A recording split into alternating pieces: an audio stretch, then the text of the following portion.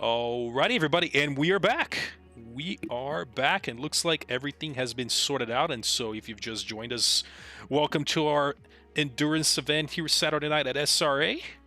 And we had a little bit of a technical issue earlier, but that's been taken care of. And I have no idea what Raphael's talking about. Everything was fine. We just started. We just went live. Welcome and thank you for joining us. I'm Jess Osborne, usually your cameraman, but this time I just get to lean back and chat. let's do this, guys. We're Let's going be right lazy. over to our race screen so we can get things rolling. But, anyways, there was some qualifying that took place early that's been gonna be taken care of again. Since you see it's a free practice session, they will be soon resetting that over to qualifying so we can get the official start of our event.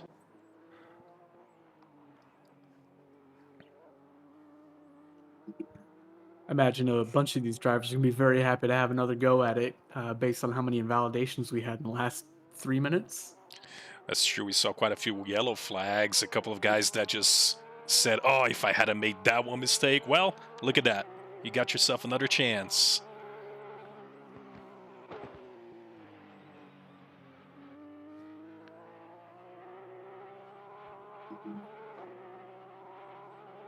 And Looks like we still got drivers still trickling in, just waiting a few moments before we forward it. And a couple drivers just out warming up, getting ready to go. Nothing counts yet. So far, 34 cars. Overall, drivers a lot more than that for the whole event. But they'll be trickling in, and we get to enjoy another qualifying session. Why not? At least another half of it.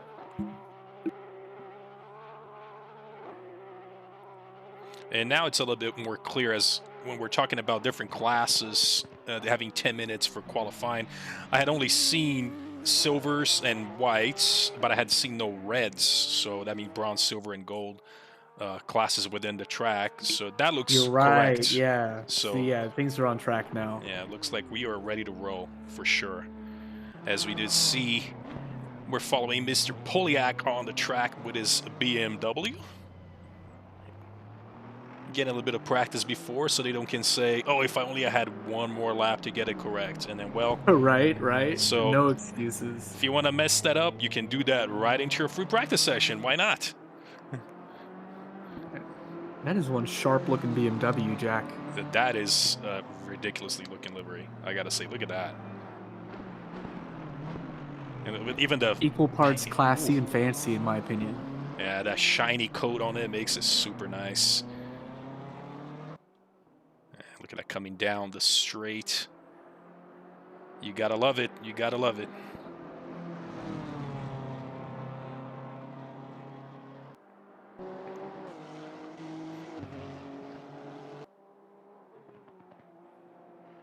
Repsol Honda of Flyboys is a real common sight around here, isn't it? That's right. No, these Hondas, I mean, ever since the last update to ACC, they were barely used. We all know that. Yeah, it was pretty much a dead car. Yeah, it was only a couple rungs above the GTR in usage, from what I've seen. Now they all came out of the woodwork.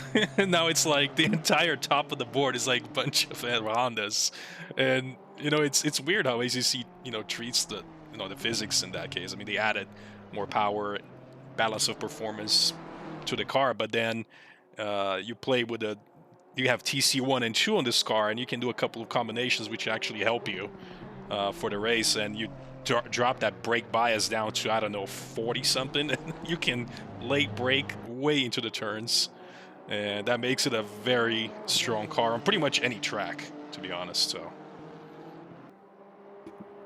Well, chat, let us know what you think of the Honda. Let's put up a poll for you. Yeah, rate Mr. Marlowe's Honda and let us know what you think. Good to see a couple of drivers practicing their pit entry, I will say that. We all know that pit entry and pitting in ACC is an entire game on its own. Second most important part of the race. You will get that drive-through stop and go 30 and a DSQ really quick if you get that wrong. And I got to make sure everything's on check. You switch over to a hood cam to help you with that. Whatever it is, you do not want to mess that up. So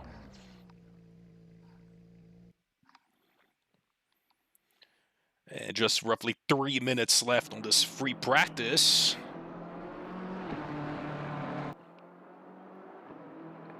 Man, it's still unfortunate that I don't see all the liveries on the stream. I wonder what happened on my end. Could have probably looked into it once the server had gone down and why that didn't sync, even though I have the I entire... only had like 4 minutes. Yeah, it's just, I gotta take a look at my folder and see what happened and whether the livery synced all across, even though I am on every single division. But I've Maybe seen... just a minute and I'll double check. Please make sure I wing synced actually. I'll check. Yeah, and I've had some weird issues with the app a few times where it was try to sync the whole thing, but then he didn't. So I'm not sure if that was a bug on that end. But anyways, I do have a heck of a lot of liveries on my folder. But We got hundreds. yeah, Just like, for this woof. league. If you participate in any other things that also use awesome sim racing, God help you. Your livery must be gigs and gigs and gigs.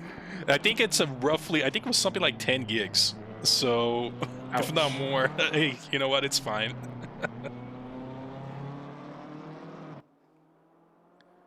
As you just see, car number 97, Hampshire, coming in for a lap on his BMW, getting his wheels ready to roll. He's actually the first driver on free practice that put in an actual valid lap. So he's made it all I do around. believe it might be an issue on your end because I'm looking at Selena, for instance, and I see her livery. Yeah, and that's what I'm thinking. It's looking in through my folders a little bit too. I see the graphics too, so it's interesting. And it's what's interesting. I see all the D2 and D5 drivers, which are the ones I've done broadcasts for. They show up okay, but yet I synced everybody after, and those new ones didn't. So unless it didn't sync properly, that's the only thing I can probably think of. So. Damn. Well, we tried. Yeah, we go back to these technical difficulties at times. And say hello to the chat. Mr. Altreat, hello and welcome to the stream.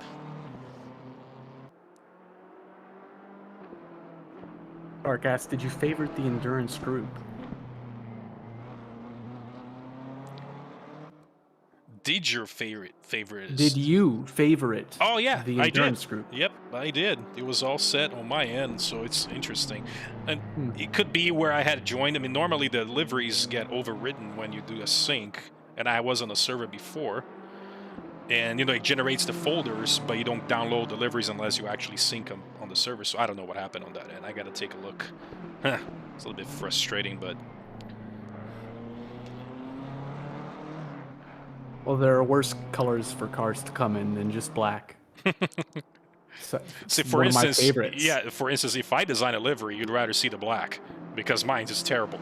So I'm literally the Batman meme when it comes to cars and anything else you can like wear or fashion anything. I'm like, cool.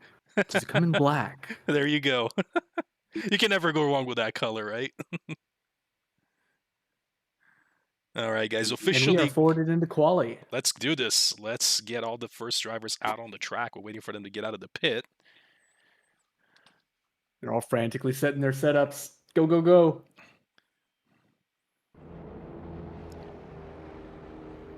There we go, Mr. Spikes. There we go. We finally got Mr. Rodriguez on the track. He's the first one out on his Aston Martin. Baby blue. It's a nice looking color setup. I enjoy it.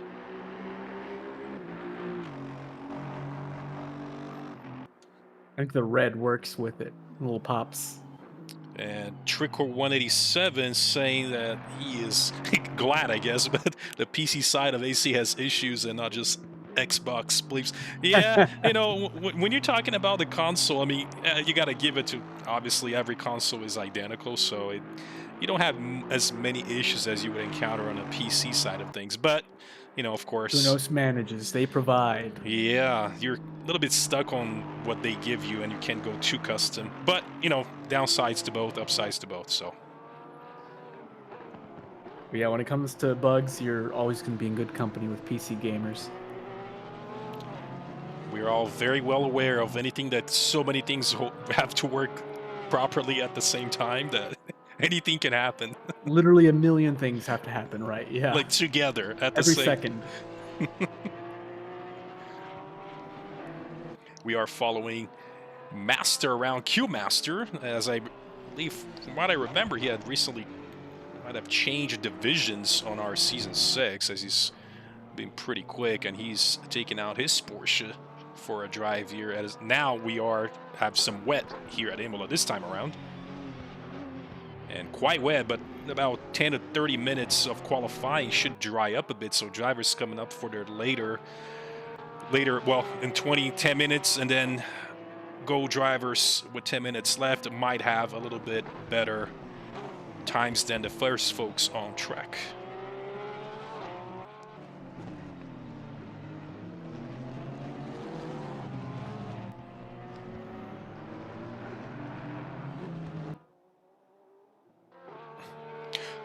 Logan Schaefer, we know one of the faster drivers in this division, round in the last corner to start his first flying lap, looks like. Doesn't look like he has a banker yet, or hasn't started it till just now.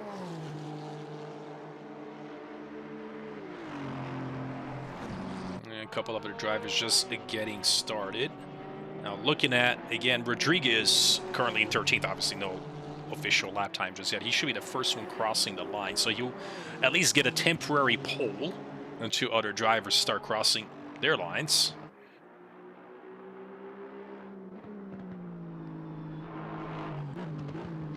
The Team Eduardo's on. Patches Elysian?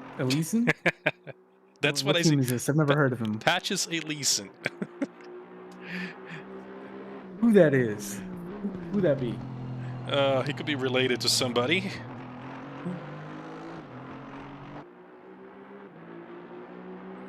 Rodriguez in the final stretch for his banker. See how good it's going to be.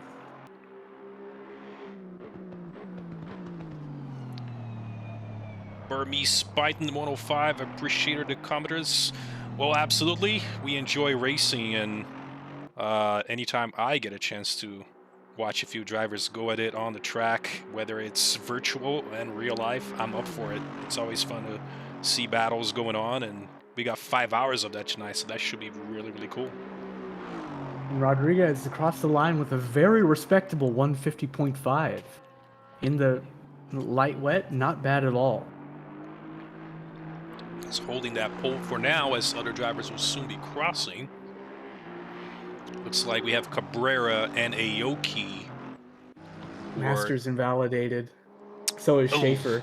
He did. Now they get to start their banker lap. TikTok.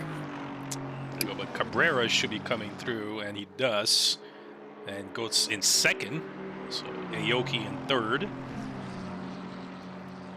And Meeks sends his Porsche to the top with a 41.60. That is a very good lap. Great sectors 2 and 3 for him.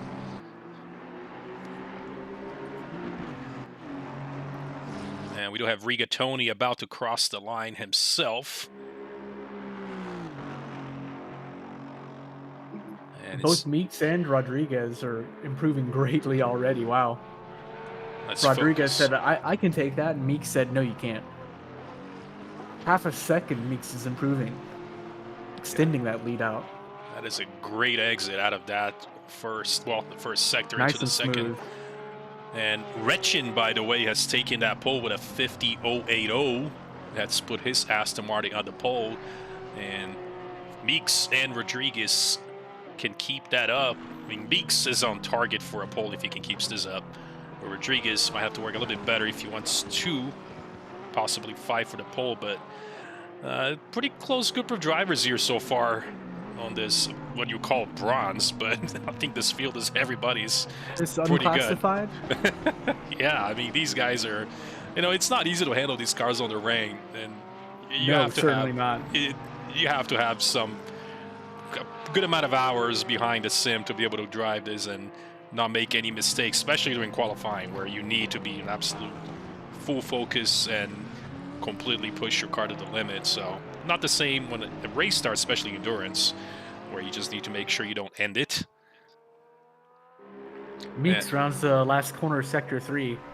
Got a little bit of traffic in front of him, but he is flying right now. It looks like, I think he's about to take P1 again. Yep. And he does. He does. Sends his Porsche right up to the top.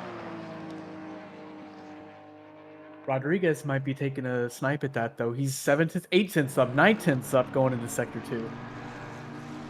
Yeah, He's found all sorts of time.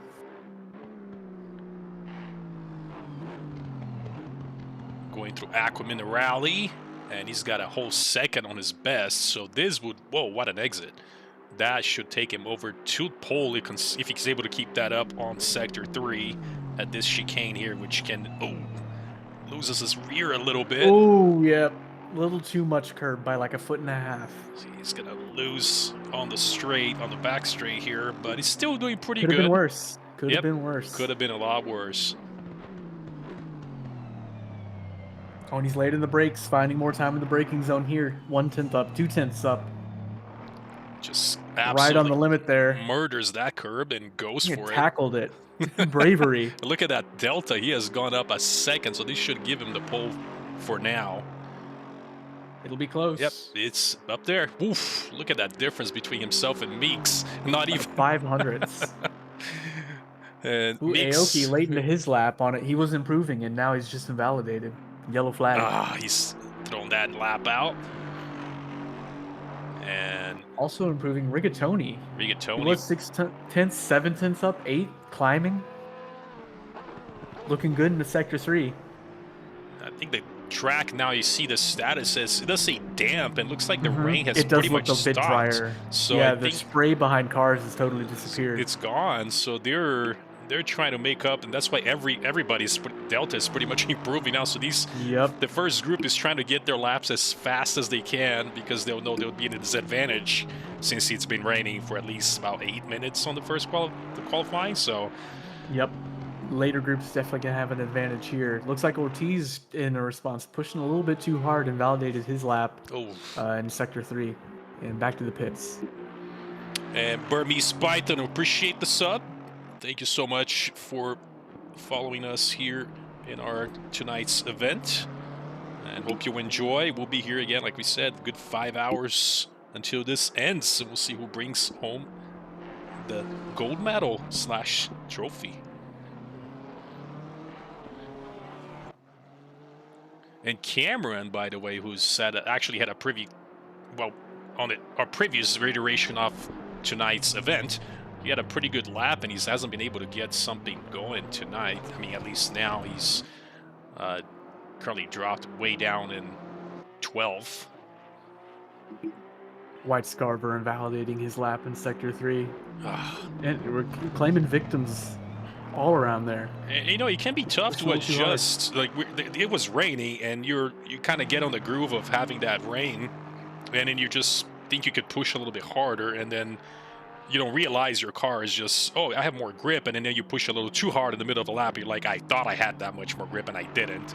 So you see a couple invalidating laps. And see 2 yellows. We have Scarva and Rigatoni have now gone to the pit.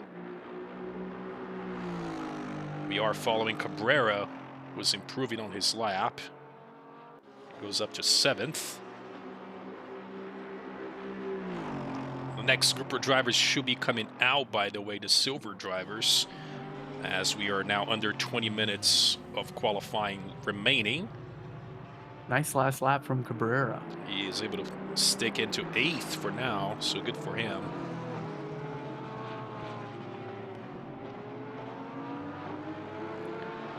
Ruzik's got such a sick Lambo skin. Yeah, that is gorgeous.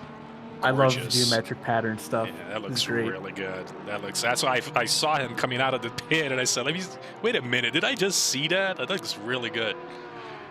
Look at that. Oh, and Altruid asks if there's any more SRA endurance events announced, and I wasn't aware of any, but OG Burmese Python says that he thinks there's a Suzuka Big Grid later this month, according to the schedule. If that's true, then yeah. Suzuka. That's so surprising. I feel like wasn't Suzuka like 1 or 2 endurance events ago?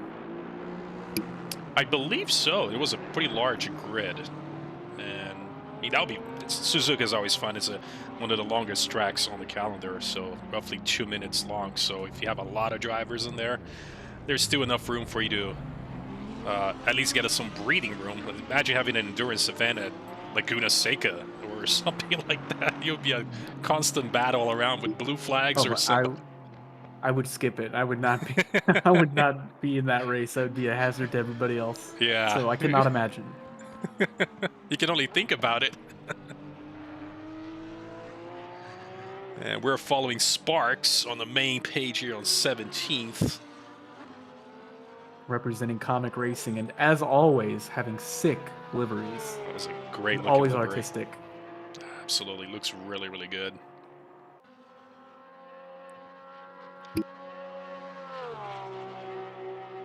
And not from the looks of it, I'm just kind of going through the list as far as classes go. Not as many silver drivers from what you would see. There's quite a large group of bronze, 13. Yeah.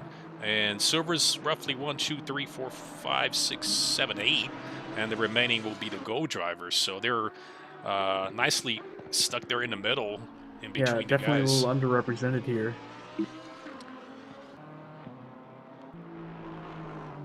Mr. Garrity with his nice looking BMW as well. So, I like this. Simple. Yeah, and it's interesting again, going back to why some of my liveries weren't syncing, but then like for some reason this one is syncing again. I don't know.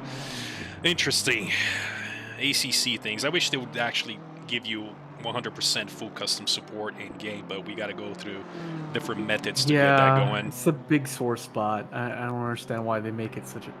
They've made it inherently such a tedious process to do anything outside of their system. Yeah, and it's gotten a little bit better with the last update, so you don't get that whole freeze when you join in with custom liveries. The worst. Oh, that was just. I mean, you just forbid anybody from joining anytime in qualifying, because that would completely kill anybody's lap. As Garrity crosses the line and puts his BMW up to 4th, he might be stopping to try and change tires a bit. Maybe quite a bit. Wheeler. Yep, Wheeler. Was his banker, provisional pole, 147 flat.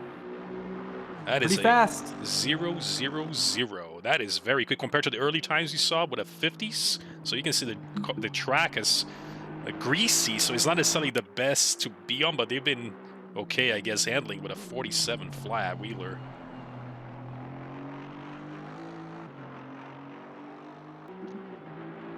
And naturally, they're all improving on their bankers. Sparks by 3/10. Codromo puts in his banker, narrowly taking almost 2/10 off of taking P3, but he snags it in P4. Plenty of time to improve, though. He's not far off. Oh, he's got the Lexus. Lexus, not the car. Bales. Codromo out. We're gonna switch back over to Rizik. Improving huge. Half a second just out of Sector 1. Yeah, the track being greasy is not necessarily the most driver-friendly track, you would think. However, if you can keep your car in the drive line, you'd be okay.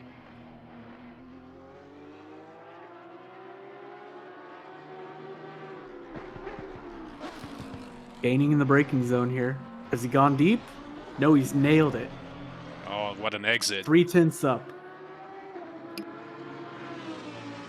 That nice looking Lamborghini, he should be setting his car at least up to 3rd from the look. Excuse me. Yeah, close to 3rd or maybe even 2nd if he's able to nail the last exit. And he's nailed that braking zone, finding more time. 2 more 10ths there. Another 10th in the last corner, and his exit smooth. He's got it.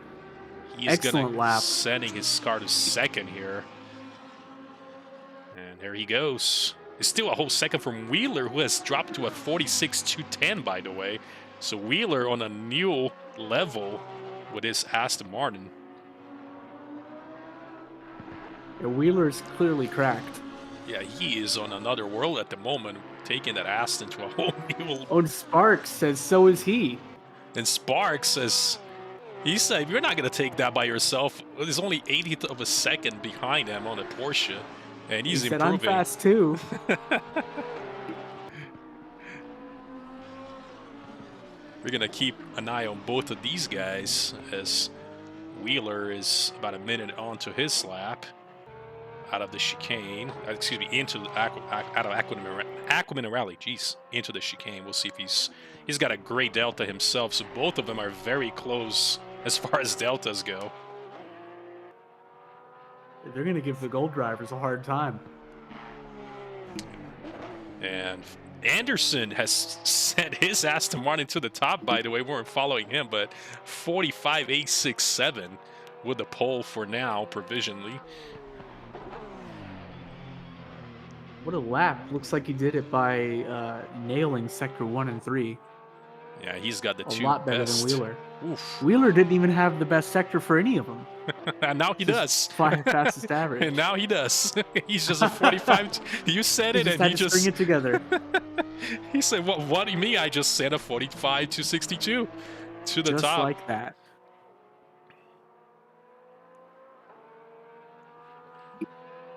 So Wheeler with the lead, Anderson about a half a second behind. Now they do have about 2 minutes, just over 2 minutes left to attempt. John Sparks improves a whole second, back up to P2 for him. Yeah, the track is getting drier, and now it's fast with all these cars going and basically drying up the track. And with that weather randomness we have set for tonight's event, things can change quite a bit. This is literally a change in about 10 minutes. He has gone from rain to, you can see there is sunny and some clouds. So you have to be really finicky with your tire PSI. And, well, hopefully you don't have to pit if you have wets on, and then you'd have a serious problem if the track dries up like this. Oh, yeah. Aaron Anderson rounding Sector 3. He was 7 tenths up. He's finding even more in Sector 3, 4 tenths up from that, 1.1 on the Delta. I think he's got P1 provisional. Oh, yes. I was worried he was going to take it off of Sparks, but no, he's going to take it off of Wheeler with a bit to spare, half a second to spare. Huge lap. Look at the track. It's got like shadows from the trees. It's got sun out now. It's dry. It's legit fast. It's dry now. What the hell? Hey, one thing I was gonna say. All the water's gone. I had seen this before, and then hopefully these guys are aware of this. I'm not sure if this has held true, but on the championship sign-up page, there was a restriction on dry tires, and I'm not sure if they know about this. If that has stood. Oh no. And hopefully they are checking their number of tire sets available on their setup to make sure that if that's the case, you don't completely ruin your tires. So I smell heartache coming. Somebody's gonna mess this up. Yeah, according to, we're looking at we have Peach ACC. Ooh, 3 tires for the weekend is rough. That's awesome. So if they haven't done their proper research, and if that happens to be true, they're not going to be happy. I'll tell you that. It sounds like the kind of mistake I would have made. Oh, 100% on my side. It's just that I'm broadcasting. That's why I don't make that mistake. And again, looking back at Wheeler, he is looking, again, I saw pole changes quite a few times at this point. I'm looking at the difference between the top times and the bronze group, who had to deal with a wet track. Look, a couple of 6 seconds differential. So bronze didn't benefit that much from those conditions, and now the silver drivers are absolutely gunning for it. Now the gold drivers will be coming out, and we'll see what they can do. Ruzik's taking his last swing at it, and he's finding time when it counts. It's over a second now on his Delta. It's not quite enough to snag a spot unless he finds another 2 tenths, but it will help fend off some of the gold drivers, maybe. It would have been probably interesting if it was the reverse. Dry track to start with for bronze, and then completely wet for the golds, and it would have been a pretty good mixed grid at the start. Yeah, no kidding.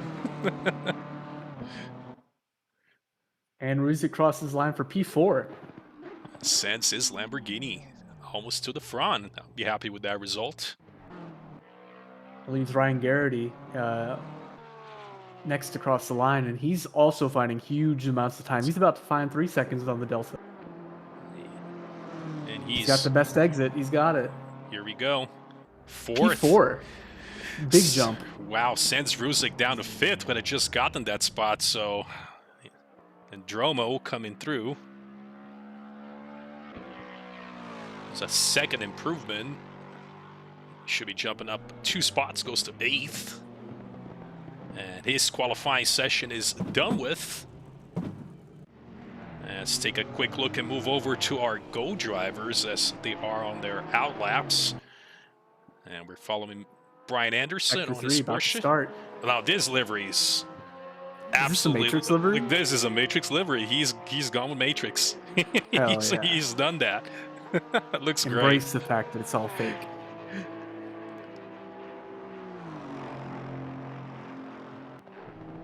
And it says, "You disappoint me," right on the front of his front of the car. It looks great though.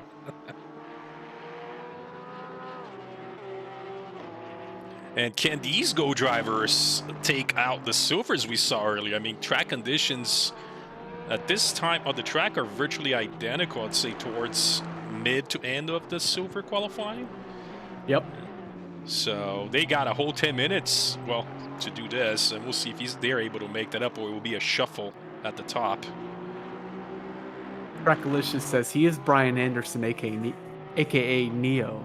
It all adds up.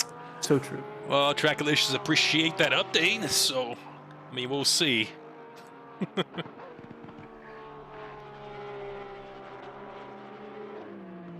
And Taylor Molyneux, one of our fellow broadcasters. He has decided to hop down the steps and go into the track this time around, leaving us here at the booth. How about you, Jez? Are you leaving and hopping into a car tonight, or you are stuck at the broadcast tower for the most of the time? Oh, no, I'm not competing. I'm too tired, too lazy, and more importantly, nobody asked me. You know, we should just leave this team running, and then we'll just hop in and just get our own car and just completely destroy the field. Start from the back. Throw the gauntlet down. We'll take the pace car around. How about that? Deal. First off, Marlowe looks like he's first set a banker for the Golds, and right out the gate, have 6/10 up Wheeler. Provisional P1. Nice job, Marlowe. So Marlowe not taking a no from an answer, saw the track drying up and said, "I've got to take advantage of this." Now, again, looking at the weather, it does say dry for at least the next 10-30 minutes, so they should have their track quite dry for the remaining of the session. Now, it will be a different story when the race comes. So, Kyle Hampshire putting in a really respectable 143.7. Good for P3. a little bit of a mix at the top so far, but Go drivers have only put one lap in, waiting for one more lap to get their tires up to temp. He's actually got the best Sector 3 so far. And I'm sure these sectors are going to keep improving because it keeps getting drier, but that's something to note maybe during the race when he's attacking. I mean, you've very got, fast there. One thing you've got, I mean, imagine you have a little bit rainy session, like basically some kind of storm coming through the track, and then 20 minutes later that whole thing is gone. And it's like, oh, come on, I wish I qualified at that time. Yeah.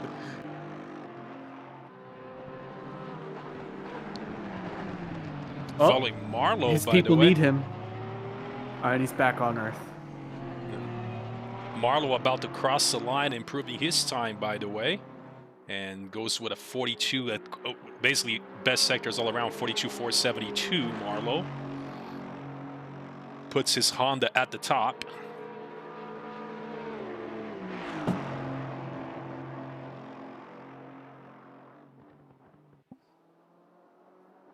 Who's this improving by 2.5 seconds? Doom Sick. That's what I'm looking at. This driver or this BMW. Oh, it's the Liqui BMW. That's right. Looks like an original right off the track copy. Look at that. Except I believe on the track they're yellow. At least they were. And maybe I'm wrong. I remember seeing one of these with that Liqui. Now he's improving hugely. He's found another second on the Delta. He's about to fly up like 6 or 7 positions. He's happy to see that green Delta on his side, and we'll see if he jumps that up. And yep, P14. 7 positions, like you said. And we have Schwartz, by the way, who just crossed the line. Sends his Porsche up to 7th.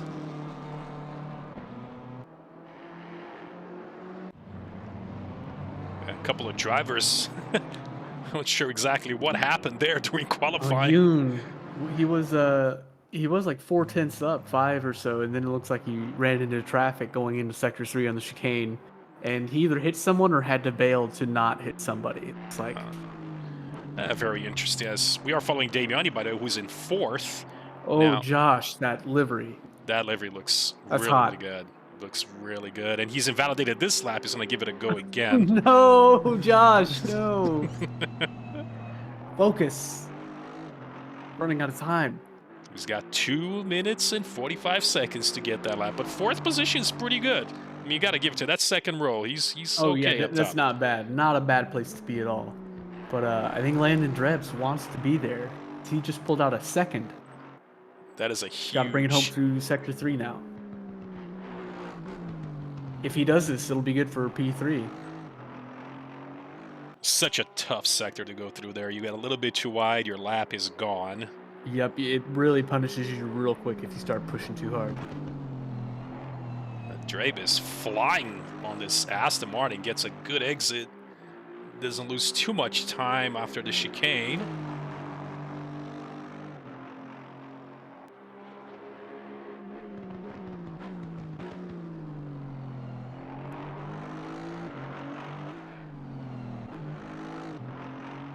He's finding more time in Sector 3. Look at that. Not quite a perfect exit, but a good enough. Good enough to send him to up to 3rd, I would say. Close. Yeah, sure he does. Yes, sir. Marlowe, in this whole time, Marlowe just keeps repeatedly extending his lead. Marlowe is just on a mission with his Honda, and I don't see many other Hondas on the track. We talked about that earlier. As a matter of fact, on Gold, it looks like to be the only Honda on track. Looks like it. Yes, he does. He's got a flying lap of 42.245. All best 3 sectors around with that Honda. And keep up. Oh, Hampshire's exiting Sector 3, and he nearly had it. He needs 7 tenths. About 6.5. Very close. He just needs a bit more to snag it off of Marlowe, but he'd be disappointed because I'm sure Marlowe would take it right back. Yeah, Marlowe's not... He's not giving up yet. I'm going to use the whole qualifying to get all my best laps, and he's improving, by the way, on his last lap as Hampshire takes the 2nd. So following Damiani around, by the way, on the small screen, he should be improving his time. By 3 tenths. But doesn't move. It's, just so close to Schwartz for 5th, too. So as he goes to the pit. Dick is up next. He's up 9 tenths. That is a great lap from Sick coming through. That should have moved by quite a few spots. And goes 3 up, 12 for him. Now we got to see Yoon. He just might be able to take it off of Josh.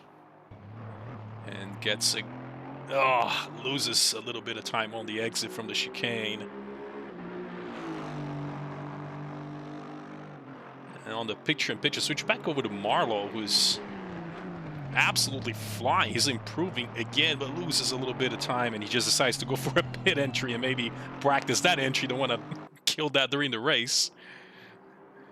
Never make a waste of time.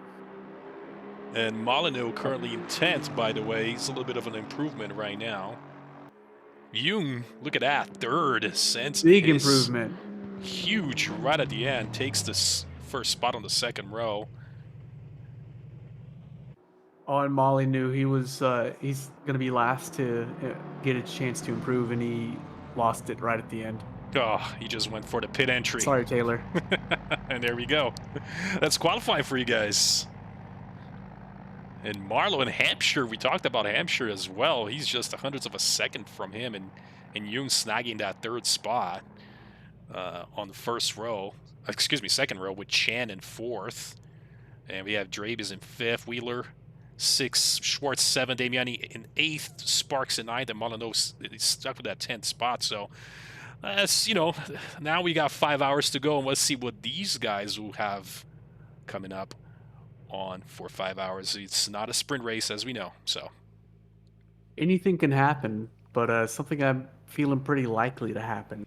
Marlowe and Hampshire's team, if quality is anything to judge by, they're probably going to be out having a fight the whole time by themselves, and then P3 will be fighting to be the best of the rest. Because it is those two that have the big outlier in pace, and then from P3, all the way down to like P15 or so, it's all very close. You're right, and this is where the approach of just getting in the groove and just getting consistent laps is going to benefit you. You could have, you could gain positions in somebody not doing their pits correctly, or maybe, something happens, you get a drive through again. That's why some drivers were practicing the entry, and that's something that we saw in a few races. Excuse me, on our race earlier this week, which can completely throw off your race. Now, being an endurance event, you have a little bit more time to make that up. So.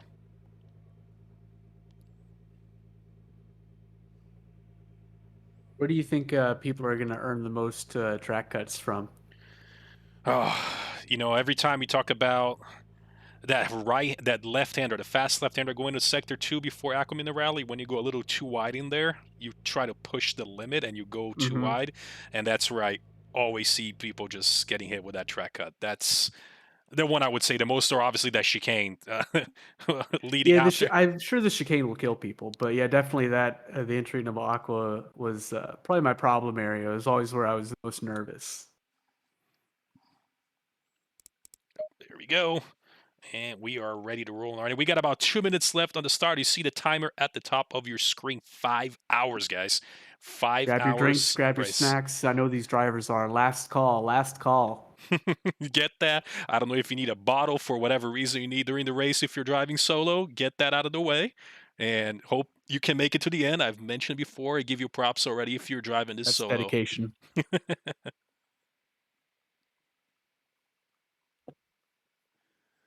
And we are going to focus at the top. Now, from the looks of it, again, there's something you can do. You can see at the top of your screen, again, Marlo had qualified at the top, but you do see Honda Brown has actually hopped in for that first stint. So a couple of drivers that might be switching around for their first time. You see also Platt in 6th. If I go down the list, I believe San as well. I don't think I had seen him qualify. And again, maybe a last-minute swap. If I'll do qualifying, to take care of the first stint, and they'll switch around as the race goes. So.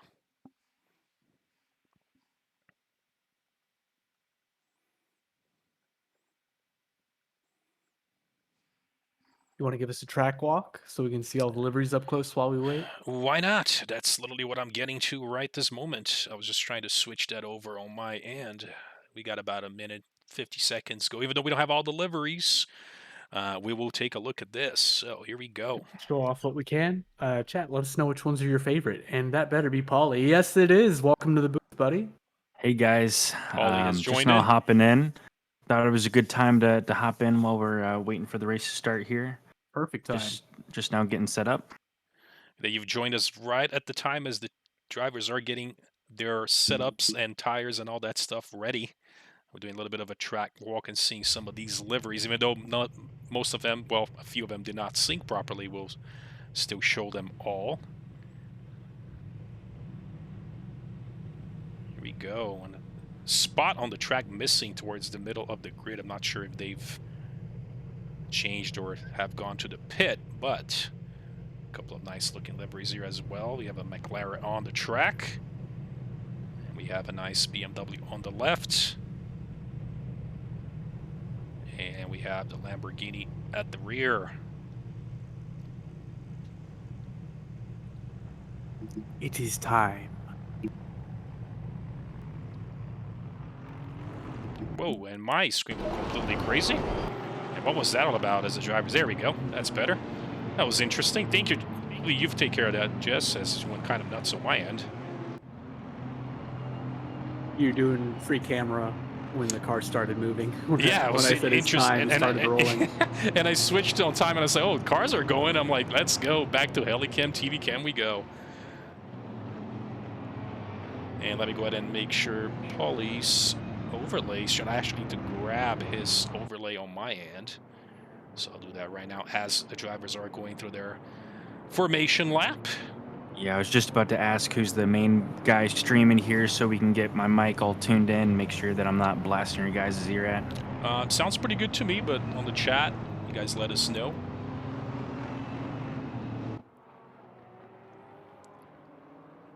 Thank you for having me here tonight. I'm very excited for this endurance race here.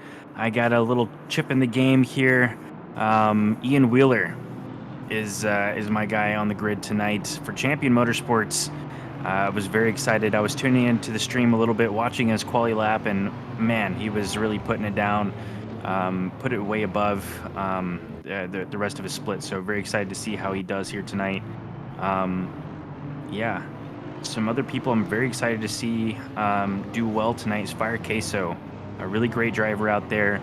Maybe sometimes doesn't have the world's best quali stints, but I've raced with him for many months now, and I know that he's got some great race pace and he's a very smart driver. So I think endurance race is where he can really shine. And another person I'd like to see is Drebes, who is a D2 driver, and he's been going absolutely crazy in D2. Really doing well at Imola last week, and I hope he does well here tonight as well. Beautiful liveries as we walk up and down the grid here, checking everyone out as they go through this corner here. Man, it's always exciting to see what these folks put together.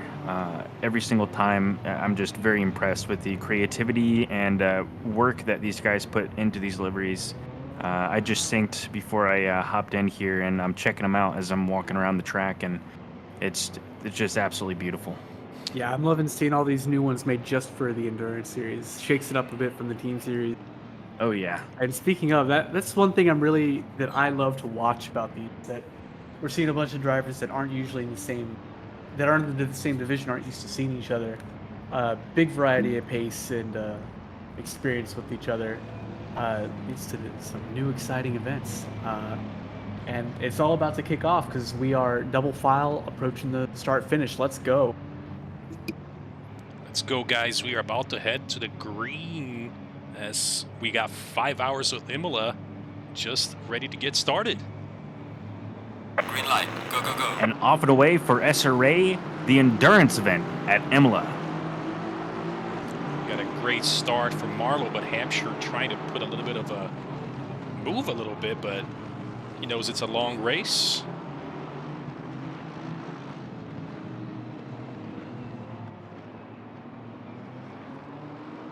Very clean through sector 1.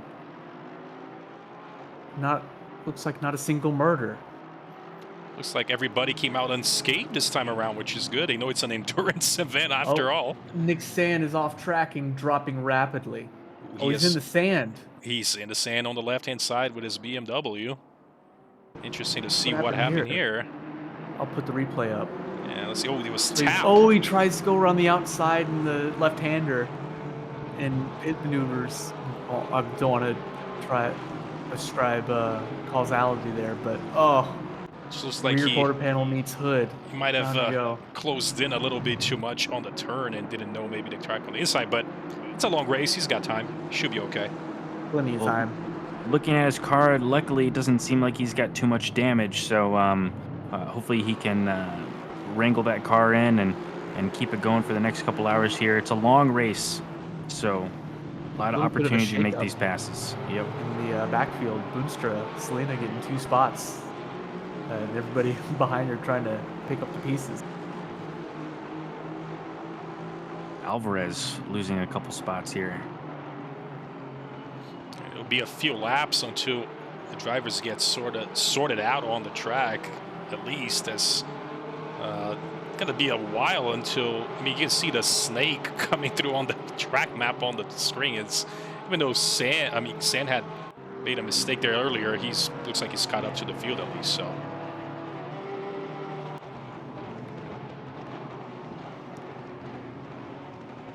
Not sure if that was some lag or a bad line through sector 1 right there. It's interesting. Saw that as well. Now, looks like so far, at least for the meantime, we do have optimum track conditions and just a little bit sunny and some clouds, at least for the next 30 minutes. So drivers have an idea whether they need to pit or not, but it looks okay so far.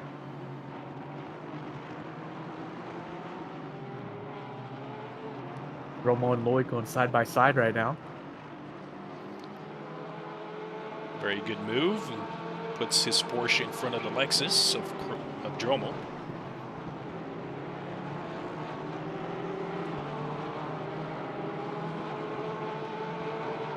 Well, Dromo got a really good run there. Not enough room to go around the outside, though. Or Backs put it in out. the inside. It's a little mini train coming up there with Lloyd leading them, and Dromo said, "This is not over just yet." Pressure's on. The pressure's on. He's making his intentions known. Oh, not quite enough of a run. Meeks almost ended Dromo's rear, but he saved that.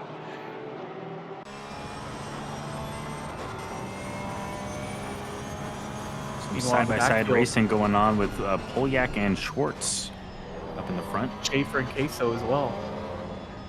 Polyak takes a position, still side-by-side.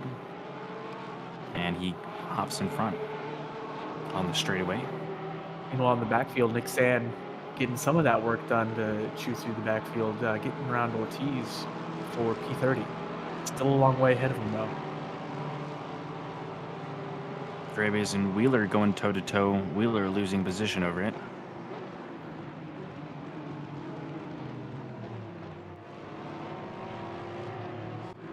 And Wheeler had a great qualifying session for the silver group. But he's still not done with Draves on that 6. He's not too far back, just about a half a second.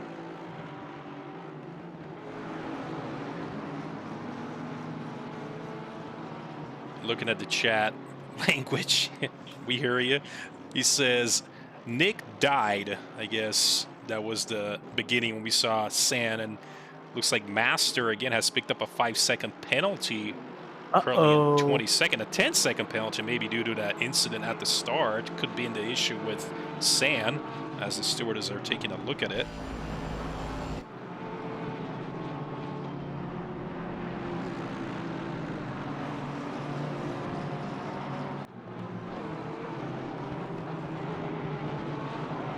Things starting to settle down, though.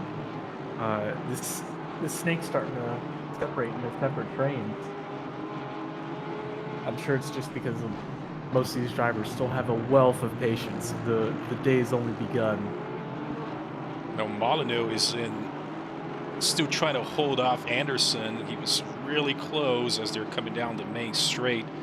And Molyneux a little bit of breathing room as Anderson fell about half a second past. They were really close, but they will be getting to turn 1. I know Anderson. And up the inside, Recton makes it stick. Oof. Owen Lee closes the door, slams it shut. Now he's got to have to worry about San on the BMW behind him.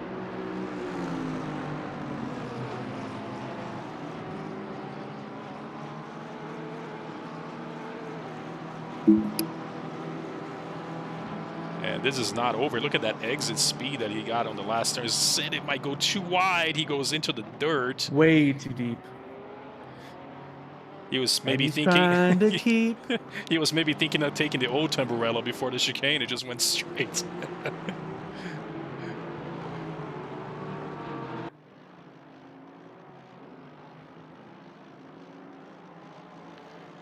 On the picture-in-picture, moving up, by the way, Damiani up to 3rd. He has moved up quite a few positions from the start. He has gained 5 spots as he started in 8th, and he's moved up the field now onto the podium again, beginning of the race, but he's got Chan to worry about it behind him in just about a half a second. Nick Sand getting another pass done right as I look away. He's moving too fast. He was P30 a moment ago. P27 or 26, excuse me. 26. Yeah, he's got that issue at the beginning of the race, and hopefully his car wasn't that damaged. He's just moving right up the field.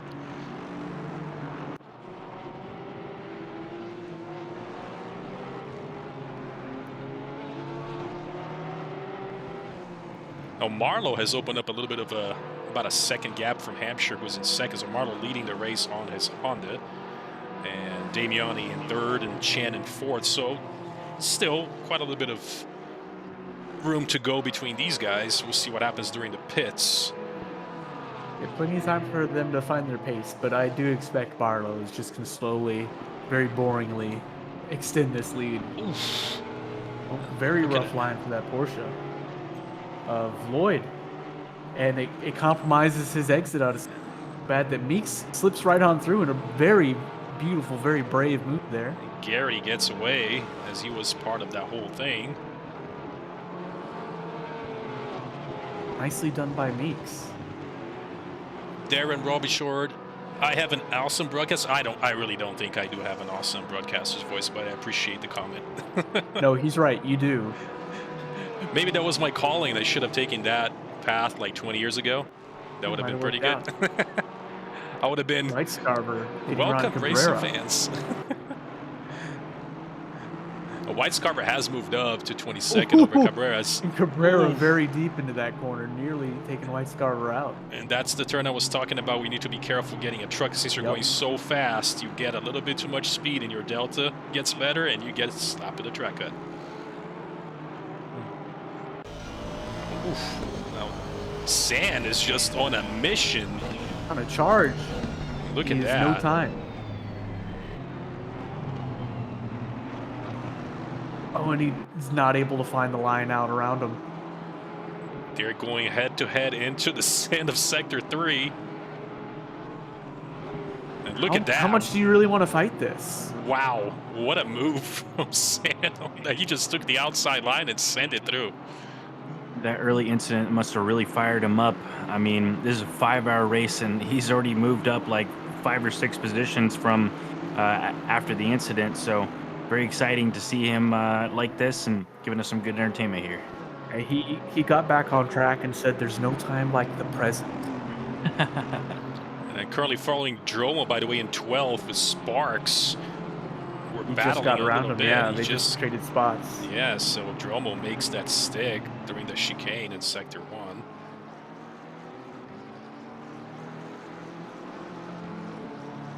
Curtis Lee might have the inside of Rigatoni, and he does. Rigatoni leaves the space.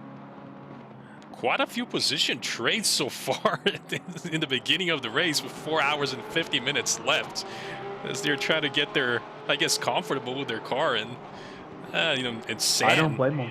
Ooh, San has, he had that issue at the start, but he's like, this is 5 hours long. I'm going right through this. He has been going through the field like it's nothing. Jesus. Somebody on the chat had mentioned that Sen had died, and he is back alive, and like nothing happened. When Andre Lloyd nearly dying there. I know the Porsche can take these curves quite well, but that was a lot. I think he was right on the razor's edge of losing it there. And take a look at the picture-in-picture. By the way, we're following Molyneux with Anderson right on his rear, leading into turn 1. Anderson's trying to find maybe a way around Molyneux, but it looks like he might be going on the inside. And it looks like Anderson makes it stick and takes that position and puts his Aston Martin ahead of Molyneux's Aston Martin. So great move from him.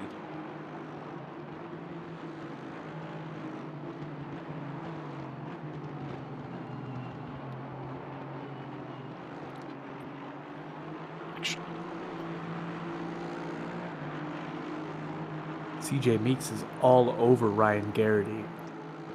And this train is growing by the lap. So might stay. Oh! And oh boy. Schaefer tries to go up the inside of Lloyd. It doesn't end well for either of them. And that is not the place you want to have your car parked. But luckily not much incidents or damage to either car. Just a tap.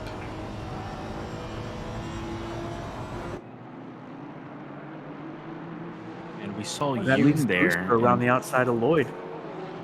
We saw Yoon there in the picture, who's 2 laps down at the moment. The number 25 Aston Martin, getting by that little incident. And these guys are battling here for that 26 Rigatoni and going Aqua Minerale. And thinking about the outside there, that is really, really brave.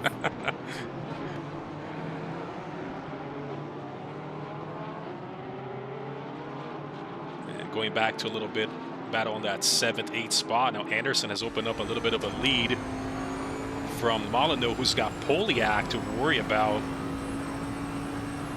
Behind him, just going to turn 1 once again, so Molyneux might not be too happy with his maybe tire temps or PSI, but his pace has dropped a little bit and not too far back. We have Schwartz as well. Kovacs just taking P11 off at Koadromo, and Koadromo strikes back at the inside of Sector 1. He's Takes not letting it that and go hangs very around easy. side of Turn 2, and he takes it back. And Nice move from Koadromo. Elbow. Well, I won't say that was elbows out, but on the attack. He almost parked it at the apex, too, to make sure he kept that position.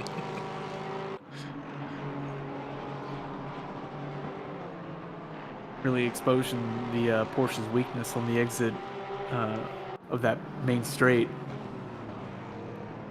Just lacking the top end power to keep the job done.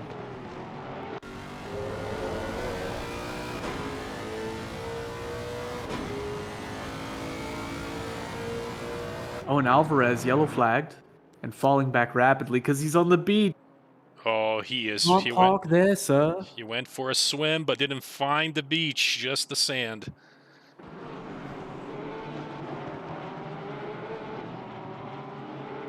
Rigatoni and Cabrera still in the throes of this battle right now. This train's getting bigger too.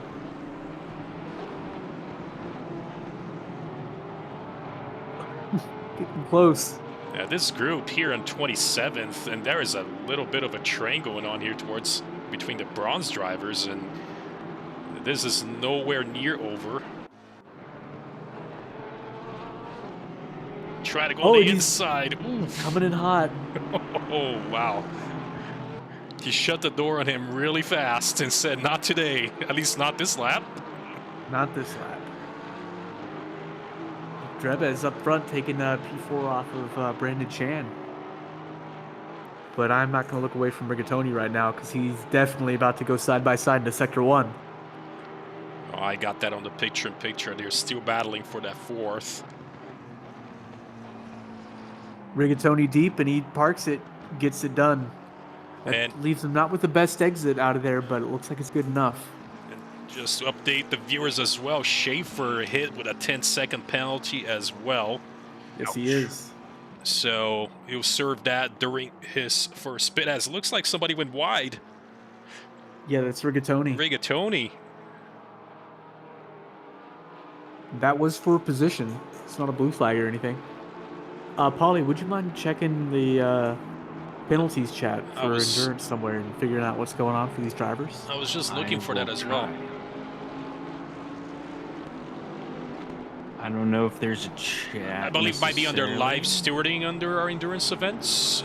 I haven't clicked on there yet, but I believe that was the live chat for us to see what could have caused these penalties. So.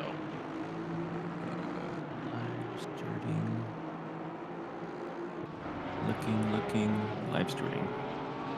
Yeah, so incident number 2, 10 seconds for car 476.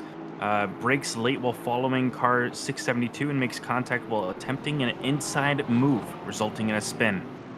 So that's a 10-second penalty for him. But like we said, this is a long race. So speaking of inside moves. This is nowhere Cabrera near. Narrowly holding off Recton. If Recton was a little braver on that last corner, he might have had it. And Recton now has to worry about 2 cars behind him. They've come up pretty quick, and they're battling themselves. So this is. Oh, we got a yellow flag up ahead.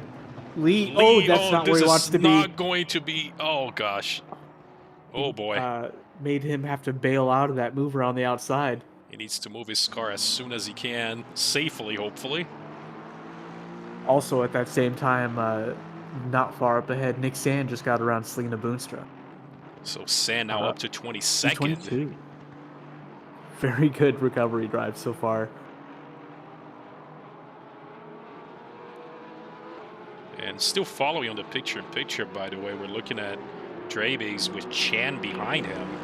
And looks like Chan getting a great exit into the main straight and might challenging him for the position in turning 1. We'll see how that goes. Look at this. Meeks up the inside. Oh, that was the server issue. Server issue. Car went flying, but back onto the track he was. Super brave send up the inside, parked on the apex. Got the move done, all clean. That was outstanding. What a move. So Meeks now leading the group of bronze cars. Kodromo side by side with Schwartz. Polyak in turn 1. Polyak, excuse me, yes.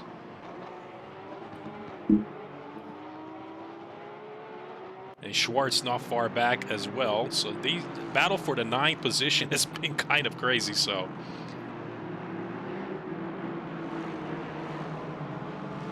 I'd also like to point out, guys, if you'd like to follow in with the live timing that's happening, what we can see on our screens here, make sure to go to our YouTube channel, which has a stream of all the live timings going on. I'll post a link in the chat for you guys so you can follow along. Kodromo with the fastest lap so far. Josh Damiani was very close to Hampshire. I think it was just kind of deep in there. I'm gonna take a unorthodox line for him. But yeah, he's definitely keeping this fight going on the podium. He wants P2. And if I look at his best, he is lapping faster than Hampshire. And last lap by quite a bit. So I think we might have a fight brewing here very shortly. And we've been seeing Dromo move up on the standings, but he does have the fastest lap of the race so far with a 42.667. So he's bringing that Lexus home so far, at least with the fastest lap of the race. So, and Schwartz and Polyak were literally side by side as we look at that.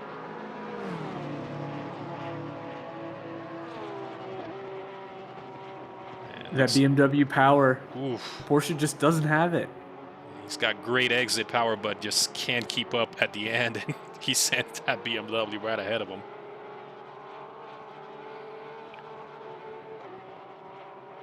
Check it on the chat. Language, she is saying no rain so far. No rain so far. Optimum track conditions, sunny and with a little bit of clouds all around, at least for the next 30 minutes. And things could change as they did in qualifying. If you were following our qualifying session, in 20 minutes, things got pretty bad. I mean, actually, they got a lot better. They started kind of bad. They got a lot better, so. Yep.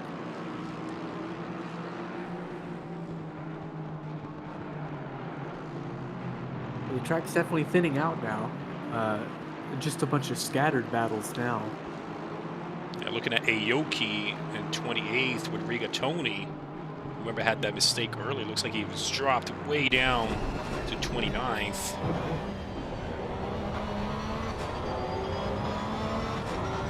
Now Kovac is on a mission here.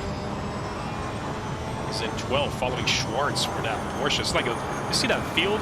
11, 12, 13, 14, 15th. It's all Porsches. Yeah, sticking together. It's like a little Porsche group on their own here, with Schwartz leading them. Looks like somebody has gone wide into Ackerman and Raleigh. He's hopped back onto the track, but looks like he'll be losing positions. Who goes there? Cabrera taking a bit too much curb, going slow out the exit there, and that leaves Rigatoni take P18 back off him. These two have been No, never mind. I'm thinking someone else. Oh, and what is Cabrera. Did you just crank that wheel? What happened there? Looks like he went. I missed it. He went for some lawn mowing with his Aston Martin for a while, and back onto the track he goes.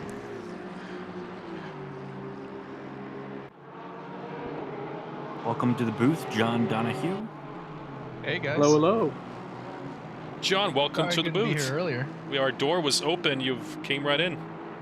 Oh yeah, I just didn't even knock. I'm just like, hello. Welcome to the show. When I said I had an open door policy, I didn't mean like this. Well, sorry, Jess. You know, this is the only way I can operate is by being annoying as hell. Whatever works.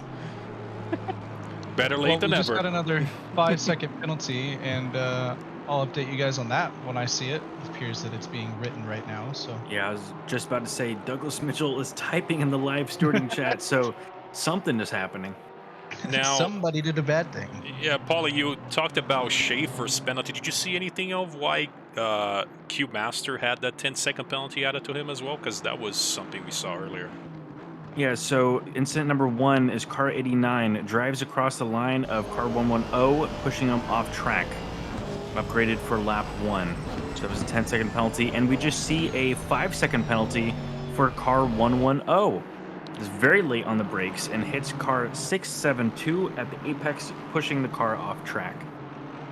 That's Lee in 30th with that penalty, so we should be seeing that again. And he apparently got into it with Lloyd. That's who that was. While they were figuring that out, Josh Damiani actually went up the inside of Hampshire side by side, sector 1, and snagged P2. And Damiani, huge gain so far, 6 positions, but we cannot understate Dromo, who has gained 12 positions so far in the race, and this is not even 30 minutes in. So with that Lexus, sending it right up to the top, and he is on a mission. Fastest lap of the race so far.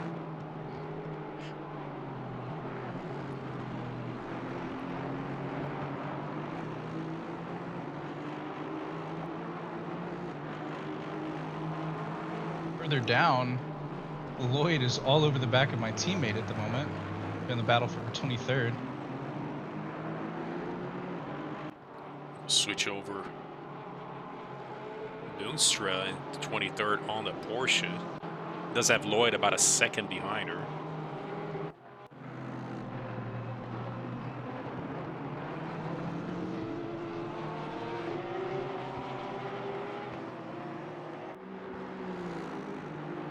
So again, about 15 laps in or so, and the field has sort of spread out, but currently on that 10th, we switched the camera over to 10th with Poliak leading that group. We have Schwartz, Kovac, and Sparks. That's there. The Porsche group there just kind of hanging with themselves, and you know, just Poliak with the BMW holding on to the lead. But you know, they're at least there looks like they got themselves in a little groove, and at least they're not battling where they're losing time.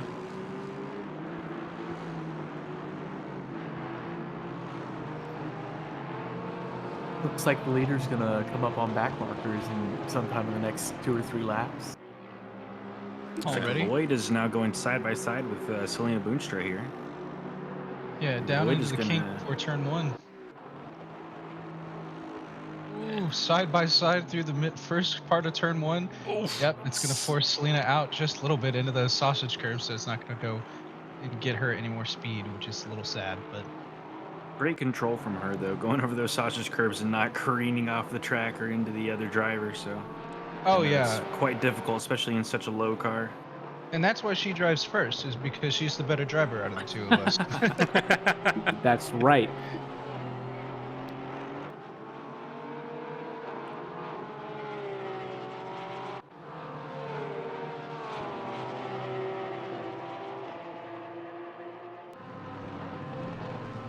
A small group of cars as well down in 27th round. We have Aoki followed closely by Rigatoni and Lee, but Lee does have that, got that 5-second penalty you have to deal with once he pits.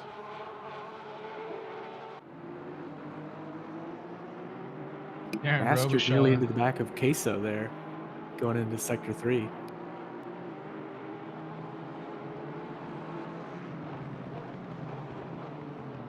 Goes a little too wide, giving room for Master to go on the inside.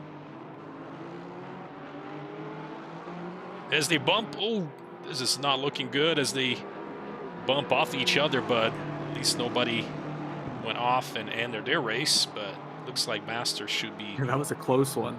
Oof, that was a close call. But look at that speed. And it looks like Master just backs out, but nope, he doesn't. He says, I am going to break, I'll break into turn 1.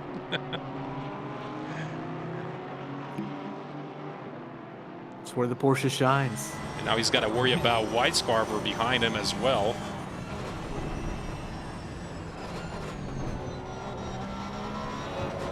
Believe it or not, Selena's actually fighting back against Lloyd right now, only about right on his bumper coming through turn, I believe that's 4? Correct me if I'm wrong, Paulie, but very close, just less than half a second, very close behind us. Looks like Selena gets a better exit, but might not be enough as they go up. And they touch, and they fishtail synchronize Queso and White Scarver. White Scarver Oh, tried to go no. in the inside, and Queso closed the door on him. Oof. That battle with Lloyd and Mooster, that's going to let Mark Recton get into this now. He's only half a second behind Selena.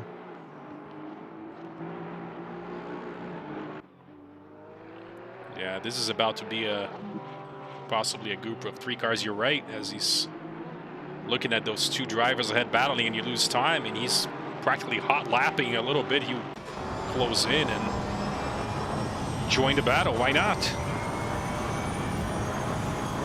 Look at that wheel going. Yeah. She's trying. Well, it is the Porsche after all, right? So here we go. And this whole group is actually catching up to Queso as well, which makes me wonder if when he came together with Austin, if he had a little bit of damage after that. Darren on the chat saying she's on a controller. I seriously doubt that. If you're on a controller, if she officially, like, honestly, you gotta give her props. That it is not easy. No. Went a little wide into turn 1 and just lost the position to Recton. Now she's got to fight back for it. Ugh. She's actually on a controller. Oh yeah, she's on a controller. Yes. Oh my goodness. Okay, do not ever give her a wheel. Do not buy her I've been any trying of to that. talk her into a wheel for about 4 months now. And I know she won't do it, which is also kind of good for me, because if she does, I'll lose my teammate.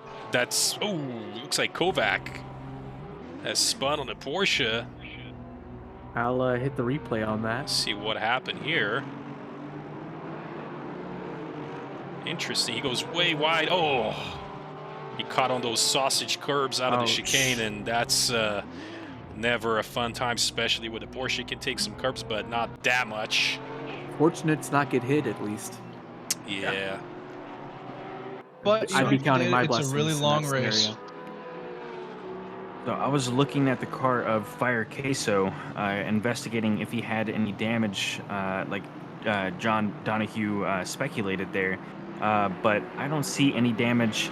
May just be one of the cases of not any car to follow, so losing a little bit of pace. Sometimes that is the loss of being in a group of your own. Very true. Dromo right now has the new fastest lap. He set a 142.3. I don't remember when, but more importantly, he's on a charge and a whole second and a half faster than Wheeler. He's all over him. I expect to move at any moment now. Now, Dromo did qualify. Was this planned to just start overtaking the entire field from the start, or what's going on here? And maybe he's just having fun with it.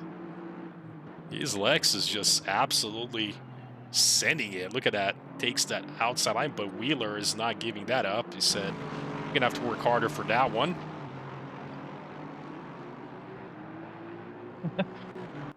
You know, guys, I'm glad I'm in the booth right now. You want to know why? Because my wheel just decided that it wants to surge the power on the USB port it's in. Well, actual technical difficulties, you see, that happens in virtual racing as well. Yeah, just like the real thing. That's what I tell myself. Now, Darren on the chat says he wants to meet up with Selena to give her a wheel. I strongly advised against that because, you know, that will shoot her out maybe 3-4 divisions, and we don't want that to happen. She'll be D2 at least, probably D1, let's be honest. Oh yeah, she'd be D2. If I could do that on a controller, I would probably be on the wall at all times. So, and Dromo and Wheeler, Dromo on the outside, trying to do the switchback Wheeler, but Wheeler might get it back. No, he's just gonna get to fight again. Can he hang it around the outside? It's gonna be a tough ask. Oof. No.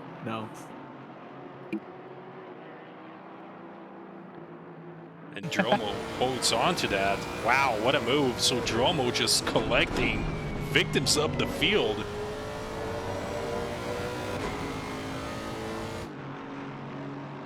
Into the pits is Bailey Kish already.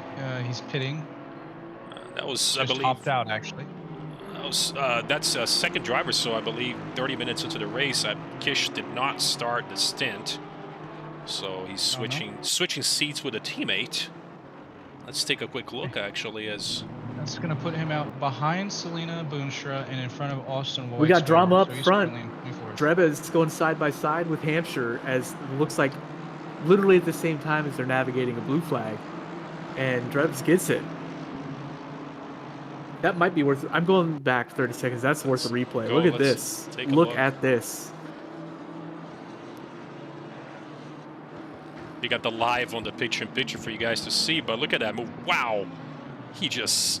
What a move on the inside. Whoa. That's a blue flag BMW, I think, on the curve there being left in the dust now. So that was a very high-stakes moment right there. Wow. Wow. Nice driving, boys. Now, this battle is nowhere near over, as you can see on the picture-in-picture. They're still following each other quite closely. And he switched that wheel on the last second.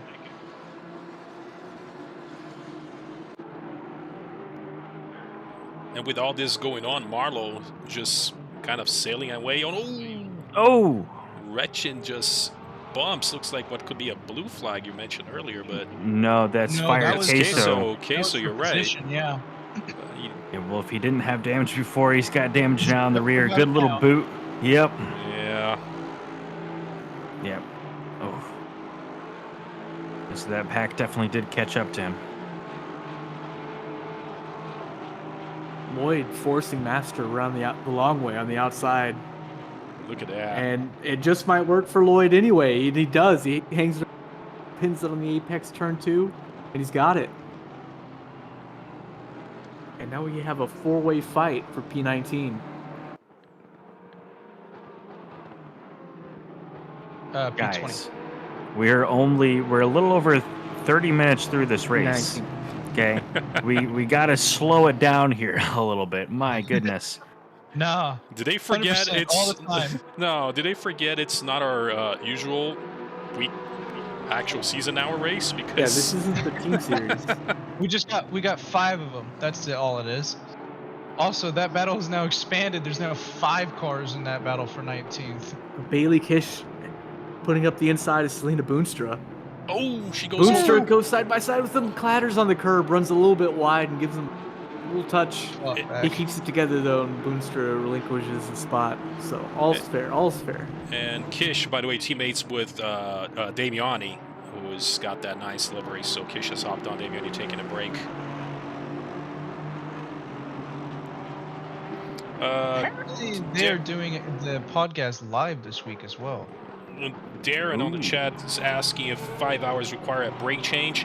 No, that would be for maybe, I'll probably say 12-hour events and such. That is someone, especially if you pick brake pad 1, you do not want to do a brake pad 1 for endurance events anyway. So they should be able to keep the same brake pads. I did the 8-hour, and I don't remember us changing brakes. Just tires. Yeah. That was literally it. Well, we tried to not do that either, if I remember that race correctly, because it was dry the whole time. No way you took one set of tires 8 hours. No. I'm saying that you tried to do that as little as possible. Oh, yeah. You know, it was supposed to be a little bit wet, but it never happened. Which so far is looking like this race as well, since for the next 30 minutes, there's not a single cloud in sight. We got the Porsche of Ortiz yellow flagged and off track. Looks like it was just a short excursion, though. And just letting you guys know, a quick update for you guys on the chat and here on the stream.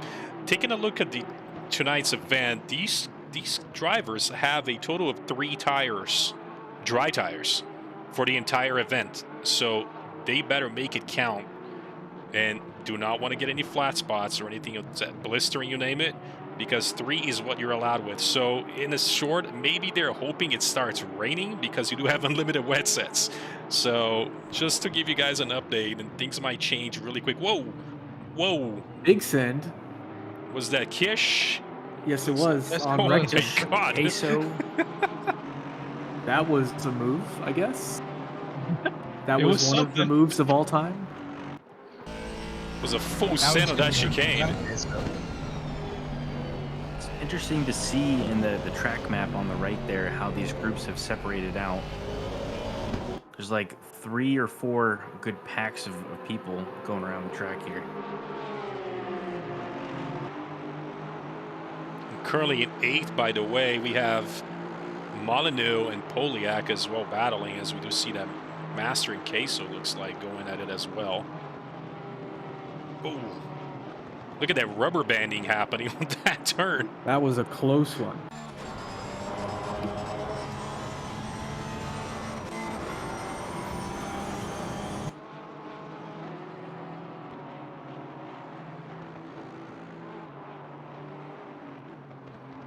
Be interesting to see which drivers didn't pay attention to the tire count.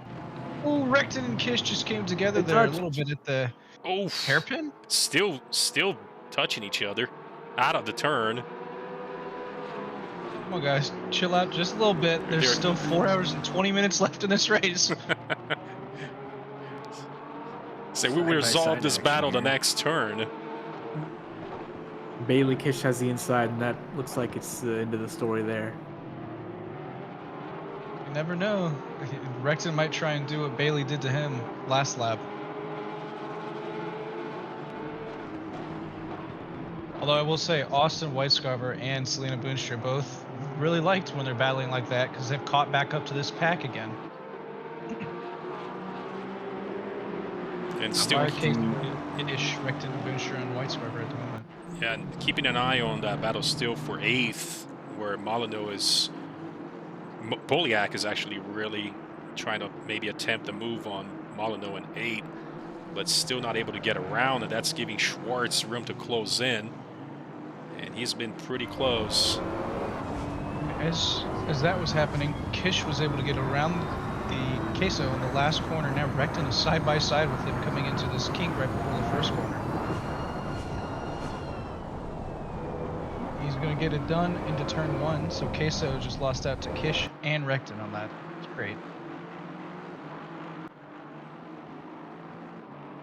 Yeah, he's fallen quite a bit, so Recton takes that 22nd, Kish now 21st. Again, Kish has already pit since Damiani was on the car for about 30 minutes. So things are going to start getting kind of shuffled around with different pit times, you know, strategies and such. With over 4 hours left in the race, and we'll see more. We'll get a better idea when it's towards the end and all tires have been changed and fuels has been added to all the cars. So I would like to point out here on Recton, there's a 5-second penalty. I see Doug typing in the live stewarding chat. Ooh. And so we're going to see the reasoning here in a second. There you go. Yep. And incident number 5, plus 5 seconds. Car 159 brakes significantly too late for the corner, hitting car 710 off track, downgraded for allowing the car to resume. So these stewards are on top of it, guys, so keep it nice and clean here. And so you know, 710 was Queso. Oh, there we go. Looks like the fight's heating up around P10. And in the chat, really quick, someone asked about the stint limit, and yes, it is a 65-minute stint limit. So around 63 minutes is when you're starting to go, I should probably come into the pits now. Yeah, there's no pit window, obviously, on the whole event. You can pit anytime you want, but you do have that limit. If you want to double stint, that's on you. We talked about this earlier. You brave souls doing that whole thing on your own, maybe with a 30-second break. Make that count and get back out you go. Oh yeah. Brandon Drebs off the last corner runs a little wide. I'm not sure if that was quite on purpose, but loses 2 spots for Hampshire and Chan.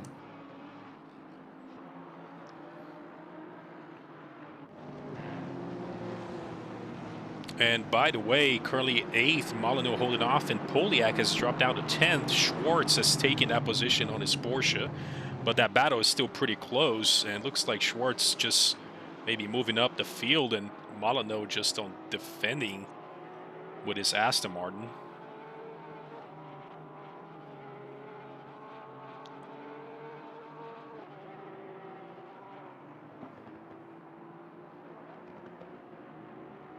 And also Garrity in 17th having to battle Schaefer, as you can see, as they're approaching turn 1. And Schaefer possibly thinking about it, but says, don't want to send it in turn 1 just yet. Garrity happy with that, was able to hold on. Ooh. And Lloyd went off. I'm going to take a look at what happened there. It looks like Lloyd, he's dropped quite a few, but he's dropped from 22nd down to 26. Oh yeah, he was fighting with Recton. I'm watching the replay right now. It's coming up to second to last corner, it looks like. Broke a little too late, didn't anticipate Recton to be there and had to go off to the side to avoid hitting him, so. I didn't lose as much time as you would in a major mistake, and he should be able to work his way back up, join the battles again. Oh yeah, not too far. And looking at second place, by the way, Hampshire has Chan a little bit close, within half a second of each other, and Chan is smelling that maybe previous slap for Chan. As a matter of fact, he had a actually worse lap than Hampshire did, but now he's caught up to him. And while Marlowe is still 5 second over, leading the race 5 seconds over P2. And look at that, and that turn 1 chicane, and what happened among those guys. Polyak tried to hang around the outside of Schwartz and found that a little bit too much of a task for his BMW's brakes and took to the sand. But he's back where he started, so all good so far. And he's up the inside of him this time. That might be a better move here, but the Porsche is good enough on the exit that it doesn't matter. He takes that spot, and also Anderson has taken the position from Kovac. Made that mistake a little bit earlier.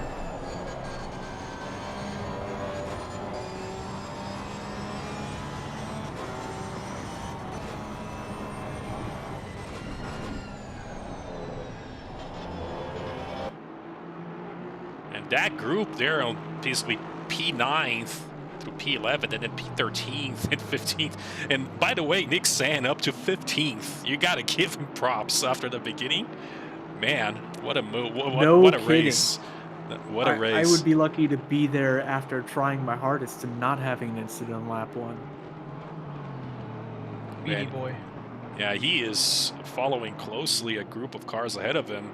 Basically, Meeks, Kovac, and right in front of him, and he's been putting some real quick laps, about a second faster than P13th and 14th. So he's gonna be possibly overtaking these guys not too far in the future. Yeah, he just needs a little time to size them up, figure out where to do it. Oh, that top speed on the BMW. He's looking to send it on turn 1 possibly. Look at that speed. Look how fast he's catching up to the Porsches. Look at that speed. He has to coast it. Ooh. Up the inside, and he does it. Makes it stick. And San and Dromo, by the way, so far have had amazing race. Again, San was much further ahead, but had that weird incident on lap 1 where he got sent wide at this turn. He is now, but he's already back to P14.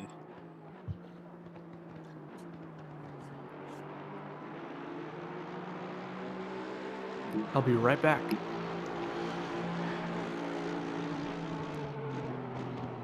And then following Kovac on the main screen does have San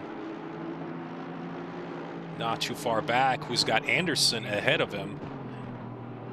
And Anderson, interesting to see him on a Porsche. As far as I know, he's always driven the Lamborghinis, and maybe on a season that I was with him, at least 2 of them, and is giving the Porsche try, the Matrix livery Porsche try. Just really quick, Lloyd and Lee came together at the first turn there. And it looks like Lee is off. Well, he's back on track now, but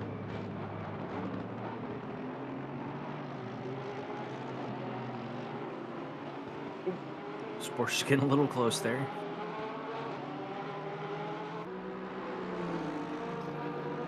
and look at this group. Blue flag for Dromo.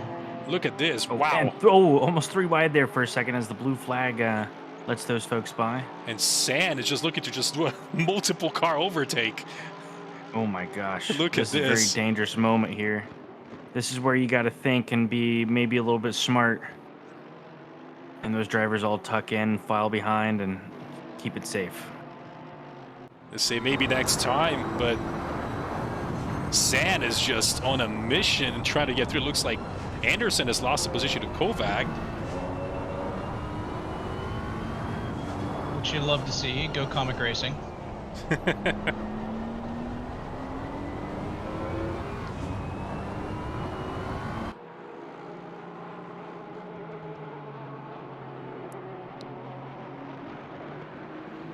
And the next car on the group ahead of him on standings-wise is Sparks, but they got a good 13-second difference between this group and the next. So Kovac basically leading the entire pack at the moment.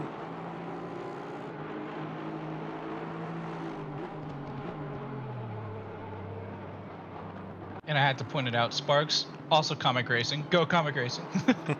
That's just for you, Landshark. Rooting for the teams while you're not sitting on your driver's seat, that's okay.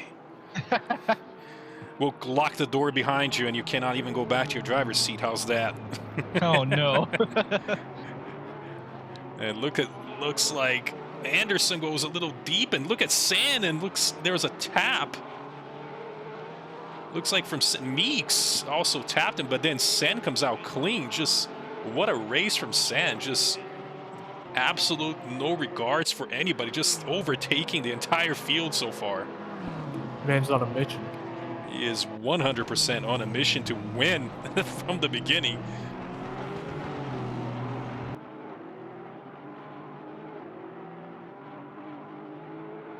Well, I wouldn't lock John here in the commentator's booth because Selena's thumbs, you got to be praying for those. I mean, Oh, yeah.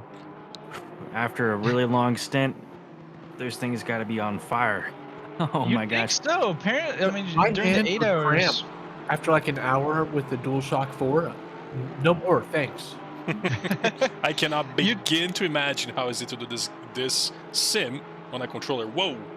Yeah. And look at a move here, what it looks like. Going into turn 1. Oh, and a tap. The Porsche just Looks had a like- way better line and yeah. didn't think to lift. Master just almost just sent him off into the dirt, but looks like he's waiting. Looks like he knows he might have made a mistake. He's trying to get in What a between. dangerous spot to be going slow. Wow. That could've been Master worse. said only one of you can come back, okay? He was like, I'll take that. And Master's like, no. It's like, Now not that, you. Rob, that is locking the door right there. No kidding. Oh man, at least he knew what the issue was and said, I'll let you back through. The other two drivers said, hey, open season here. Oh, nope, not. It's not. Close the door, buddy. One of those is actually Selena, and back to what you're saying, at the Indy 8 hours, she actually double stinted a couple of times. I was Ooh. shocked. I'm like, What a how can queen. you do this? Yeah, and I've done, like I was talking to Jess earlier, the most I've done, like as far as double stinting went, was about 2 hours and 20 minutes. And that was about it. And it was in Alton Park with a KTM also. So Oh boy. that That's was pretty gnarly. That was it was an interesting race, I remember. Oh, looks like Nick Sand's next move is in the oven. Sen about to collect another victim. Oh, and Schaefer's yellow flagged and falling behind. Hold on, let me go back. Take a look at that and see Oh, what it- happened. Went I maybe can guess what happened there. late brakes, oof, into the chicane.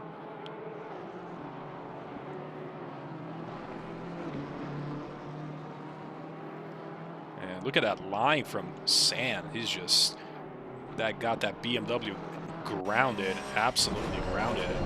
Look how close he comes from the rear from Kovac.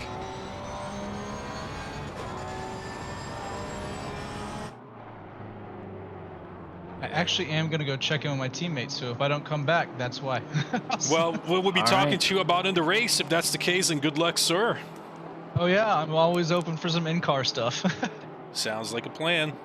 Good luck. See you guys. Was Mr. Donahue for you guys who's decided to hop into our booth while he is waiting for his stint.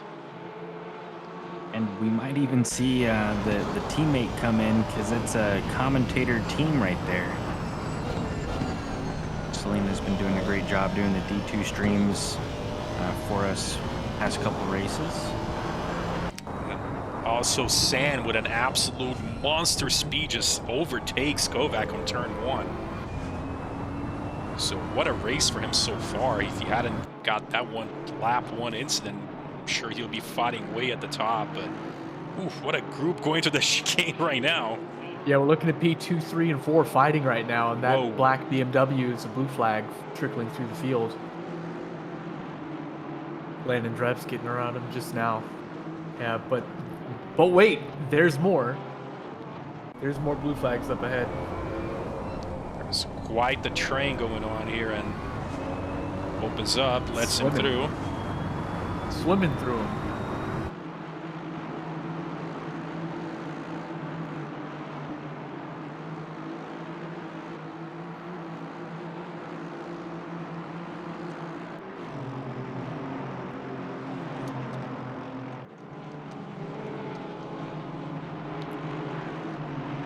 See how Brandon Chan navigates this. Oh, he goes wide. That works. She says, well, thanks, man. I'll continue my path down my racing line if you're going off track. Works for Drebs, too.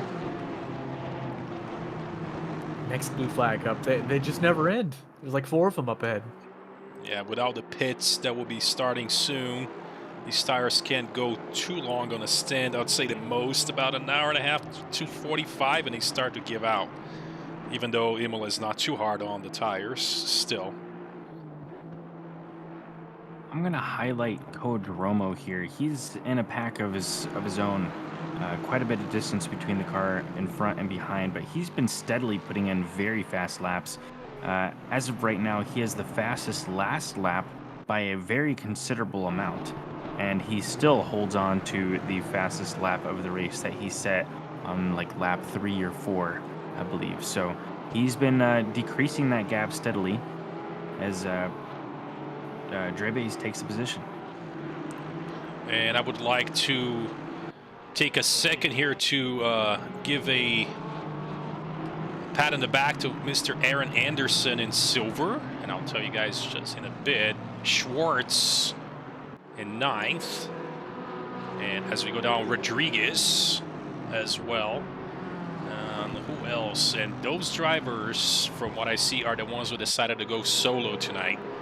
Give yourself a pat on the back if you cross the line. That's all you need to do today. Rigatoni is in the pits right now. Selena Boonstra really deep into Sector 1. Nearly lost it, just white knuckling it to keep it on track. Lost 2 spots. I'm not sure if it was a blue flag. It might have been. Now she's got to worry about White's Carver and Queso behind.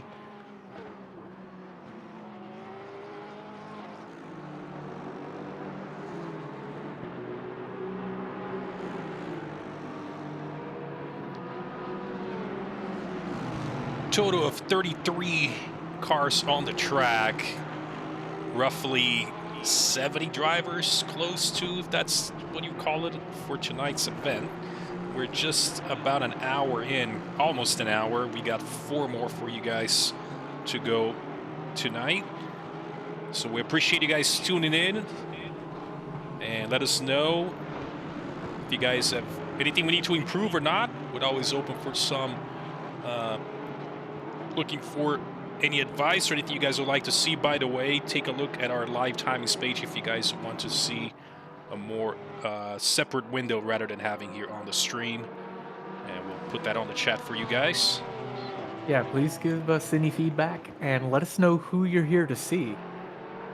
So I'd like to highlight that E. Byron has taken over controls for Rigatoni and is just now headed back onto the track. Cameron is also in the pits right now, getting their pit stop done, and Meeks as well. So those drivers are in the pits. Ortiz and Cabrera fight continues to unfold. Cabrera a little deep in Sector 3. Up 1 position for Ortiz.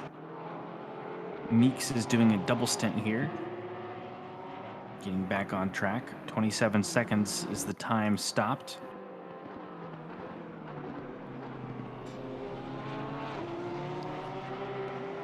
Still looking at that battle for third, by the way. Drabe is currently on that third spot, and Chan not too far back in fourth.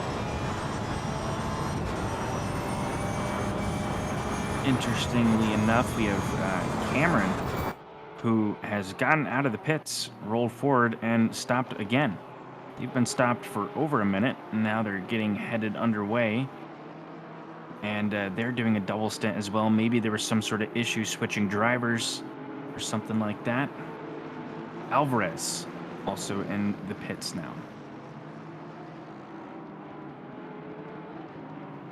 Looking at the chat. Looking at... I am here to fun over Code Tromo. And we also have Niaquino. Man, we got ACC. I'm assuming you might be one of the drivers on tonight's event. Hopefully everything is okay.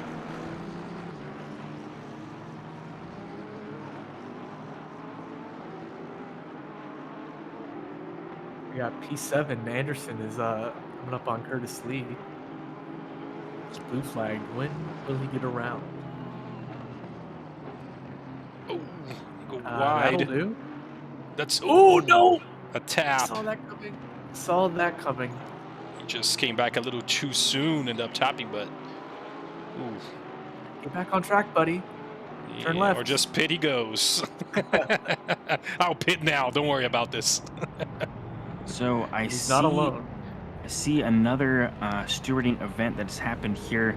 Another one for car 89. He has another penalty, 5 seconds this time, in addition to his 10-second penalty.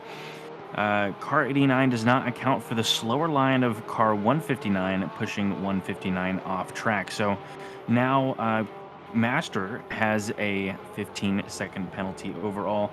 Jay Poliak in the pits. And Bailey Kish, I believe, was coming out of the pits. Cube Master is yellow flag. Doing some donuts in the gravel there. Oh! That's dangerous. Oof, that Man. was... Imagine coming down that straight at those speeds and seeing that car at that place. Mm-mm. And then this is POV rejoining.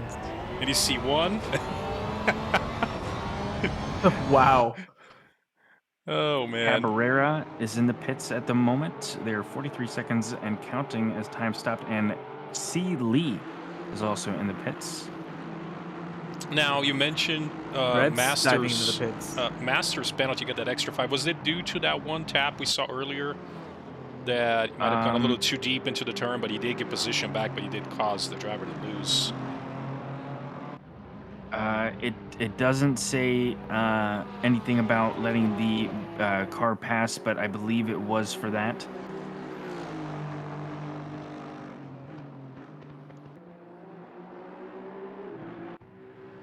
A couple of drivers on the pits. I don't know why the game's yellow flagging Selena. And Schwartz as well. And Peter Entry seems to get yellows for some weird reason. Yeah, entering the pit. Too. Yeah, interesting. I switched over to Selena and I saw yellow. I bet she was just getting into the pit. So we're just going to call it ACC things. Ian Wheeler into the pits now. Nick San and Kevin Kovac also headed into the pits. Dreves has finished his pit stop and is now exiting. B. Anderson in the pits as well. So all these drivers are coming at the end of their stint time and heading in. Ren Aoki into the pits. Fire Queso just now exiting the pits.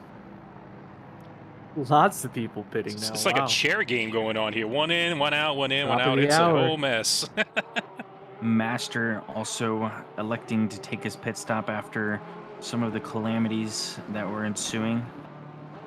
Maybe take some time to recollect and get back on track. E. Rodriguez in the pits.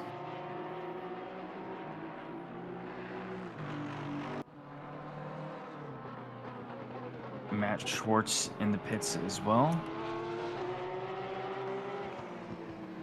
65-minute stint limit, so if you have not yet pit, that was your time to do so, and these drivers are taking into the last minute basically to get that done. Uh-oh, we have John Donahue and Selena Boonstra here in the Selena, booth. Welcome, guys. We're driving What is going again. on? I don't know how, but we got undisqualified. Wait, really? Yes, drive, go. Okay. Get back in the car. Sorry. Get back in the car, guys. Go for it. This Somehow has we been got so disqualified. chaotic. It's been crazy. Like, I'm telling you, the first hour, I got boxed in quite a bit of times, which had other people passing me. And now the pit has just been nothing but chaos ever since. Well, Tyler Molyneux and Jay Sparks in the pits now as well. How was your first hour, Selena? I know you had a couple of battles going on. Tell us how was the track conditions and whatnot.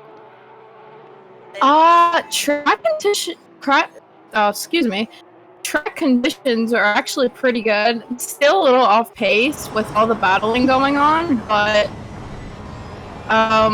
it's been going pretty decent. So it's good that I've kept up with a couple people and battling it out, but yeah.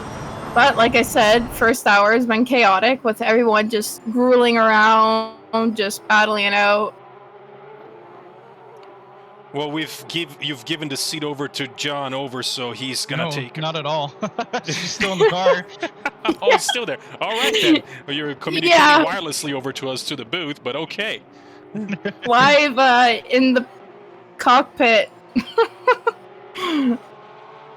Our leaders are electing the pit now. Marlowe, Chan, Dromo, Hampshire are all into the pits right now. Garrity and Schaefer also stopped in the pits. What happened Lloyd to Povin, as well? As we see, looks like he might lost his car. Oh, just a little too much onto that chicane and loses the rear. A little tap onto the barrier.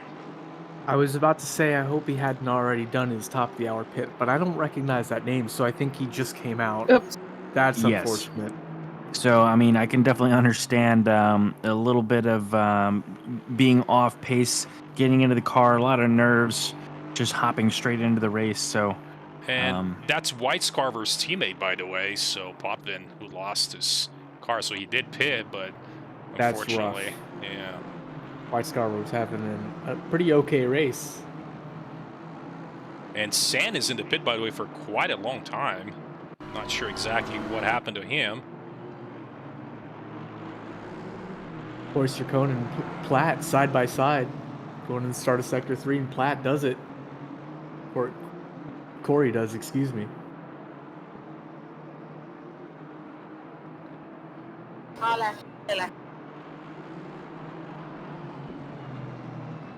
Platt is hopping in for Ian Wheeler. And the number 69, nice, Aston Martin. You should know. Paulie, no. Look, Champion Motorsports, they know how to pick really good car numbers. So, Apparently. I'll be right back with you guys. yes, sir.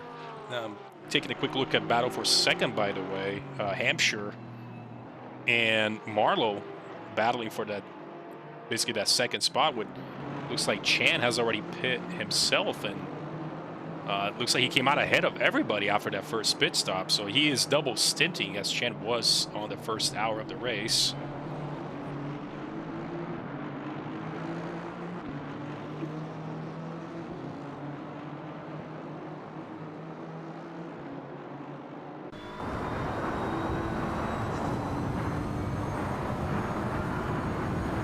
Following through with Hampshire on his BMW, very close to Marlowe, who was leading the race for a good 5 seconds. Had a 5-second lead from second and beyond. Marlowe gets a great exit out onto the last turn. Hampshire will maybe think about that later.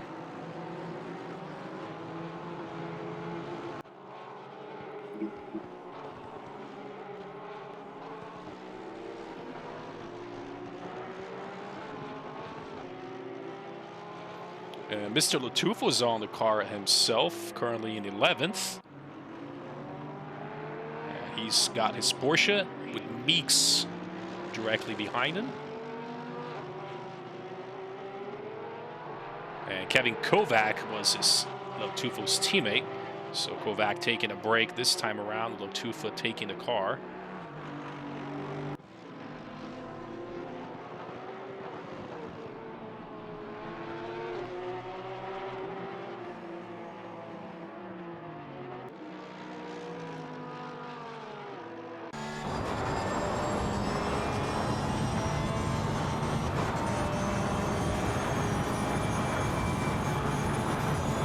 Meeks trying to come up on a run behind Lotufo, but Porsche versus Porsche here will be a little bit tough into turn 1, but he might do it. He backs off. Looks like Lotufo might have gone a little too deep and to defend. Holds on to the position.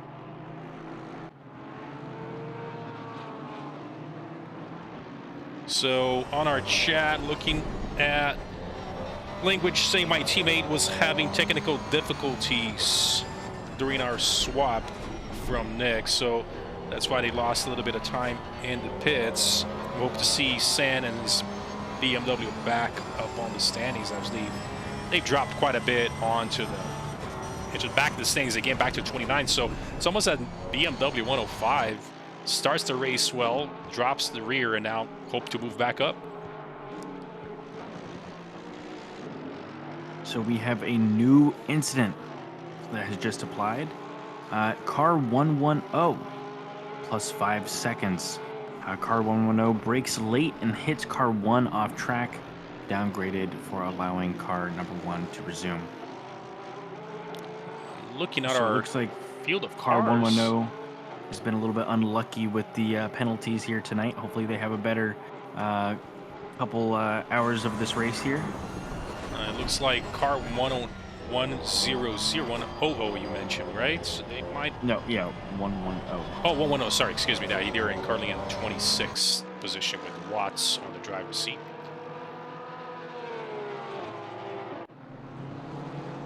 Did y'all mention what was Nick Sands' car number? Who's his teammate? That is 29th, Sick. That is Doom Sick from qualifying.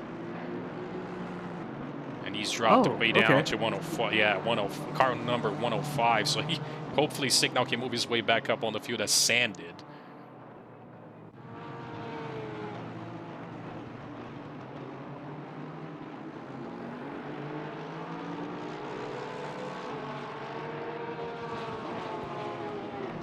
And taking a look at the chat. Random Friday sending it up the inside of a blue flag. Who's that? Daniel Babylon. Yeah, and chat's wondering, how did Chan jump Marlowe in the pits? Was there any damage? No, we're checking our pit times, and Marlowe had a 35-second pit, where Chan only had a 23-second pit.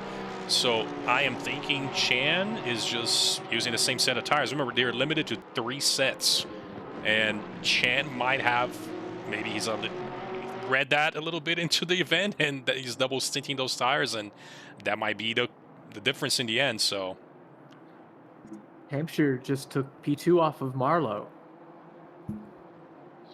So Marlowe has dropped down to 3rd now.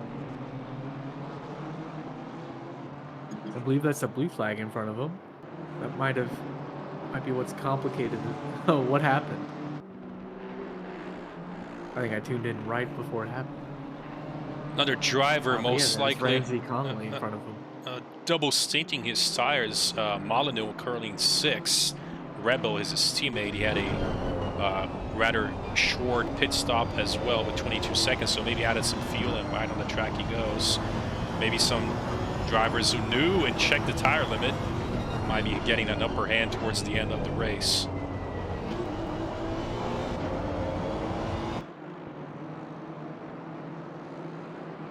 And so far, no signs of rain. Still sunny with some clouds. Track is optimum. Drivers have been sort of getting comfy with this dry track all around, and at least 30 minutes from now, still no rain.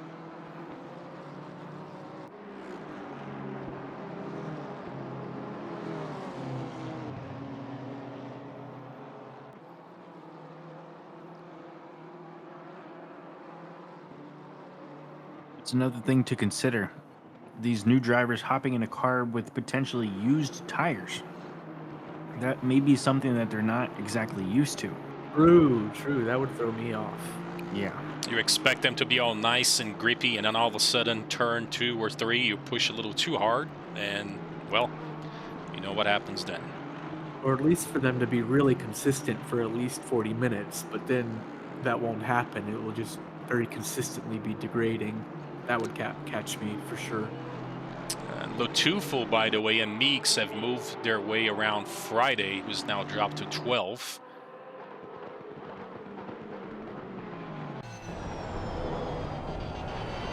Nearly gets Rodriguez up his tailpipe. Oh, and Corey Sacone's yellow flagged up ahead and stopped. Oh no, what happened? Oh boy. Catch replay. 15 seconds back.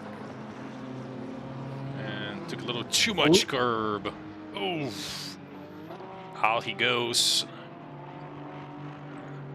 Absolute terrible place to have your car parked for a long period of time. Oh, and Rodriguez is back all over Friday and hangs it around the outside. And what is going on with Friday? Looks like he's slowing down. He's not even gunning it. What's going on here? Yeah, the fuel issue? Did he not fuel? He's got his blinkers and... Oh, maybe that might be it. That could be a Maybe fuel this is his issue. refuel window. Ooh. And he's just stopped on the No left. reason to quit otherwise. And it looks like he did. He has... Well, I just looked away. I think he's still on track. Very interesting, as he's still on track, parked on the track. Maybe he's hoping somebody will give him a push around the track for the pits. Help is not on the way. Help is definitely not on the way. Other than a yellow flag, guys, Marshall's telling your car's parked and his back is moving again. So maybe a technical issue. Disconnect? Like a hardware disconnect of some sort? Well, it could be, as he is back on. Looks like maybe we'll just call it an engine issue. And he goes again, so. Maybe he was going for a sip of his drink. A little beer break. He forgot to take that break Do on we the have pit. the drink? No, Kimmy will not have the drink. Welcome back, John. Thank you. Third time in the booth for the day. And welcome back. It's like a revolving door over here, guys. Didn't you know? And checking the chat, think his wheel, well, language says this might have been a wheel issue with Friday. Says his lights were flashing, wipers were on for no reason. So either a sign of letting them know I'm having an issue with my car, and just interesting. Well, we'll talk to him afterwards and find out exactly what happened. Might have been tactical. But he's going wide again, so Friday goes wide into the dirt. He's back onto the track now on the last turn. Hope everything is okay with his car. I'm not sure what's going on.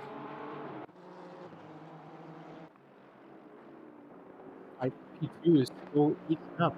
They're only 1/10 up on Marlowe. Marlowe is on the attack.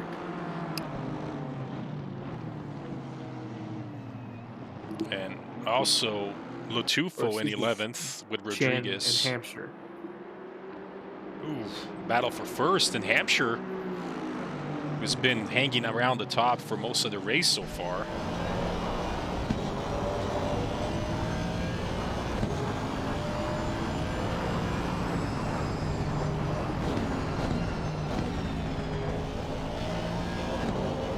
Looks like that's the last blue flag up ahead that it's going to have to clear for a good long while.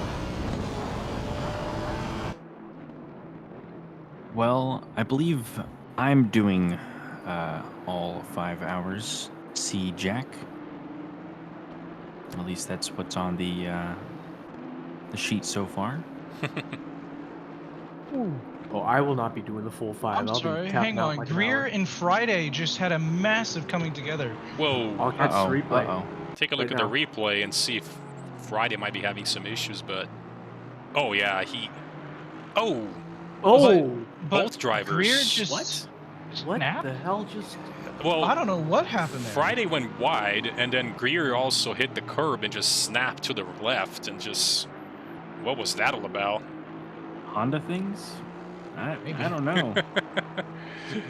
Both drivers just automatically... By the way, we talked about Watts, that he does have a 5-second penalty. Did we cover that as far as reasoning on that penalty? That was Bentley with a 5-second penalty. Carly in 26, car 110. We talked about that earlier, right? Yes. That was Cube, I believe, Master? Yes. Okay. Yeah, Cube Yeah. got that penalty for him. And yeah, that was incident number 7 on the stewarding sheet. Just so you know, Friday's into the pits. So Friday into the pits and maybe an actual technical issue. That and maybe to fix some damage, because that was a pretty massive collision. Yeah, that was no bueno.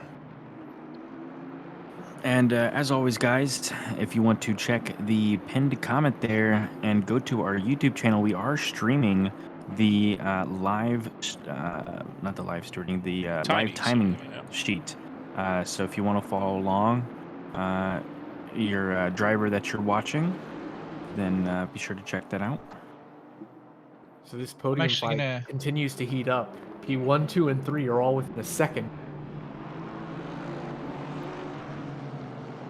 I'm going to answer Darren Robishaw's question really quick of what happened to Selena. Well, the pit board got knocked out, so apparently after we swapped, tried to do our pit stop, we got disqualified in the pit lane for speeding in the pit lane, which set us back. But then we got undisqualified, so now she's back out and racing. Well, at least she's back on the track, which is good to see. The car is not having to be retired by any means, so... Oh yeah. Brandon Chan fumbles. Kyle Hampshire takes P1. As he shuts the door, going into the chicane. That's a spicy battle for P1. Chan trying to bait Hampshire into maybe send on the inside. Hampshire doesn't bite. Marlowe directly behind him, making a Chan sandwich going on at the moment. Also, I think it may have been technical difficulties because John Sparks, Friday's teammate, is back in the car. So Sparks, being the hero, will possibly send his car for the next 3 hours and 30 minutes. Shall see. Hopefully he can get it resolved. It may be one of those things where the wheel disconnected and reconnected, and when that happens in ACC, you lose force feedback until you restart the game. So, not sure. But that's my theory. Yeah, ACC can be finicky with your wheel. Once it disconnects mid-game, you don't have much hope for getting it working properly, as Marlowe is putting some pressure on Chan, but not able to stick.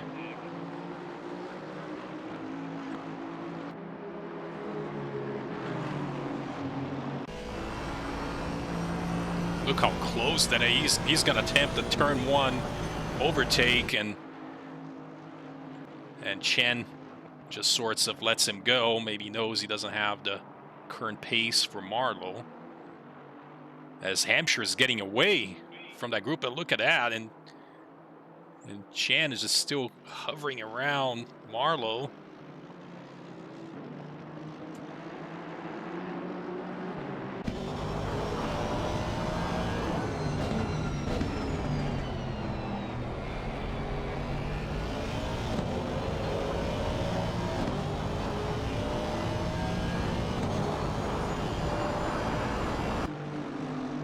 Down the grid, we had Aoki on Byron and the second to last corner, and Aoki got by. It looks like nice move. Byron a little bit wide, but he's back on track.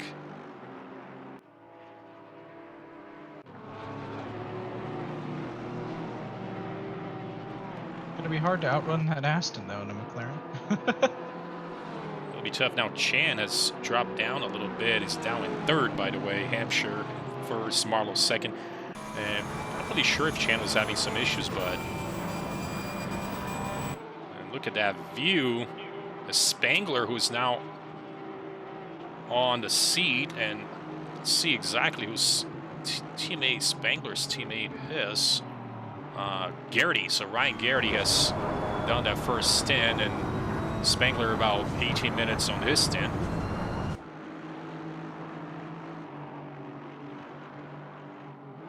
So it looks like, did I see Rodriguez putting on his left blinker, ushering them all through? I'm out of the way. He's leaving the door open. Looks like he doesn't want to fight any of these guys. Maybe he's taking the smarter route, and maybe we'll have enough dry tires by the end of this race, where some might not. Good tires, you'd say.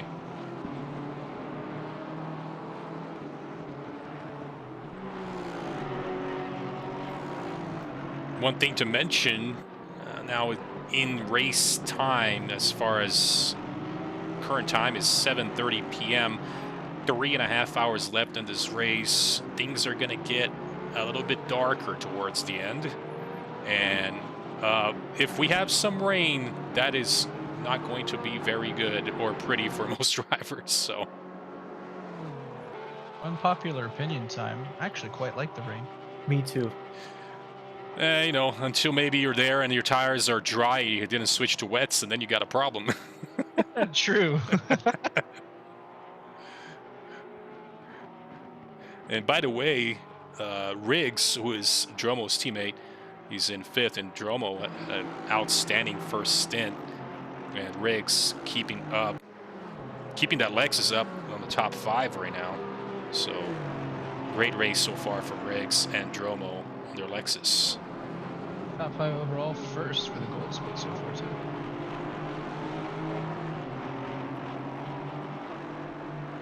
In total, 14 hey John, spots, Polly, by the way. do y'all have remote ACC race control access for when I leave and when Raphael's not here? I can. I saw that in the chat, and I can get that figured out. Great. Literally, all you gotta do is plug in his IP. Just making sure. All right. Yep, and you got full control of the main feed. Oh, that's gonna too much be dangerous. power. Yep. That is way Brian too much Aoki. power. Or Yeah, Brian getting around Ioki. Byron, excuse me, I can speak. In the Side by side. Man, I'm gonna have to change all my settings here. Oh, and they're gonna come together Oh. from wildly different lines. And you can open another instance of ACC control, by the way, and keep that running on the background. Yeah, I'm gonna have Well, to up ahead, Bailey Kish gets around Anderson. change my HUD settings here. Because I have a ultra wide. I have the HUD in the middle of my screen. So either we got a lot of blue flags, or we have a reconvergence of trains. Looking at the map, we got a big old train here again. Just a couple seconds separating most of these drivers. The track itself is getting a lot cooler than the beginning of the race. It's down to 24 degrees ambient and track. Again, the sun will be coming down soon. We'll have end of the race will be in the dark, so we'll see how these drivers will adapt themselves. Speaking of being able to adapt themselves, you're seeing it in the chat as well, but we're 3 minutes, wow, 3 hours and 34 minutes left, and still no rain clouds on that forecast. Hey, interesting how Are we about saw to that. see a repeat of Indy. Ooh, we saw that qualifying change so quickly from wet in the first 10 minutes and then practically dry the last 15 or so. And then so far in the race has been basically all dry. So Austin Whitescarver in the chat saying boo to the quali. He wanted a dry quali. he was on the first group of guys. Yes. The unlucky few. So, Raphael, when are you gonna be heading out of here? I'm still here for a bit. Okay, cool. Yeah, I'll let you guys know, and then that way Jess has been handling the main feed control, so I'll let you guys know. You can It's just. gonna be over 30 minutes. I won't be here because I'm gonna be in the car at that point. Yeah, I'm gonna be taking off in like half an hour. yeah, I'll be here. No worries. I'll just take a quick break, if anything, and we'll continue right on. No breaks. The man. Only work. That's right. That was Because Doug during the 8 hours. that was Oh Doug my to me gosh. before we started the stream. I was like, all right, sorry, I will be here for the whole 10 hours straight, no break at all.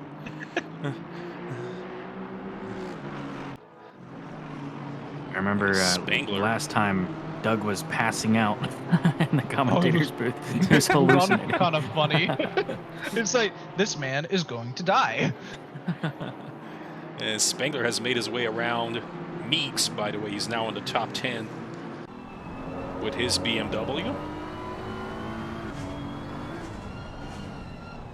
Now, Spangler, obviously, we know he's one of the fastest drivers in SRA and probably in ACC. And, you know, he is going to be moving that BMW way up to the top with a really fast lap. As a matter of fact, his previous lap was his fastest of 43.302, so getting a little bit on the groove, and he's a whole second faster than P9.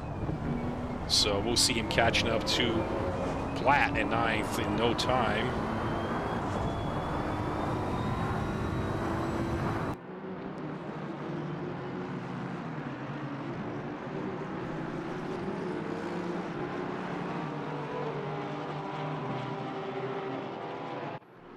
Got a nice little battle forming between Lloyd and Greer. About 3/10 in at the moment. And also Riggs and Anderson. And it looks like Anderson makes the move. And now Very it's nicely 6. Nicely done by Anderson. Saw he had the run on the corner prior and immediately went for it. So got to go for the inside. Martin's just getting too old for this. And yes, as you mentioned, 17th, Greer and Lloyd going at each other as they start sector 2, excuse me. Just an interesting Catch a little tidbit. replay of that. Look at that sand. Wow. Yeah, that was not going to stick.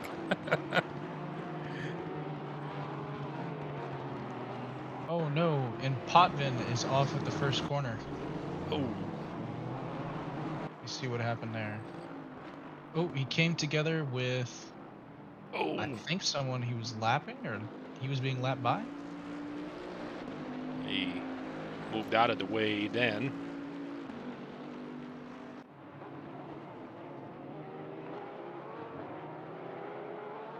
I didn't go back far enough to see the actual collision, unfortunately.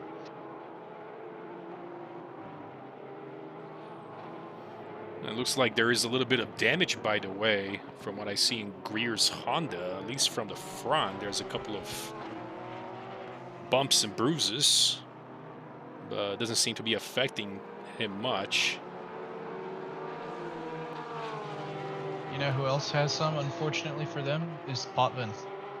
So that one, Front end of his car, oh, it's a little bit bent up at the moment.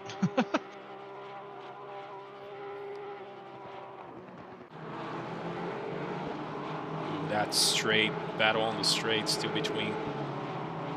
It's like Anderson has opened up a bit of a lead over Riggs.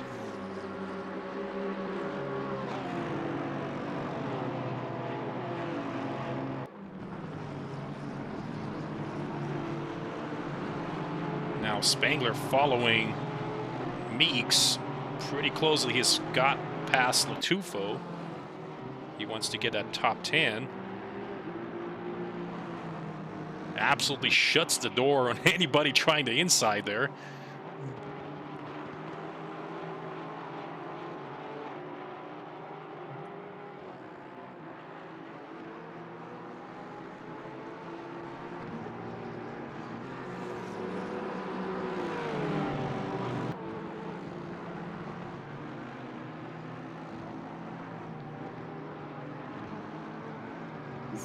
Oh, and the Porsche gets the better line. Nearly comes together on that Oof. left-hander. One of the worst spots to try to any overtake into Aquaman the rally.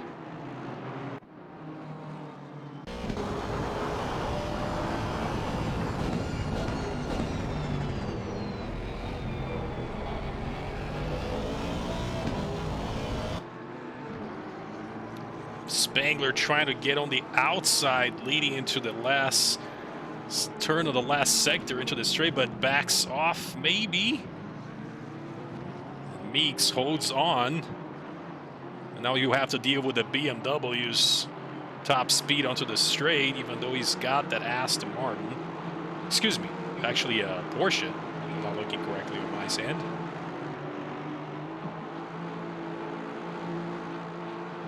No, that is no, it's an Aston Martin. Yes, It's I think Plaid. it's a blue flag. Yes, you are right. You were no, it's actually Plaid ahead of him, and I was looking at the wrong data here on my end. So apologies. Oh, and he's way deep. Way too deep on. He had a car at his outside, and I think he panicked and didn't know what. He has gone off into turn 1, Tamburello chicane as Spangler makes that position. But there's a whole group of cars. Oh, and they come to. Oh boy, that Kish and who? It looks like Kish and somebody. I couldn't see it quick enough. I'm not sure if Sircone was in 8th. Zach Sky or Meeks?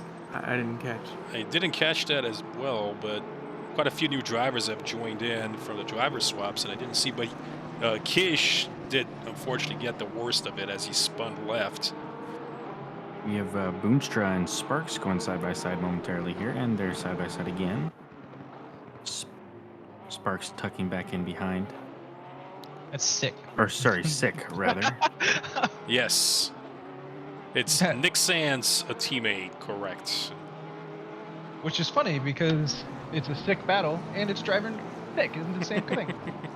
I'll see myself out now. You guys have. All right, band. Close the door. And looks like Sick will take that position from Boonstra, but Boonstra not backing down and sends her Porsche around. I'm a little bit biased, I know. And Sick actually. We'll try that again at another time if that's the case, but Boonstra is able to hold on to that position for now.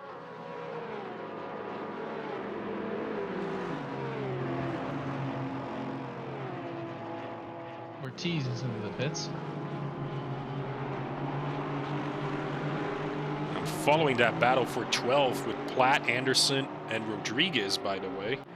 They're all practically side by side.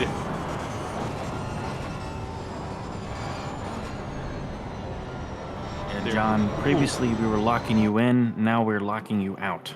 Okay. It happens. Rodriguez getting the short end of the stick here. He got the flag.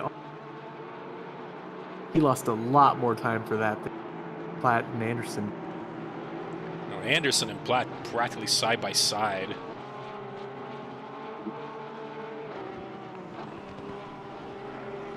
In the chat, El Jefe, good old Coach Jeffries, saying Selena's having none of it, and he is completely correct. He's in here to get some info for his prediction series. So if you guys like Fantasy League and stuff like that, make sure to go check out his website. You can find more information about that on our Discord server. He's got a really fun little Fantasy League going on over there and all sorts of fun stuff. You know, I've never been predicted to win anything by him. That's probably a good thing, though, because everything he predicts loses, so... It's... it's actually bad luck for at least the Champion Motorsports drivers. He predicts a Champion Motorsports driver, and then they're crashed out lap 1, you know, all the wheels fall off the car, just get disconnected from the race. So, it's like the commentator's curse, but... Yeah, it's the Coach Jeffries curse, yeah. Also, guys, wow, Austin. Paul, you want to double check and see Potvin, who had that weird incident earlier we're talking about? He's got a 10-second penalty added. He's currently in 24th, and finding more information on what happened there. So let's take a look here. It looks like incident number 8, car 340 plus 10 seconds. He attempts to brake late and fails to establish overlap before contact with the 906 is made, resulting in both cars spinning. Well, we'll give you a 10-second penalty, which will be served at the next pit stop. That's not going to be too fun for Austin to be hearing right now. Right after calling me slow, too. Taking a look at another battle on the picture-in-picture, we have Zach Sky with Daniels really close behind as they go through that chicane. Daniels still gets a better exit after the chicane, but still could attempt to move into the main straight once they go around the last 2 turns.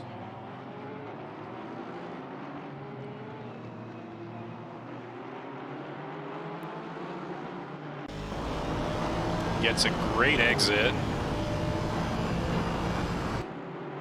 It's a whole kinds of battles going on into the main straight at the moment.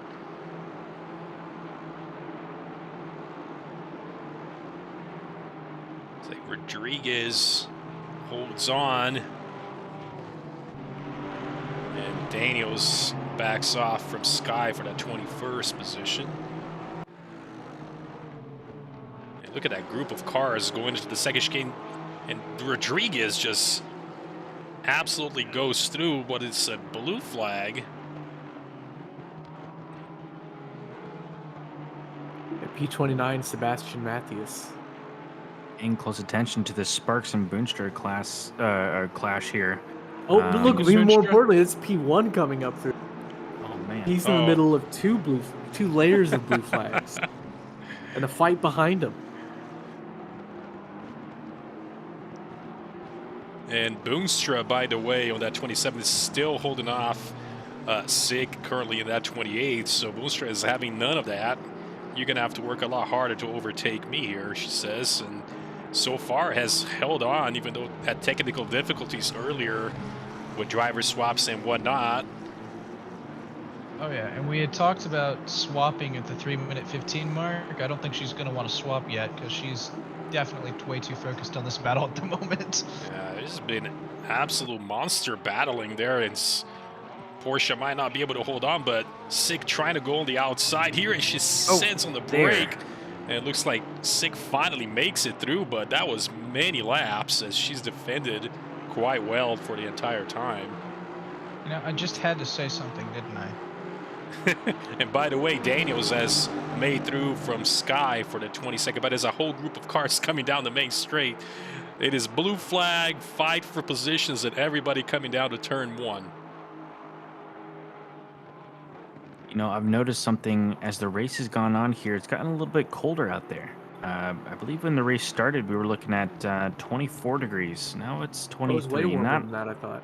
Yeah, I don't think it's a huge difference, but noticeable. So maybe some of these drivers may be looking at their pressures saying, why are they a little bit low? What's going on here? We all know how ACC treats your PSI on your car. If you're not within that optimum range, you can lose a lot of time. Yes, not at all. 0.001 off, and your car is a snail around the track. Yes.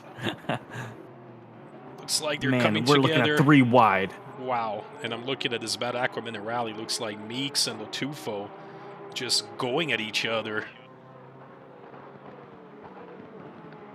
Yeah, they were side by side for like 3 corners straight. Finally had to come to an end in the right-hander.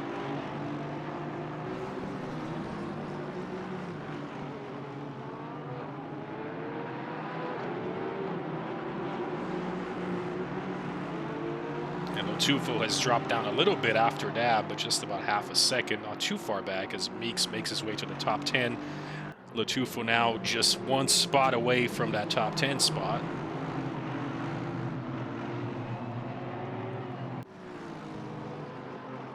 And currently in 23rd, by the way, Watts has just put in his fastest lap of the race and moving up the field himself. And in 24th, Potvin under pressure from Connolly. It's a BMW battle for that 24th spot. Oh, Bailey Kish is off. Bailey goes wide. Going in the braking zone, approaching Platt.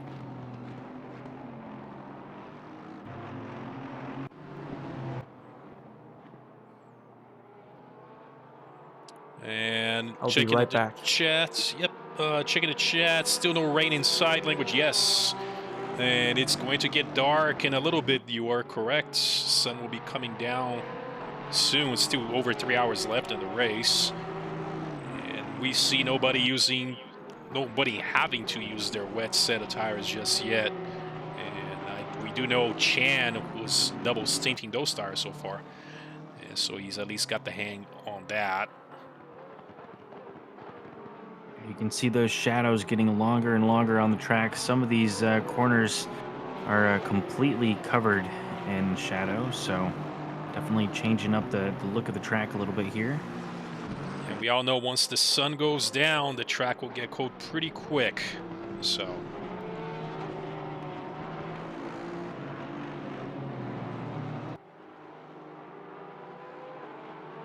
I'm looking at the relative here, and Platt has found himself in quite a little sandwich between some blue flags here. Matthias and Sky trying to get around Matthias right now. Also, Marlowe is coming up on a blue flag for him. A. Anderson, he's 0.4 seconds off. And A. Anderson is also coming up on a blue flag for himself, which is Ren Aoki. And on that battle for second, by the way, Marlowe with that blue flag ahead of him does have Chan right behind him, just half a second. Now he's getting the blue flag, but Chan, this is a very tough section of the track to move out of the way, and Marlowe is just trying to make his way around, but looks like he finally lets them both through, and Chan benefits a little bit from that. Closes in with Hampshire was almost sailing away. He's a good 8 seconds ahead of both of them. He's taking that P1 and just moving quite ahead of everybody else. So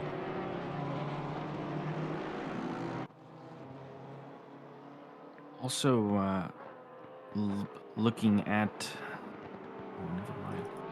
Jeff Spangler is right behind Thomas Greer here, who is getting awful close to Selena Boonstra. Yeah, and Spangler also moving up quite a bit on the race. His previous lap was the fastest he's put through with a 43.035, and that was the fastest lap. Well, just now he did a 43.097, so very consistent. 59 laps in. So Spangler, at this very moment, just absolutely doing crazy good laps, very, very fast compared to the rest of the field ahead of him. So that BMW from Spangler looking to move up some positions into the ahead with 3 hours and 15 minutes left in the race.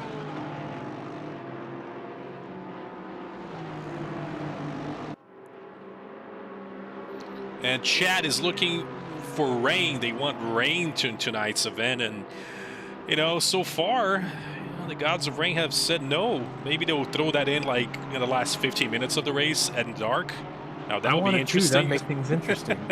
That will get a lot of shuffling around, I'll tell you that.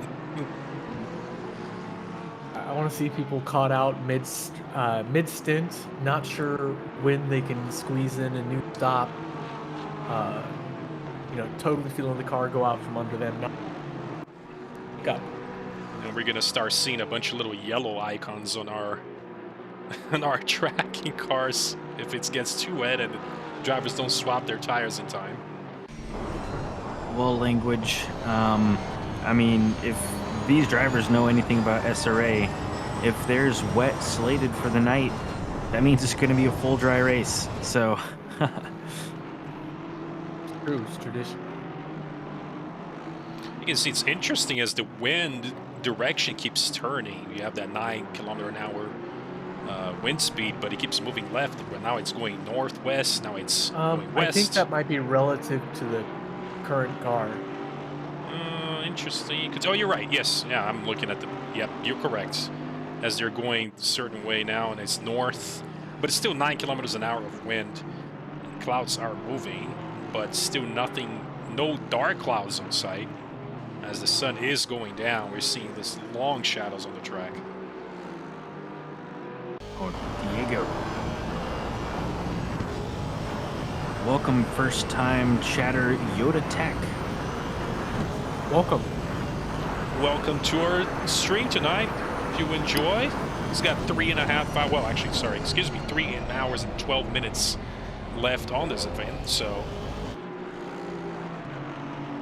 So we got almost 70 people watching here tonight. Great turnout. Thank you guys for watching on Twitch. Hope you're enjoying the show.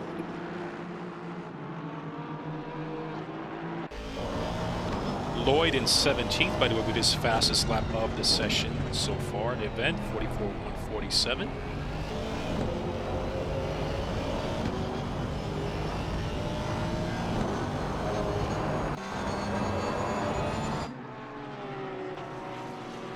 Shadow Mutt 5 is saying hi to John Donahue. Is he still with us here? He's not. John Donahue has gone off to talk with his teammate. But Michael Jeffries is asking for a Bentley cam. I think you're gonna have to use those channel points.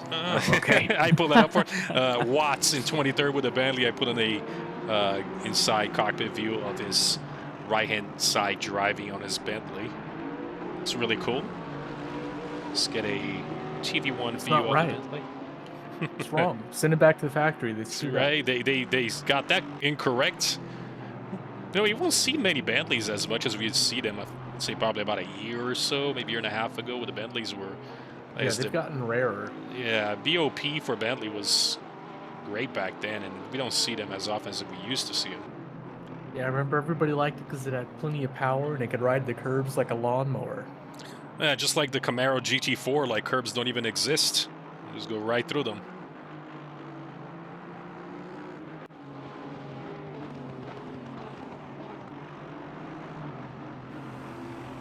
As Bentley goes straight into Tamburello's chicane, he's making either unlapping himself or not. He was not for position, but on the track back he goes.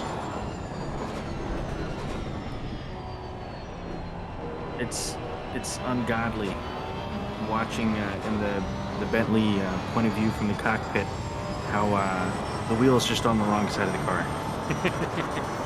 It's just on the wrong side, and for that reason, I'm out. And for me, that I've always used cockpit cam. I like the immersion over whatever you guys want to call hood cam and all that. When I drive the Bentley, it's a completely different beast, so I tend to avoid it. Byron in 19th, by the way, with his fastest lap of the session, 44.475. It looks like the field has got a little bit spread out. We do have Plath following close by Kish for that 14th spot. We did see Kish go off earlier, a little bit of an incident, a tap back there, but he is right behind Platt as they're going to come down to Main Street. Aston Martins will be battling for position.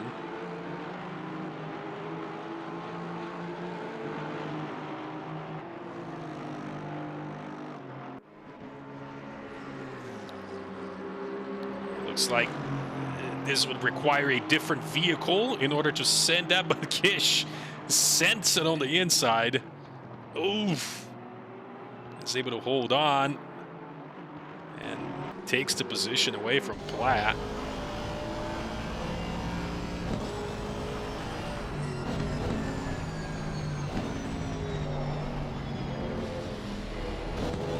Oh, grabs a little too much dirt. Gives the position back to Platt, so Kish will now have to live another lap to try to overtake Platt for that 14th spot. Coach Jeffries is saying the Latufo Kovac team is going to be bringing home the win. So, like he said, you heard it here first, folks. The coach has spoken. What do they have that's going to give him an upper hand? I mean, we don't know. Could be a tire situation. A couple of drivers we'll keep an eye on them. I mean, Latufo is an admin and Kovac is a manager, so I think maybe we'll see some some penalties applied here or something like that. Admin will just say add BOP all except their car number to like 1,000 kilograms or whatnot, and all of a sudden all cars get anchored on track. I remember in our first and maybe even our second season, we had a when it was a success ballast. If you won a race, you got a ballast, which is really interesting, and it really I didn't remember. help It was because not enough. We were always joking about like doubling or tripling ballast. yeah, it's because our we didn't have as many drivers back then, so the grids were a bit more split out. So you had your Matt Lehmans and versus the what would now be like D3, D4 drivers, and Yep, it was literally. I Oh, was wow. D1 at one point. Now I'm D3. So yeah, at one point it really was that squished. But yeah, it was never enough. Ballast, restrictor, everything. Hold that car back. And by the way, we're looking at Babylon, currently 29th, has taken the position from Donahue, who has finally hopped in the car. I know, taking the car away from Selena Boonstra, and he's getting his feet wet out there, except not really since it's not a wet race, but at least he's on the car this time around.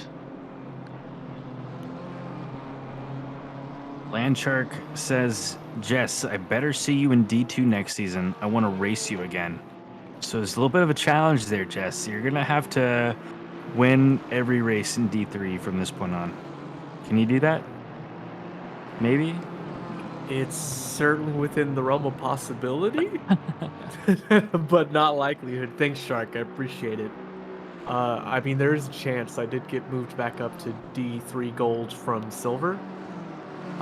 So, I don't know, man. I'd have to get like a whole second faster at every track in order to hang it in D2 these days. It's a tall order, man. And yeah, demote Shark. That's a lot easier. Oh, yeah. There you go. Just solve that problem really quick.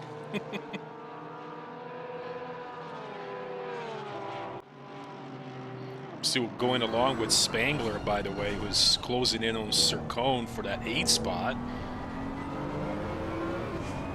And we know Spangler has been absolutely killing his laps. He's got a 43.205 with Sircone with a 43.902, so that's almost a second faster. Yeah, Spangler's going fast. He is pushing that BMW to next levels. Shark says he'll slow down for you.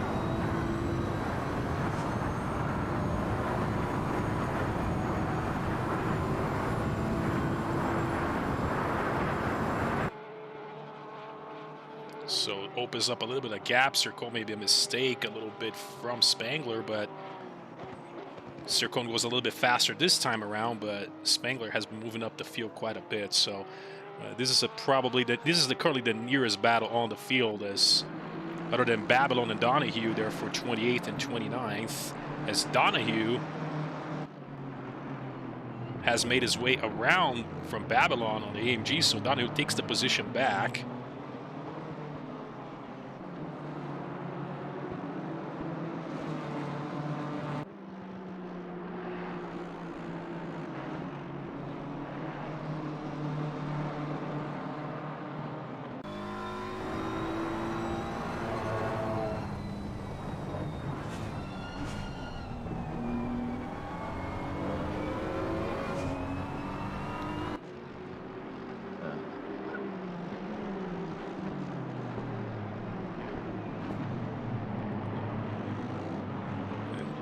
You can see Spangler just sending his BMW over those curbs more than Sircone did.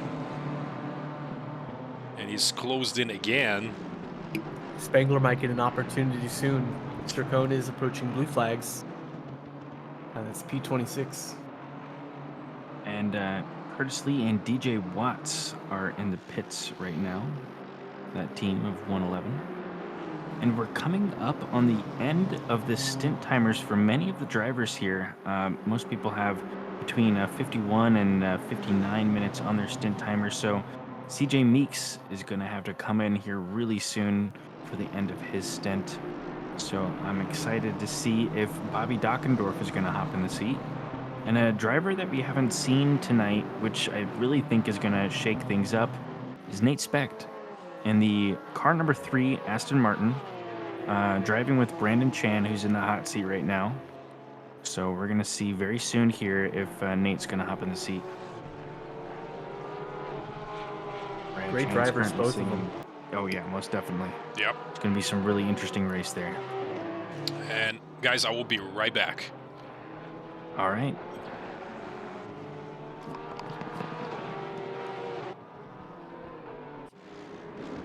He was never seen again.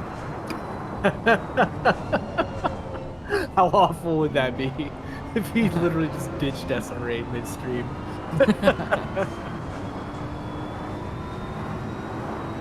Yeah, that would be interesting. I can speak good England. Jeff Spangler's found a bunch of action in front of him. That's he's got Sircone. But besides that, it's all blue flags the whole way down. I think it's about to pop off real soon. Some cars are about to come together.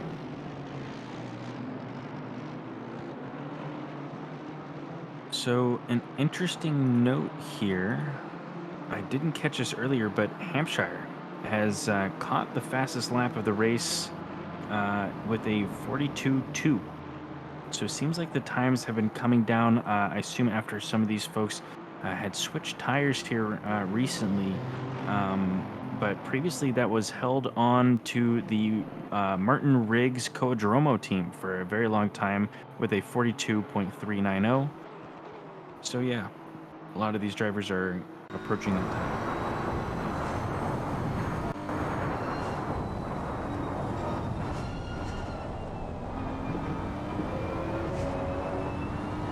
Sircone and Spangler found some breathing room, got around the blue flags. Not far up ahead to find them. Meeks has head into the pits, so I'm gonna check on him and see who hops in the seat while we wait.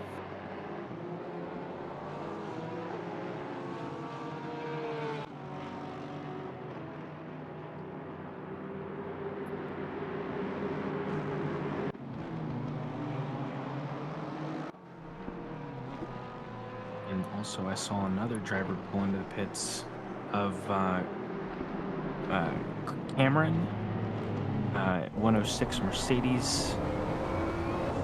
It's in the pits right now as well. And Meeks is triple stinting this thing. Oh no, sorry, my apologies. Bobby Dockendorf is in the car. So they are currently sitting in P14 right now, coming out of the pits. So we're gonna see how he does in the car. I like it. Sircone, he taps out. I will check on him to see who hops in the car.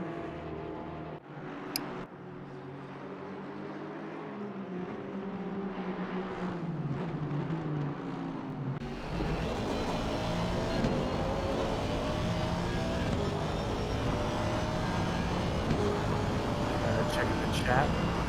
And Shark says he will slow down for me. Thank you. Yep. And that hearing that BMW on board gives him a bit of PTSD from last season. The boring drone.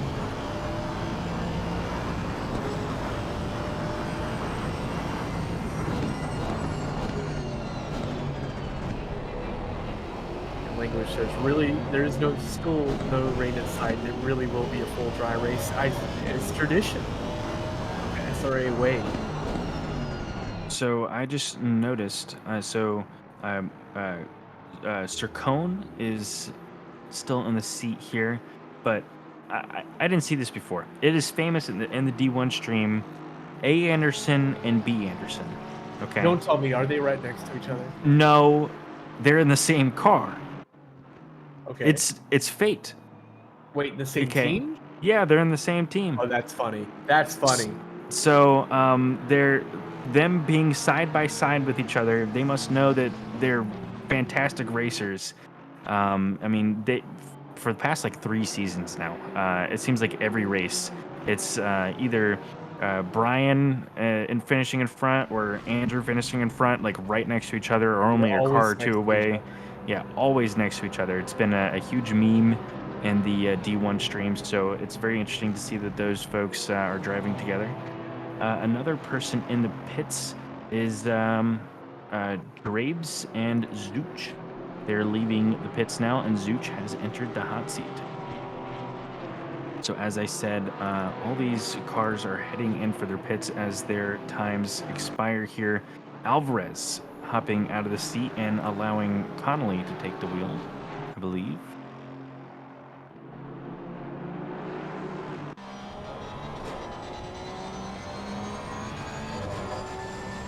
Yep, and that's Ramsey Connolly in the number 707 BMW and 25th at the moment. DJ Watts DJ and Curtis Watts. Lee and the number 110 Bentley are in the pits at the moment. Cody Platt, the Champion Motorsports number 69, heading in for the pits as well. I see Ren Aoki, the sole McLaren driver out there tonight, in the pits right now as well. Zach Sky and Fire Queso into the pits. We'll see if Sky taps out to allow Fire Queso to drive again here. But huge props to Ren Aoki. I've driven with this guy a couple of times here. He's a great driver, and big props for him being a solo driver there tonight in the McLaren, which is not an easy car to drive around this track. In fact, I believe it is the slowest car. As far as BOP on this track, it just doesn't like the curbs at all. Does McLaren like any curbs? I don't have a lot of experience with it. I No. drove one race with Fosley once. The McLaren doesn't like anything except for high-speed corners. So, if you had a track that was just the end of the Paul Ricard straight, just like the entire track, Yeah. it would be the fastest car by far. But since not every track is the end of the Paul Ricard straight, it's not that good anymore. Bad third gear noises. Yeah, it doesn't like the tight corners, and it absolutely hates curbs. And it'll be interesting to see next week. We're at Zolder, which is another sore spot for the McLaren. It doesn't like those curbs in the first chicane there, where you got to hit them real fast. If you hit those curbs at all, you're bouncing straight into the weeds. I'm so pumped. Ian Wheeler has hopped back into the seat for the number 69. And Sean Daniels and Cube Master and the number 89 have hopped into the pits now as well. A couple people with their stint timers getting a little long in the tooth here. We have Eduardo Rodriguez, who's got to be pitting here very soon. And Alatufo and the Alatufo Kevin Kovac team predicted to win by the one, the only, the Coach Jeffries, sitting in P9 right now. And Taylor Molyneux and Dan Rebel, their team has hopped into the pits. We'll see if he taps out. And I would also like to highlight two penalties that I've seen just pop up here. I didn't get a chance to switch over to them quite yet. Let us see.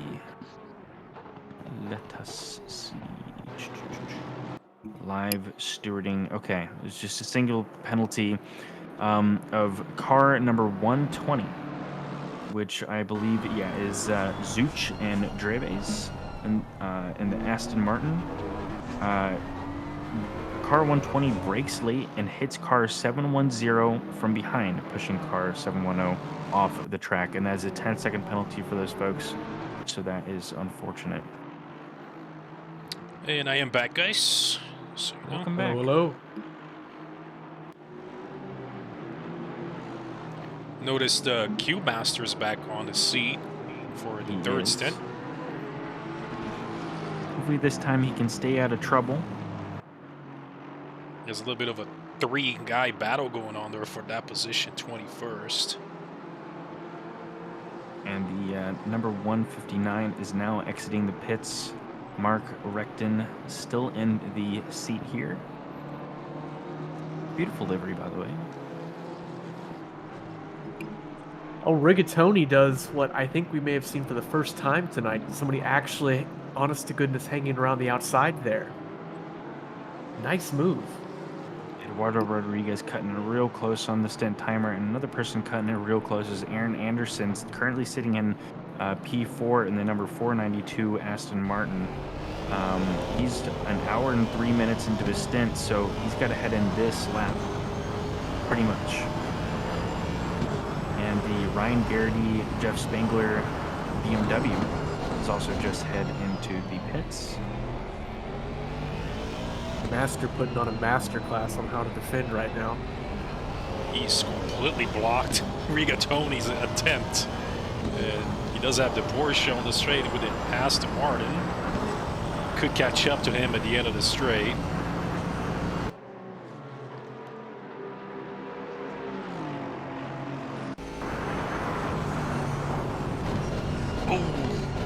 Oh, that's... I saw that coming. A little bit too hot. A little bit too much on the inside. Rigatoni got some damage from the other car. That was a big hit. See this one more time from his point of view. And Admiral Maceo, first-time chatter. Sorry about the temporarily sleeper on the graphics. We had Rafael step out, and he's back with us now, so hang in there.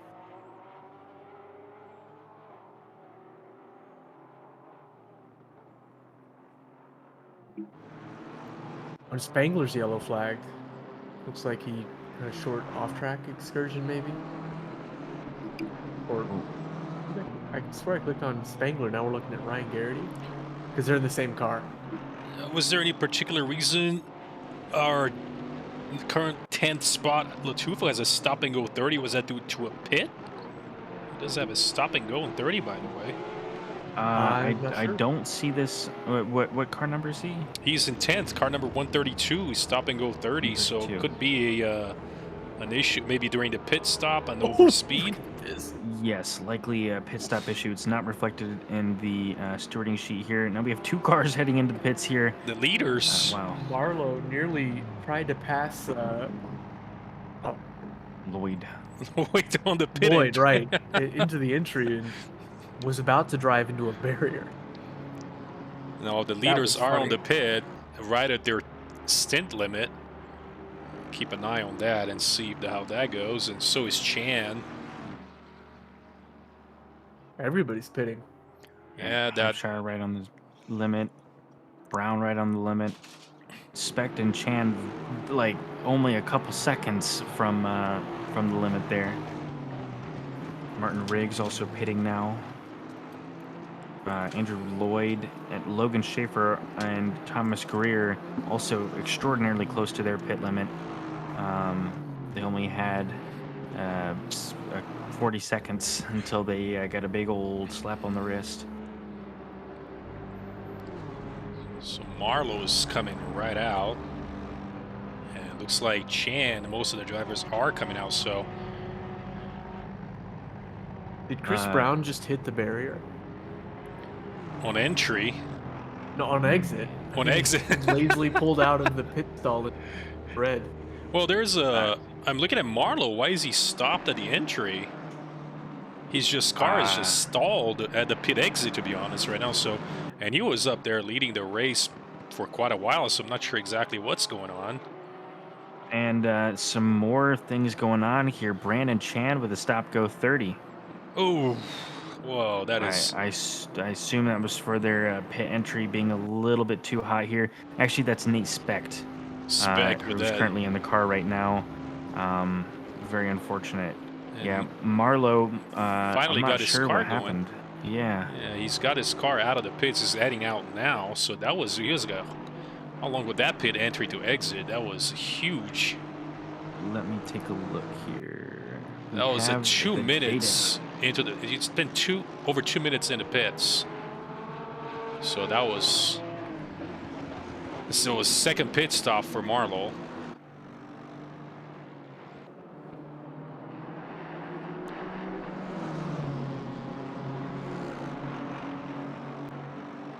Yeah, Breitscarver flying around sick for P24. And by the way, Raza, who's leading the race now, who's Hampshire's teammate, he's got a huge lead now on P2, is 18 seconds behind. So far, Hampshire and Raza bringing home the win, but still a long time to go. Romo has a run on Garrity, round the outside, gets the inside to turn 1, and job's done. As they, who was that? The 906? Who was that? That was, LaFlamme, who was stopped at the just in front of the braking zone in turn 1. Not sure why. I think he was exiting the pits there and catching a little bit of grass on the way out, trying to let people by. I hope I pronounced that right, LaFlamme. Very cool name, regardless. It's pretty cool. That is definitely cool. A couple of new drivers we finally see at least doing their first stint. A couple of guys that did a double stint. So we do have Dockendorf, right, in 11th on a Porsche. And Raza, who's now in the lead car. Nate Specht also taking his first stint here. And by the way, Platt, who was teammates with Wheeler, and Meeks is teammates with Dockendorf. So that's his first stint this time around. Logan Schaefer is visiting the beach again. Oof. See what happened here. Oh. Sausage lost the out.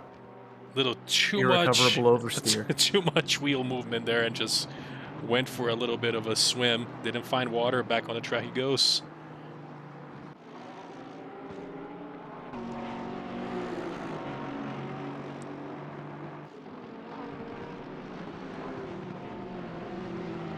Looks like Dockendorf has found himself in between a bunch of blue flags. The Sick went into the pits for a second time here for only 34 seconds. Not quite sure why. Oh, their stint is, according to my calculations here, is 1 hour and 8 minutes. And that was for Sick and Sand, correct? Yeah, and so is Logan Schaefer. Do you think maybe Sick didn't put through the drive swap correctly? That's not going to be good. Well, also, LaFlame is also in the pits now. Yes, with Cabrera as his teammate. Correct. Huh. So some interesting things here. Hopefully these drivers are all right. I'm not quite sure what happens if you go over your stint timer. As far as I remember, I'm not sure if it's a DQ or a penalty, but we'll see soon. Speck is in the pits, by the way, with a stop-and-go 30. He was currently in 3rd, has dropped down to 4th now because of that stop-and-go. And immediately he's going to be right behind LaFlemme, who is going to be a slower driver, I assume. Specht is whipping right by him. He is, as Coach Jeffries would say, not having it. Well, I know Specht, and he's going to be on a tear to try to get that car up and going and back into position here. Alatufo, I believe, is serving his stop-go 30. I swear I saw another penalty. Too many things to look at. I need like 10 screens. Penalties are racking up. I swear. I've got like... I went from one screen to one bigger screen to now 2 screens to 2 bigger screens. Like, it's never enough. I need more. You can never have enough screens. More screens, yes. Pixels for the pixel gods. Poliak, by the way, in 7th, has got his fastest lap of the race of 43.447. So that's good to see him. He is on the top 10. So drivers have kind of... I mean, this is literally... We are over 2 hours in this race, and this is the first time that I see where drivers are a little bit spread out among themselves within like more than a second. They've been quite close. Breathing room. Yeah, for once. Even the blue flags. Yeah.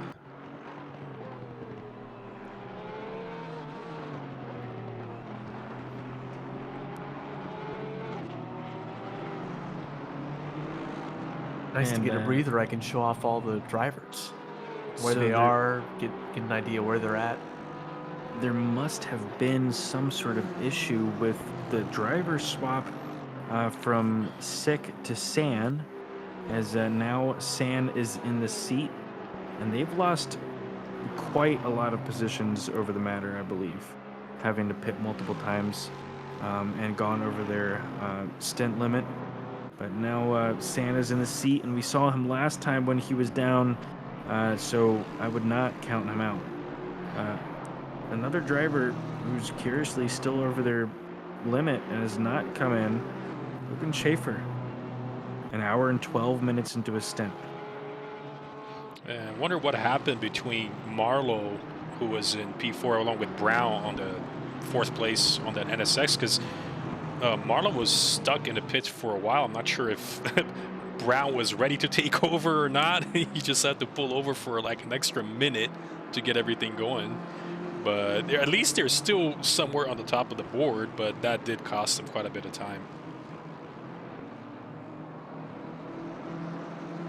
Cabrera purposely goes deep to let a P28 and P9, so 2 layers of blue flags there, go by. What a gentleman.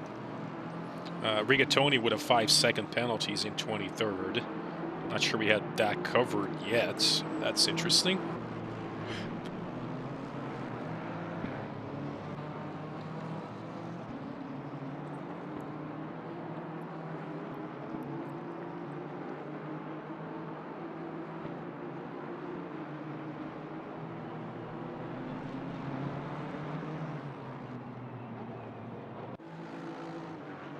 Or looks like we got a close fight now.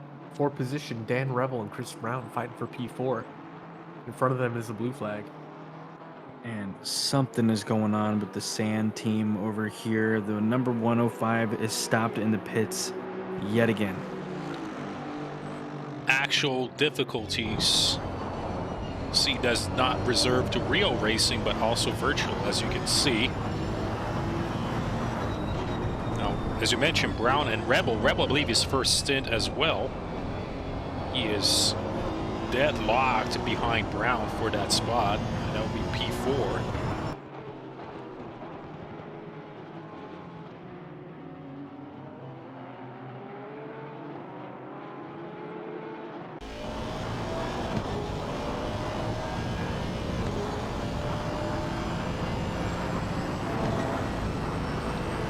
Rodriguez in 10th with his fastest lap of the race, 43.880. So, and he is a solo stinter, so he is already almost 2.5 hours into his event on his own.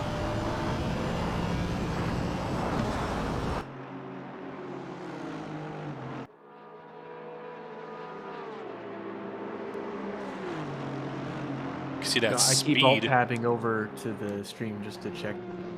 Yep, we'll be here. It still blows my mind just how smooth this video feed is. It looks pretty good. You did a great job putting this. So far, I mean, you gotta make it look as good as possible. Still like, room to even improve. with the pip, like running 2 of these things, and it's great, man. Love it. Well, when you start adding second PCs to the mix, might as well use them. So let's do it. Well, we'll be here. Hop in anytime you'd like. We'll be here for the next 2.5 hours. For some reason, we still have not seen the reasoning for the penalty on car number 98. Interesting. And with a 5-second penalties manually applied too, so not a drive-through or stop-and-go by any means. So we'll check in later and see what happened. It was like Donahue just. Aaron Robichaud said Donahue up to P25. Yeah, he's commendable. Yeah, he's actually completely slammed the foot on the brakes and let that train through.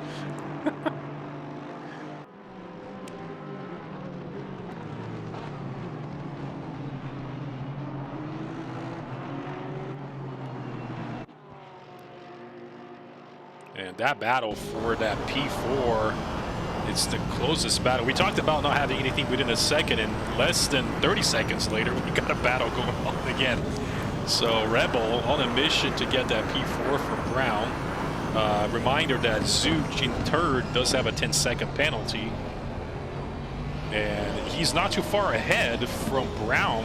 As a matter of fact, both of these drivers would actually overtake Zuch, considering he takes his 10-second stop, and that would move Brown to third, Rebel to fourth, and then Zuch in fifth. So we'll see how this turns out. Darren asked, do we have any communications with the stewards? We could bother them directly, but no, we don't. We're just reading information that's available in a Discord channel. Well, I just bothered one of the stewards asking him why. Let's get Doug in here. We'll get him. Yeah, let's somebody page Tyler. Want to explain yourself, guys?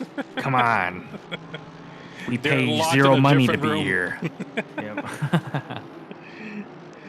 Oh, here we go. Doug's typing. I woke him from his slumber.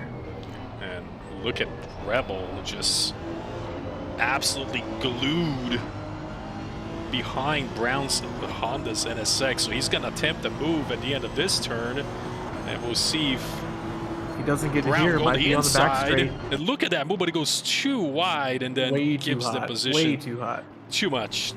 He cooked a little too much. He's going to have to get all that back. Whoa.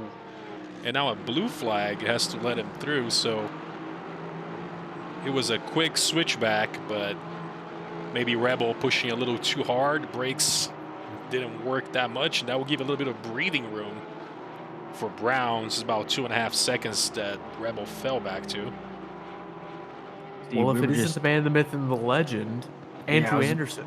Welcome to the say, we were saying Doug needs to come in here and explain himself. I heard the ping, like, Doug is gonna come yell at me. But Andrew Anderson in the booth, guys, haven't seen him in quite a while. How are you doing, buddy? Party! Woo-hoo! I found where the cool people are at. Been looking for you guys all night. How's it going? We're hiding. I'm going slow, but we hadn't scratched the car yet. Well, hanging on there, from what I see so far. So yeah, we're doing all right. Brian's reminded me how much faster he is than me. So so that's just getting schooled over here. But no, we're having fun. It's been a really cleanly driven race. We haven't seen any haven't seen any misbehaving, or it's just kind of standards we're used to around here. So good stuff. Awesome. If you ever get in the car and walk, there's not the standards we're used to seeing. Uh-oh. Oh no. Oh, he just sent it on that chicane. He just came here and jinxed it. it's That's what that's I definitely do. not what we like to see.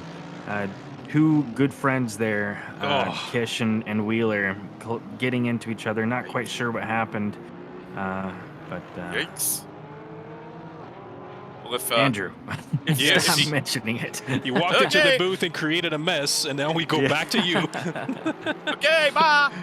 No. No, don't leave him. I'm leaving soon. You can take my seat. Oh, gee, now, if you do it in car when I'm driving and look at my hands in the steering wheel, it looks like I'm playing a whammy clavinet with one hand. I mean, my gosh, I just stink here. I gotta get me a whammy clavinet. I think have a lot of our no viewers clue won't know what that is. What that is. Here you go. Not everybody's a YouTube Andrew with the interesting references here. I'm always amazed. Yikes! Nah, I'm just dead slow. So I'm decided I'm going to have fun and just keep telling everybody, go around. That's kind of what I'm reduced to. Just stick your hand out the window, wave him around. Wave him around. As stupid as it is, early in the race, I actually got my hand, was waving somebody around and went, he can't see me. God, I'm glad I'm in a room by myself, or else, people be laughing around here. I mean, that'll happen in VR. You start hand gesturing people like, oh, this isn't real life. Yikes. But Andrew, I'm sure you know of the D1 stream meme where it's A Anderson, B Anderson, the alphabetical order team. What encouraged you guys to team up here tonight? That's exactly it. Well, both of us are Andersons, and so you know, we want to know if we're disappointing people. So encouraging people to take the red pill. It's all right, and you are a battery. And there's even a Duracell on the back of our paint on the back of our car. But yeah, we are the Neo brothers. You know what really hacks me off is now there's a guy named Aaron Anderson racing with us. He's currently second. Ban him. He can't do that. I mean, you should have teamed up with him because then he could be Alcoholics Anonymous Anderson over there. Yeah, or Anderson, you know. Or nobody know who in the heck's in the car. We'll never know who is driving that one. We'll be like, Anderson is driving it. Yeah, we got him change his name to like Charles or something. Yeah, we got to get a C Anderson now. So. I know. If anyone knows like a Charles Anderson or something like that, you know, someone, I'll send him a wheel. Let's get him in the league and get him up to D1. So. Hey, we gotta get him in here. But nah, we're just having fun. So I thought I'd come by and see what the cool people are doing. We're just hanging out. Just chilling. Hey, Selena. Hey. Look at that. See more cool people. Yeah, all the cool people are in here now. We've opened the doors, and just so you guys know really quickly, P5 Rebel has gotten a drive-through. So he was fighting at the top, and this is just very unfortunate for that to happen. And another topic, by the way, P1 Raza has actually taken that fastest lap from Dromo is at 42.255, and that's halfway through the race. I'm not sure what kind of tires he's got going on, but he has got a huge lead over everybody else behind him. So far, that 97 BMW is absolutely killing it so far. Well, we went down to Al Latufo's pits and stole one of his sets of tires, so they'll figure that out in about an hour and a half. Did you take one of his set of tires? Absolutely. We got a set of his. Well, we traded one of our old sets, so when they take the tire warmers off, they'll be really surprised, and we'll be long gone. Oh, yeah. There you go. A little bit of trickery going on. And gone. Yeah. But we finally got information from the stewarding team on incident number 10 of car number 98, who brakes late and fails to establish overlap with car number 89 before turn-in, resulting in contact. Both cars spin, but is downgraded for allowing car 89 to resume. So that is car number 98 with a 5-second penalty that we saw before. That is P. Rigatoni in the seat right now. So around my parts, we call that a punterino, and he gave it back. Yup. There you go. That's it. Exactly. You know, it's like way back when George H.W. Bush was president, you'd always hear him say something, then he would say, "In other words," and that's like how they explain it to him. Yeah. For all that, in other words. That's how they explain it to me. Jeez. Meanwhile, we're watching Ali Raza tear his way through some more blue flags. He just got through with the round of it. He's got second, third, fourth breakfast up ahead. A whole train of them. So I'm just gonna. There's no close battles other than Friday and Queso, which I guess we can do that right now. So I'm gonna keep an eye on Ali. See how he manages this. He's just about half a second behind, and his previous lap wasn't his best, but I'll see if he can at least get within striking distance to Queso. That's for the P20 position, as they're coming down the main straight. Gets around one of the blue flags. So we have now just seen Ian Wheeler in car number 69 receive his 10-second penalty for the incident that we saw before with Bailey Kish. As we see that driver get around a blue flag on the main screen there. Rodriguez just a little wide there. Just went off and lost about 15 seconds. Rodriguez has gone way off. You're right. He's got a major invalidated lap and is trying to work his way back. Yeah, he's been tough. I'll tell you, if he and Aaron Anderson and Matt Schwartz can make this thing 5 hours, well, These whippersnappers got one on me because I couldn't do it. We already gave them a pat on the back if they just finished the race. I don't care what position you went in. You got yourself a successful event. Yeah, I crawled out of the rig after doing my one stint. And I'm trying to figure out how I'm going to. I actually went upstairs, woke up my wife, and said, "Where in the heck is Icy Hot?" And anyways, my daughter was sitting close by, and I said, "Put this on my back." She said, "It's sweaty." I said, "I don't care. I'm dying. I got to go back in another hour, so get this fixed now." I have a glob of Icy Hot that you wouldn't believe stuck to my back, stuck to my shirt, and it is on fire or ice, one or the other. But I don't know if I like this. Well, I don't know if I like this better than hurting or not. But here we are. That's why you have kids to apply your Icy Hot, right? On your sweaty back. Yep. Yeah, I lose about a pound of water an hour when I do this stuff. It's the SRA workout plan. We're kind of like the gym here. No membership fee, unlike Gold's, but definitely can lose some weight doing it. I got a feeling my arms have definitely gotten bigger since I started sim racing. Not a lot bigger, but noticeably.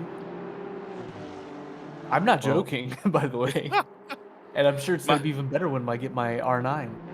Oh, you got to go for that direct drive, max out the torque. You're going to start getting some serious muscles there. That's right. Yeah, just like work at it. It's like a rowing machine, just a different direction. Well, speaking of muscles, Selena, you got to have those thumb muscles. We heard that you were on controller. That's insane. Oh, yeah. They're like they're just bulky right now. Like after like my stint. Oh, yeah. And I mean, it's like the normal hands with like the giant muscle flex on the thumb. I can see it now. I can definitely win a thumb war, that's for sure. Oh yeah. And just answering the chat, Trackledge was asking if the 97 livery didn't work for both commentators, and yes, it's technically speaking both, which is interesting that happened. But those are the two computers I'm running from, and whether there was an issue with the sync application the time I ran it before the race, a lot of these liveries are missing. As you can see, they got the black coat on it, which is unfortunate, even though we got it all synced up and some of them did not show up. I see that, and it's a beautiful livery. It's nice, and it's like a pearlescent gold and purple and red, so I'm enjoying it while all you suckers watching the stream are just seeing a black car. And then we do have an update from Sick again that we were talking about earlier, teammate with Sam. He says he forgot to add fuel for the swap. While I got in the pit lane, Speed also forgot to select Nick as the driver, so he had to go around. So he says, "Welcome to your first endurance race, buddy." I mean, it happens. You learn it from next time. Yeah, it's a rite of passage. Everybody's got to screw up, royally screw up. Yeah, like one race, and then you never do it again. Yeah, like I did earlier when I was gonna pass my seat over to John, and that didn't work out as planned because I totally missed the pit stuff, but and Matthias, it looks like as they were trying up the inside of a blue flag, Yoons gets much the worst of. Oof.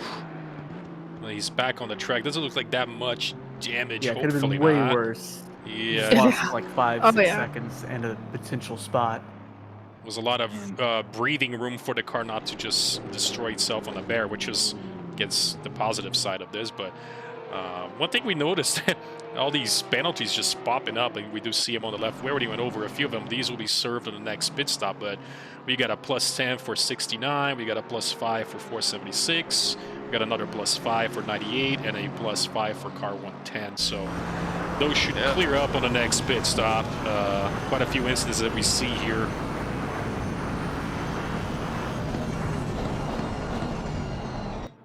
Fire Queso up the inside of Aoki. Keeps it stuck on the apex. Job done. So Queso. Yep. Now in 19th. Nicely done. Good move. And another update, and I always look at the chat. Sick is asking basically, come on, rain. Now, earlier we actually had clouds, and now we don't even have that anymore. It's just completely sunny, except that it's getting, obviously, sunset. But track is optimal, and looks like they're, at least for the next 30 minutes, would say, and possibly even longer, because I see no clouds. There'll be no rain at all. So, got to make those 3 tire sets last the whole 5 hours.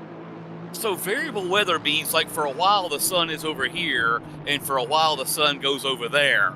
Exactly. I think that's what variable weather means now. Exactly. It's nothing to do with rain. Man, And the temperature will go down 2 degrees. Well, there goes our wet practice. Absolutely. Next time it should be variable weather, meaning, yeah, let's practice in the dry, because clearly it's just going to be dry the whole way through. It reminds me of 8 hours of Indy last year, and it rained for like a half hour about that, and then the rest it was just dry. But it's just been dry the whole way through so far for some reason. Well, actually, see, you qualified in the rain, so you already had your set of rain. Yeah, that it did. You used the wet set. Yeah. Until it stopped midway through, I'm like, oh, there's my tires. It's burning hot. Great. There's no time to pit for new tires, but that's okay. Wheeler So out. I'm going to give you guys an update on all of our incident reports here from the live stewarding team. Incident 10, or actually we saw that one already. Incident 11, rather. Car number 69, which is the car of Ian Wheeler, was blue flagged and attempted to give their position up to car number 22 while driving towards the chicane. Car 69 failed to brake sufficiently and makes contact with car 22, and it was downgraded for allowing car number 22 to resume. I saw incident number 12 there. For a second it got removed, so we're going to see when they add that one in. Yeah, right now Wheeler and Yoon are dueling it out here in these Aston Martins. It looks like a gunfight directed by Sergio Leone over here.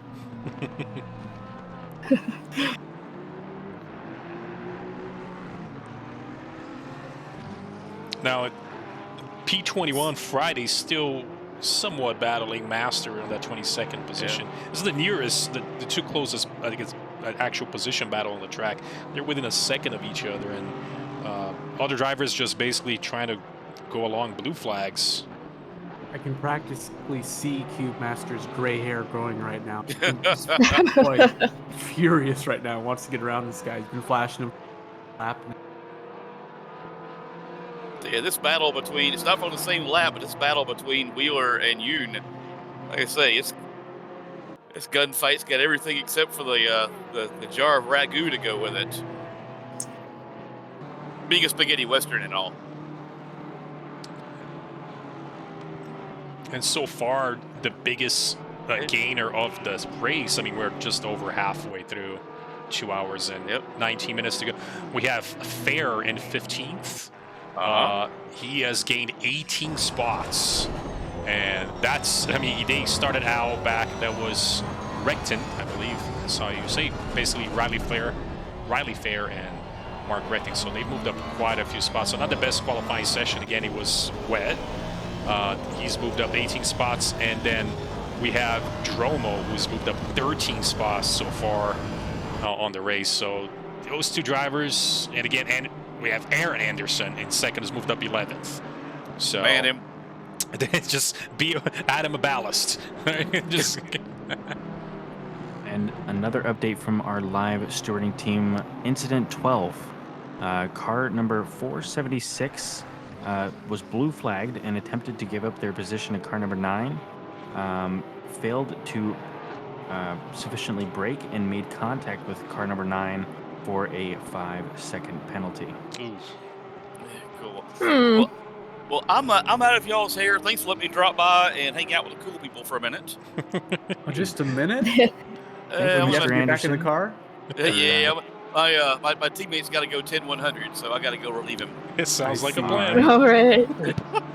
Take it easy. Good luck, Take it easy, man. Good luck, Andrew. Hey, I'll need it. Have a great night. You too. You as well. Right now. That was Mr. Anderson hopping into tower for a bit while he takes a little bit of a break with his icy hot patch on his back. He should be You can always count on him to come into the stream and say some absolutely wild references that I have absolutely no clue what he's saying.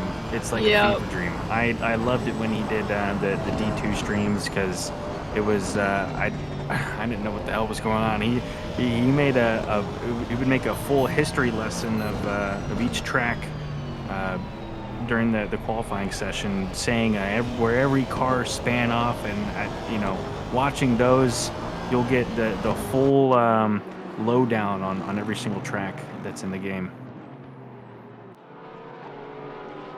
I highly recommend that you go back and watch some of those races because they were a lot of fun. From last season, season 5. I think he's easily one of our best personalities. Indeed. And was it just me, or did he definitely have a new mic? It was definitely sounding a little bit different. It was a lot clearer to me. I liked it. Yeah, I think I've noticed that too.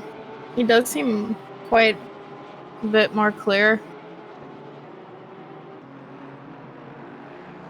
I'm looking forward to when he actually starts commentating races again. Not sure what's holding him up. But I know what's holding up Ryan Garrity and Dan Rebel. Nice. I'm following that as well. We can see that he's like, all right then, let's make this battle stick. And look at this. We're on the straight. He's got a choice to make. He's gonna take the outside to maybe try to switch back. I don't know. And looks like he's coming through. He lifts. Just enough. For one? Is he going to let the other one through too? Oh boy. He just parked it on the inside. not the most graceful. Oh no. Oh boy. Oh, Alvarez goes right off. Oh, and not the best place to reach, but he's good. Oh. He's okay now. That could have been worse. I'm still following that battle, by the way. Currently, Garrity and Rebel. Rebel has dropped down a little bit due to that blue flag, but still within about a second from Garrity for that P7.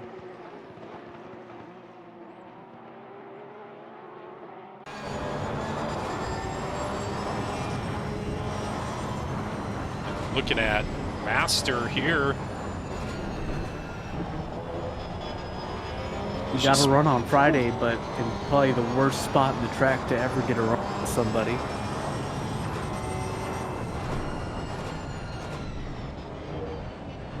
As the absolutely kills those curbs. But it's a little battle between Porsches. Can take it. Yeah, these Porsches can definitely take those curbs. Oh yeah, they definitely can. Oof. Oh boy, he doesn't want to end it. Oh god. That was close. He picked the right spot to brake. He took the normal line. He hit the apex, but I think that was a bit unexpected, even on his part. He's like, whoa. He's like, whoa, I don't think I'm gonna make it. Relax. And now, Cube Master has been involved with a few incidents earlier in the race, so he's got a few penalties before, but so he might want to. Whoa! As the BMW almost takes him out, Garrity. Ryan Garrity looking to get through. And now Rebel closes in on him. He's just about. Look at that, as Rebel is going to attempt that take. And that's for P7 as he backs off. He goes a little wide. He seems it's the. Oh boy. And now Rebel is going to attempt on the outside. And that's going to be a little bit tough. As the next couple of turns will benefit Garrity. But he's got good exit speed out of that. So this is going down the wire here. Oh, great side-by-side action going on. Oh, and there goes Garrity. Garrity's got advantage for now. Yep. Until Rebel just finds that gap. And all this seems to have happened when Garrity got a little bit spooked by the issue ahead of him. But now Rebel trying to make up that position very close into the chicane here. Oh, I thought he was going for it, but he wasn't. On a much better exit for Ryan.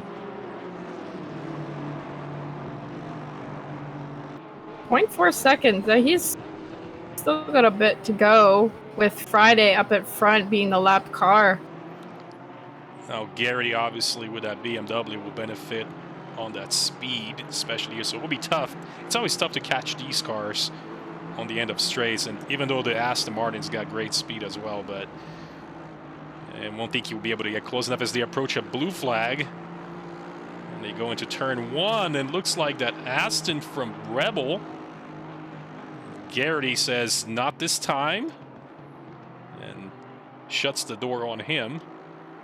But Rebel is really looking to move that Aston Martin into the P6. Excuse me, P7. Yeah, he's not done yet. He's latched on to Garrity. He's in the zone, that's for sure. And the track temperature has dropped down to 22 now, and the sun has practically gone under the horizon. We don't see pretty much anywhere on the track at this point. So track temps will be dropping, and hope their PSI will be on that optimum range.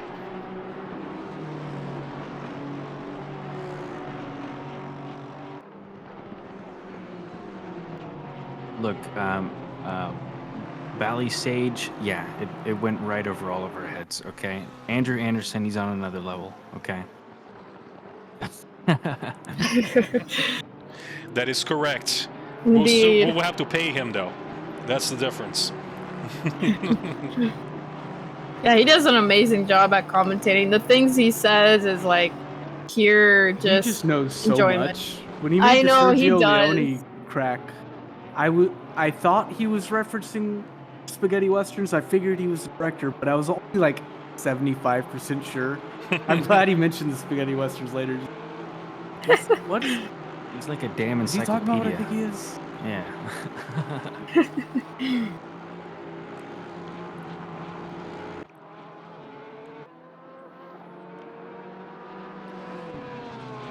While you guys are watching the race, I'm going to take a quick break myself here. I will be right back. Sounds like a plan. See you in a bit. Alrighty. I thought, an hour ago, I thought, you know what, I'm going to tap out. And I don't know. You're man. here. I opened a beer and it energized me. I don't know why. But I don't know. I think I'm good for another 20.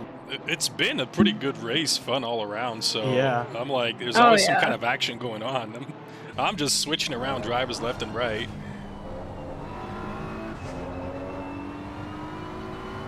I'm still on Rebel, who's still chasing after Garrity, and actually also passed my teammate, who is a couple laps down, I think, but... Yeah, the battle between Garrity and Rebel, seems to have gone for a few laps already. Yeah, they're still going at it, no matter what it takes. They will approach another blue flag, so that's going to slow down Garrity a bit and give a chance for Rebel, who gets a great exit.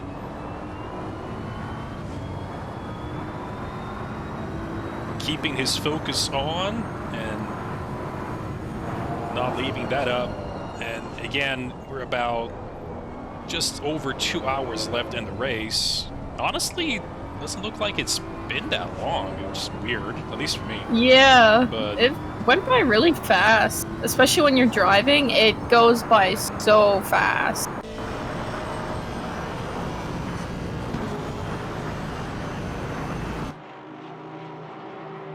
it looks like Rebel's trying to, again, maybe attempt a switch here as Garrity almost parks it on the inside, doesn't give him any room.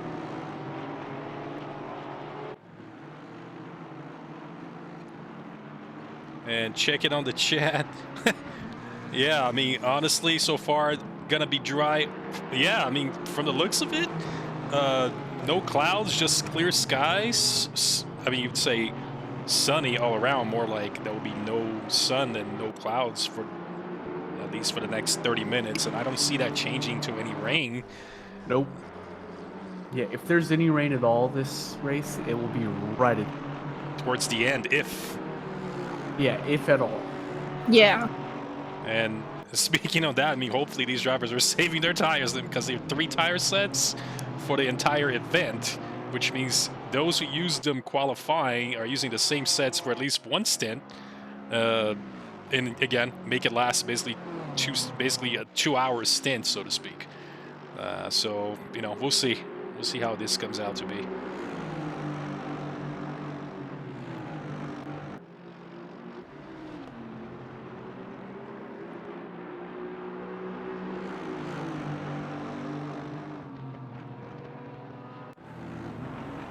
And still, Garrity still holding on that about half a second to second difference from Rebel in 8th. Pit stops will be coming in soon, roughly about, say, 10 to 15 minutes.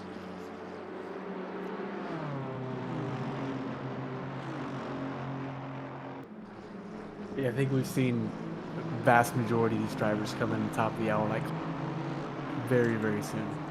Practically at their stint limit at 65. And we see Rebel again closing in. So Rebel might have a little bit more pace at the moment, but just can't find a way around Garrity, who's been defending quite well.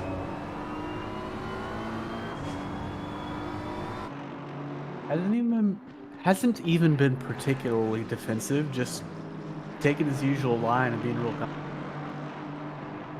No mistakes and not much can happen. As other than me again, BMW on that long straightaway, and it's hard to overtake a car like that. So. Oh, and I just want to say it pains me to admit that about Ryan Garrity.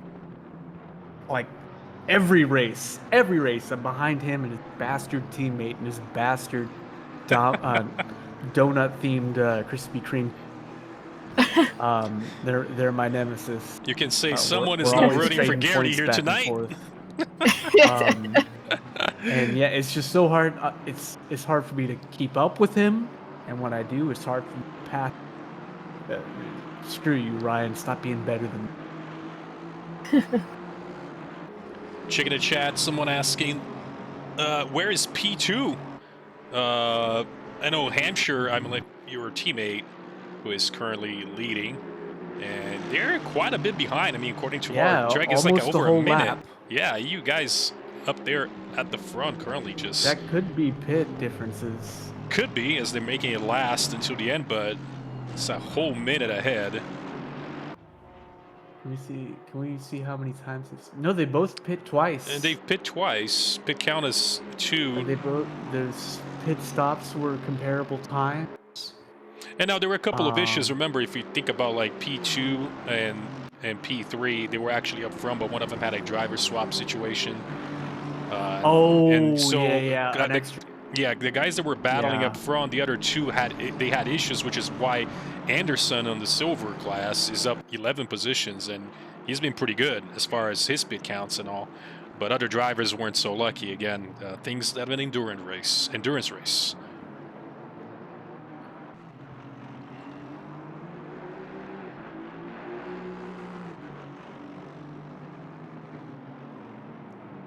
I'm back. Hello. Welcome back. Still following Garrity and Rebel. I think when you left, we're still following them. We're still on them. They've been kind of going back and forth. Yeah, still half a second behind from Rebel, or from Garrity. And he's got a pretty good exit out of that turn on the draft. We'll see if he's able to get for a turn 1 attempt here. This might be interesting. And Garrity, he's getting that draft. Is choosing that inside line, and Garrity might have backed off.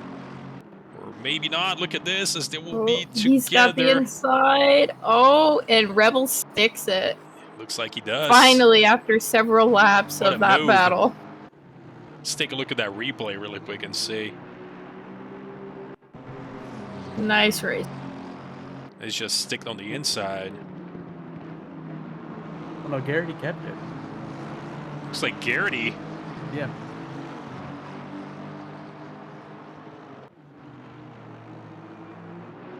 Or no. No, Rebel. It was between himself and Rebel. So Rebel made the overtake. He was behind him for quite a while, so he's finally made it through. As Garrity now has dropped down to P8, and Rebel is now P7. Yep. Nicely done.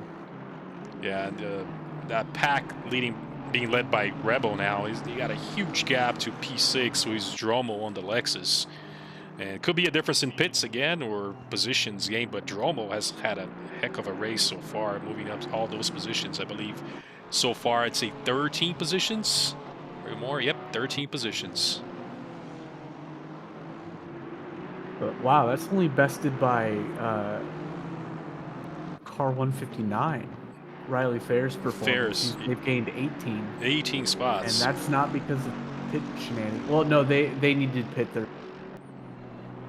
And Friday has gone through Master, by the way, P21. But Master is actually switching back, so they're battling into the last turn as they go over the curb. Oof.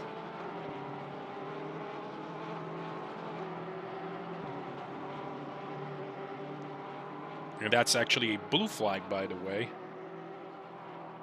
But Master has actually opened up a second lead from Friday now, who's dropped down.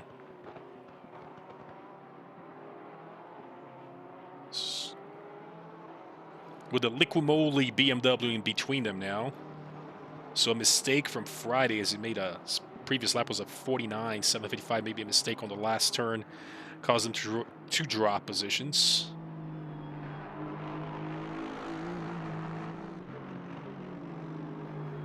And Rebel, by the way, has opened up about a 2-second gap over Garrity for that P7. So Rebel was looking to get through and just took quite a few laps for him to get through those, to get his P7. His previous lap was 44.7 with a Garrity with a 45.90.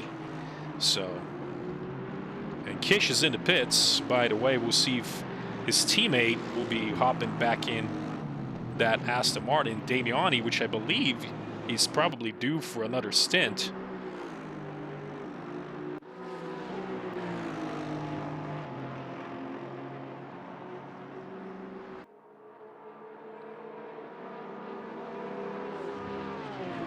There's a battle going on between P28 and P27. In fact, my teammate is involved with that. Yoon and Donahue. It's like a yellow flag from Alvarez. And he goes and way Rodriguez. out. And Rodriguez. So now Donahue and Yoon. Oh boy! Oh! Oh man! Right onto turn 1. As looks like there was a bump between the two. Yoon kept the spot. Donahue in 28th. As there seems like a little bit sand on wide, but also losing some time. They'll catch up back to each other soon. Oh yeah, he's trying his best. And on that note, I am going to check on him actually, so I may be back in the booth. Sounds like a plan. We'll see you back see here you guys. to make it. Take it easily. Oh yeah, been fun. And we have some of our first people on the top of the hour to come into the pits. And front runners nonetheless, Myra Zuch. Who else is that? Who that is? Zuch Not is Ali Raza. Yeah. And he's had a penalty to cover, by the way. Zuch had that. He looks like he's getting that out of the way. I don't know. Did we cover incident number 13 here on the stream? I believe so. Car number 25. Yeah. So let me do the rundown of who's close to their pit stints. Quite a few of these drivers are way over 50 minutes, so there will be quite a few stops coming up very soon. So Dockendorf is one of the closest right now. Only 5 minutes left to pit. That is the car number 14 in position 10. Eduardo Rodriguez is currently in the pits right now. He still had quite a bit of time. Logan Schaefer is still out there. He never pit, and his stint timer is still ticking. He's at 1 hour and 56 minutes, so he's coming up on doubling his time here. That will be interesting. We'll see what the stewards say at the end of the race, how that turns out, what kind of penalty that gets. I assume it's going to be at least 2 minutes. I don't know. That feels like a disqualification to me. Alvarez throwing a yellow flag here. What's going on? That's just him going to the pits. Come on, ACC. You're messing with my head over here. I know, it's been throwing yellow flags for going to pits. That, I mean, you got to pit, it's man. super weird. Well, Alvarez heading into the pits. Cameron also heading into the pits. And we're following Dravies, by the way, with Anderson just 0.2 seconds behind him. Very close, a little Aston Martin versus Porsche battle. It's close here. Brian Anderson is also getting relatively close to the end of his pit stint. An hour. He's got 5 more minutes left. Dockendorf only has 3 minutes left, so he's got to be pitting next lap. So, checking the chat out, it says, if the game doesn't assign a penalty, they haven't broken the stint timer. So, could be maybe an issue on us as far as tracking goes with our tools. Or if they're double stinting. Well, I mean, we'll see. I mean, as of now, apparently everything seems okay, so. Yeah, I think they'd be penalized instantly by the server. So they're probably fine. They probably did pit. They just didn't drivers, so the stint thing resets. It's fine. No, it resets either way, even if they don't switch drivers. So it's interesting. Maybe it's some sort of issue with our scoring tracker here, but I don't know. Yeah. Matthias heading into the pits now. That's the number 1 Porsche.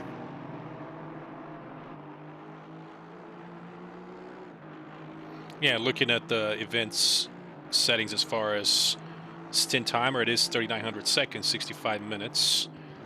Max total drive time, we don't have a limit for that. So it could be ACC giving us incorrect information from the telemetry, but I mean, they're okay so far. They'll keep racing, so. And there goes Dockendorf into the pits. Well, Damiani is back on the wheel, as looks like he did a double stint.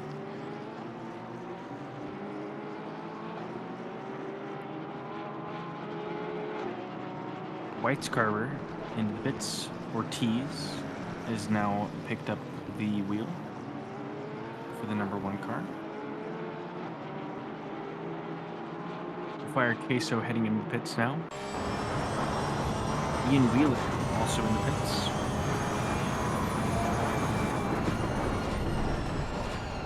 Somebody goes wide there ahead of Anderson. Out of the way, he says. I'll take my Porsche. As into the pit he goes with his Matrix Porsche livery. Ren Aoki into the pits.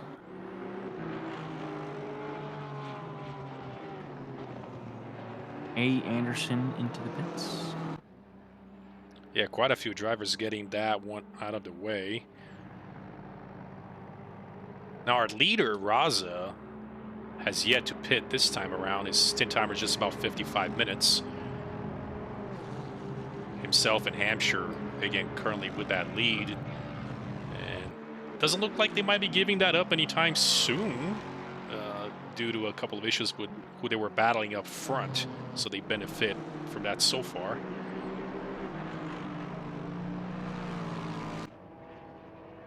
And Dockendorf picks up a stop-go 30 Oh, for his pit. I just hate to see that. Maybe a little bit over the limit on entry, or accidentally switch to second gear where your pit limiter no longer works, and you know that's happened for almost everybody. I know, especially if you're looking at changing drivers, you're messing with your HUD and all that, and with your MFD and trying to get everything, could accidentally just hit the switch and gone into second. Pretty easy to do. Yeah, I've done that before. Now I'm paranoid, so every time I'm entering or leaving the pits, my finger, my possible. Don't you dare! Don't even there a little bit, Jess. Don't even get. Yeah, you cut off a bit, but we know what you mean. Basically, get your hands away from any buttons. Yep. Just in case. Don't even risk it. Don't even go near. Just Hope and pray it works. You don't need to like you don't need to like change from relative to absolute. You don't need to change your map. Relax and leave the pits without getting a. That's your job right then. You see here Spec and Dromo battling for that third spot on the podium, and Dromo with a great previous lap, about a second faster than Spec on third. So Dromo will be coming in very soon. A little battle for the podium so far. And Dromo on that Lexus of his, and Spec on his Aston Martin. So that's a battle, and they both have already pit. So.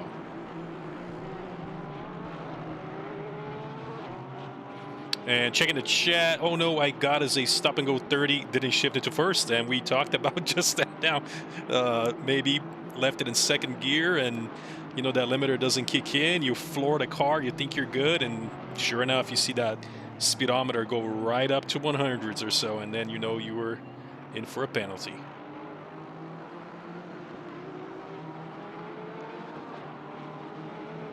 Welcome, first-time chatter Twisted 999. I think it's a little better in iRacing because you don't have to pay $10 a month for it. That's true. But if you are interested in iRacing-esque, you know, getting matched with people in a similar skill level with you, make sure to check us out. Go to SRA.gg, that is SRA.gg, and look on our website and join our Discord and figure out how to get signed up today. There's room for every driver of every skill, and yeah, we got a spot for you. As Dromo has made the move over Spec, and Spec right into the pit he goes. So Dromo now in P3 and not too far ahead. Brown in P2, so outstanding race from Dromo so far and his teammate. That's Mr. Martin Riggs and Koa Dromo on that Lexus.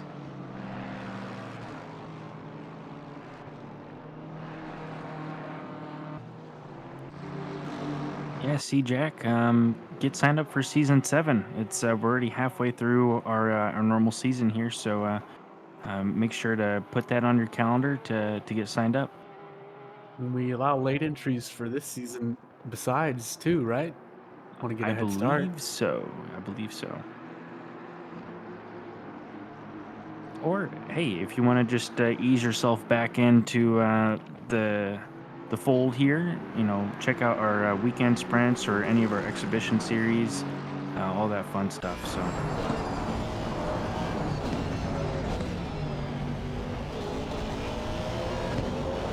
Got a comment on the chat.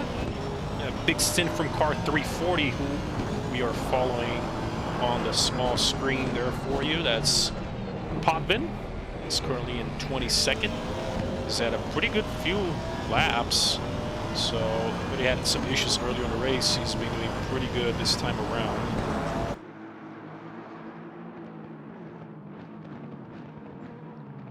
As we do see, the track temperature has dropped now to 21 degrees. No rain in sight, but the sun has practically gone down. Ian Byron up the inside of Ren Aoki in the last two. Really beautiful move. And looks like he's got the job done.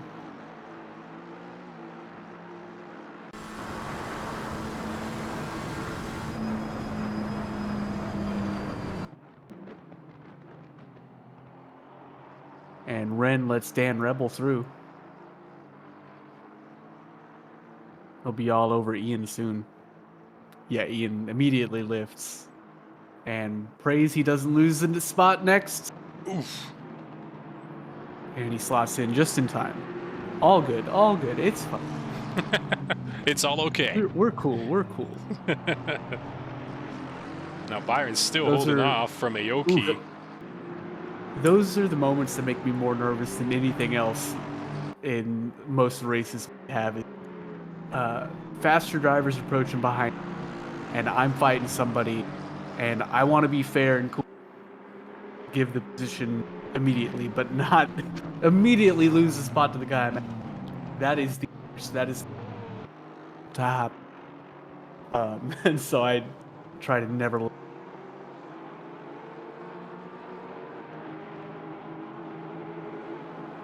It's always fun when you have those real ultra endurance events. We were talking about iRacing earlier, but with LMPs on the track and all. Oof. Yeah, you kind of want to expect, at least you basically stick to your line and hope nothing happens. And why did it get so many yellows on my end? Did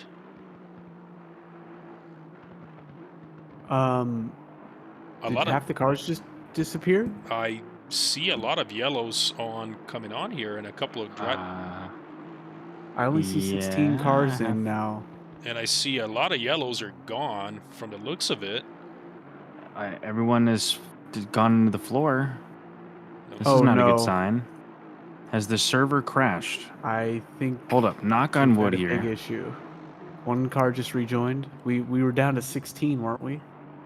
Yep, I see 18 drivers on the server still. So, an hour 46 into this race. Hopefully everything is going well for the racers here. So a couple of drivers rejoined. We see Raza back. He's off the pit.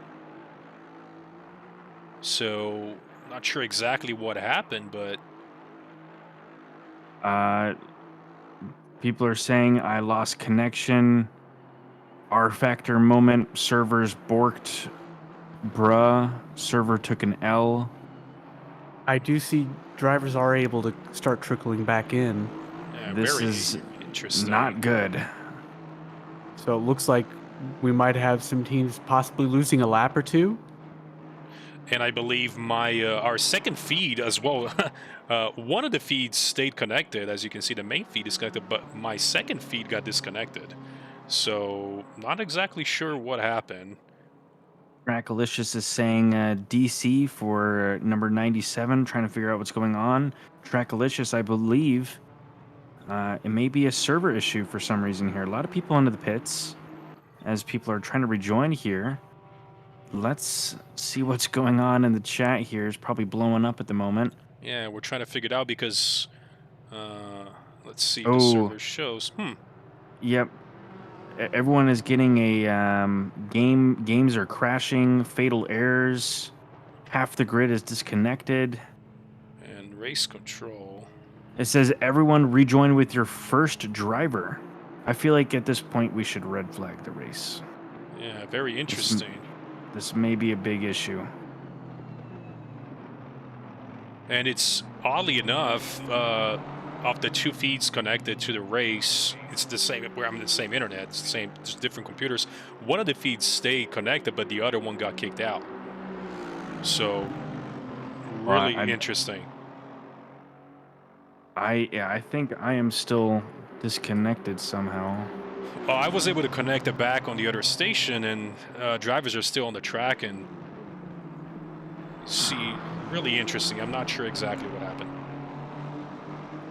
I'm going to give it a second because while drivers are rejoining, keep the server load down.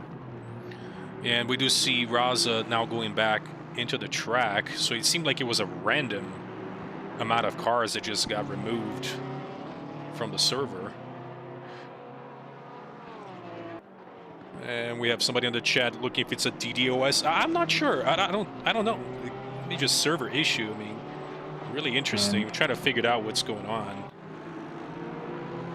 Now people are saying their controls are locked for 2 minutes. You went back into the server, and normally you have a timer before you can get back into the track, but we're trying to figure out exactly what's going on.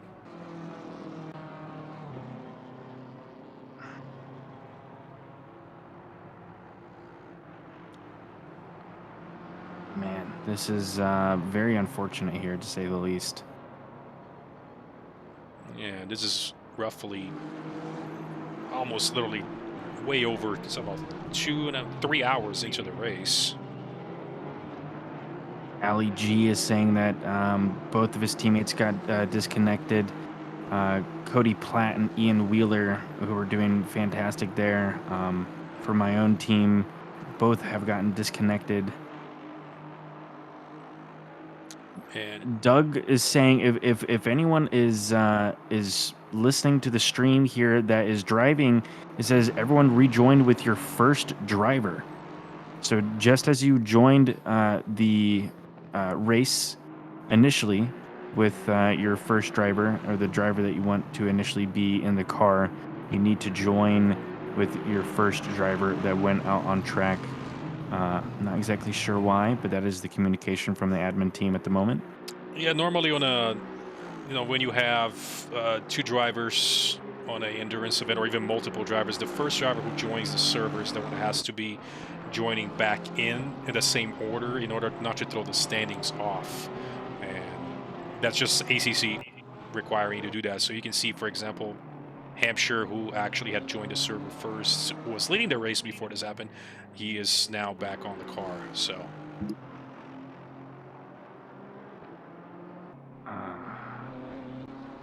yeah. and we'll try to get more information from the admin team and see how this is going to turn out, because obviously that shuffled quite a few drivers around that were maybe up the front on the field and some on the rear. Yeah, I mean, Aaron Anderson is looking awful good at the moment. Nate Specht in position 2 here, definitely jumped up a couple positions. Yeah, Cody Platt says that the Wheeler Platt team was sent with a 2-minute penalty, and their setup has been lost. So the setup that they made, and I assume didn't save. I guess I don't know, whoever set the setup for the car can no longer drive with that setup. So It's interesting. it's really going to be bad for them. Man.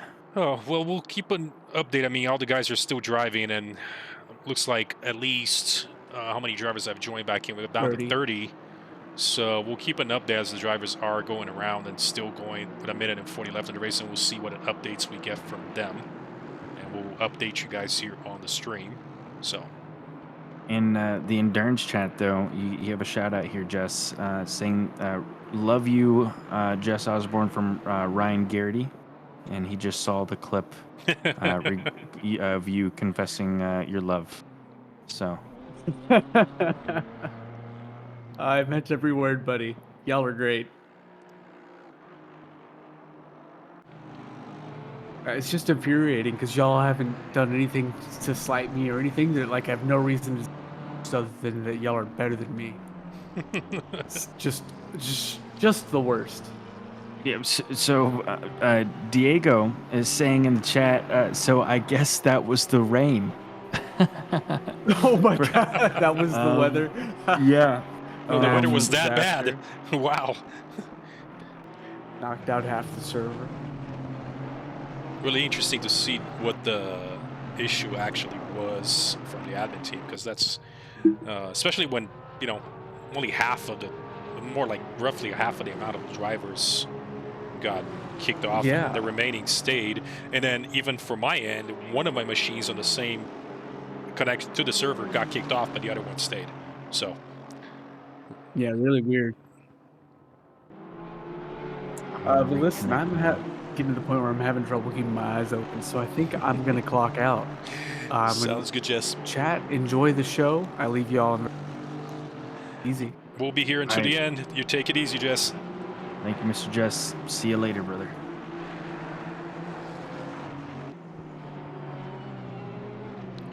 And now that Jess is gone, we're gonna have some better luck here.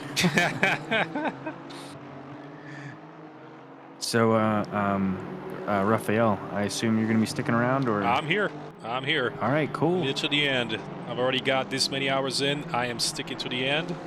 I got my, whatever this drink is that I'm drinking. I don't know what this is, and if I need a quick break, I'll let you know, but I'll be here. All right, cool, awesome. Okay. So the picture-in-picture, do you want me to connect it with the IP that you sent in order to control that, or? Yes. So if you Okay. go over to that, you just connect to that IP, and you should have control to. Actually, you're gonna have control of the main feed. I'm taking care of the picture-in-picture. So. Okay, awesome. Let me get that going. And then if you could tell me if it's working. Yeah, once you connect to it, you'll be able to see all the usual drive timings and all that, and you can just double click around and swap just like your local.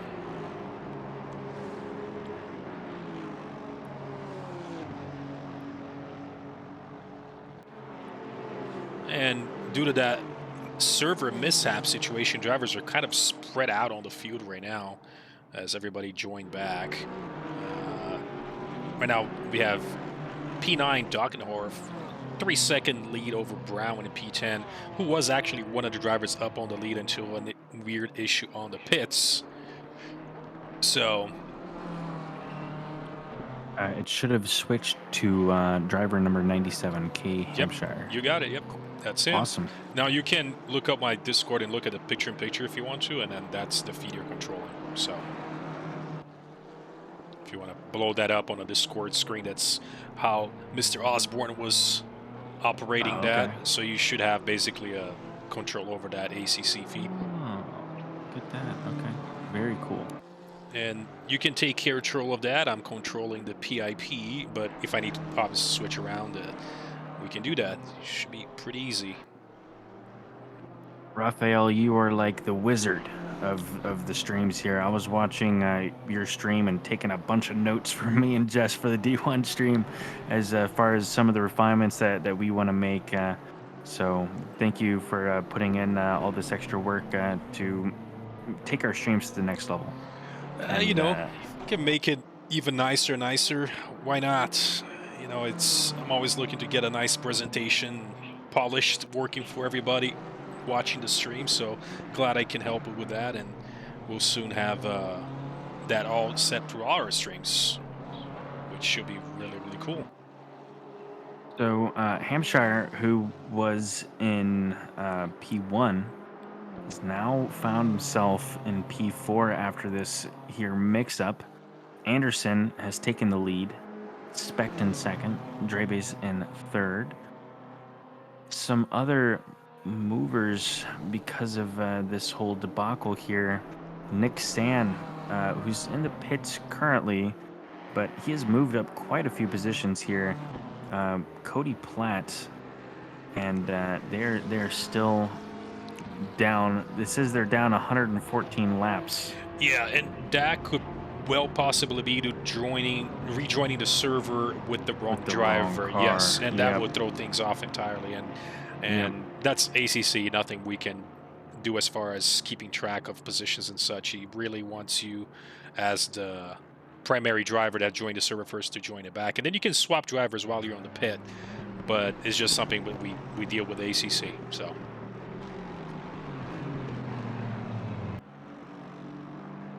I think they're still getting that figured out there as he just left the server. I am following Dockenhorf, currently 9th, by the way. Brown is getting pretty close to him, just about half a second behind on his NSX.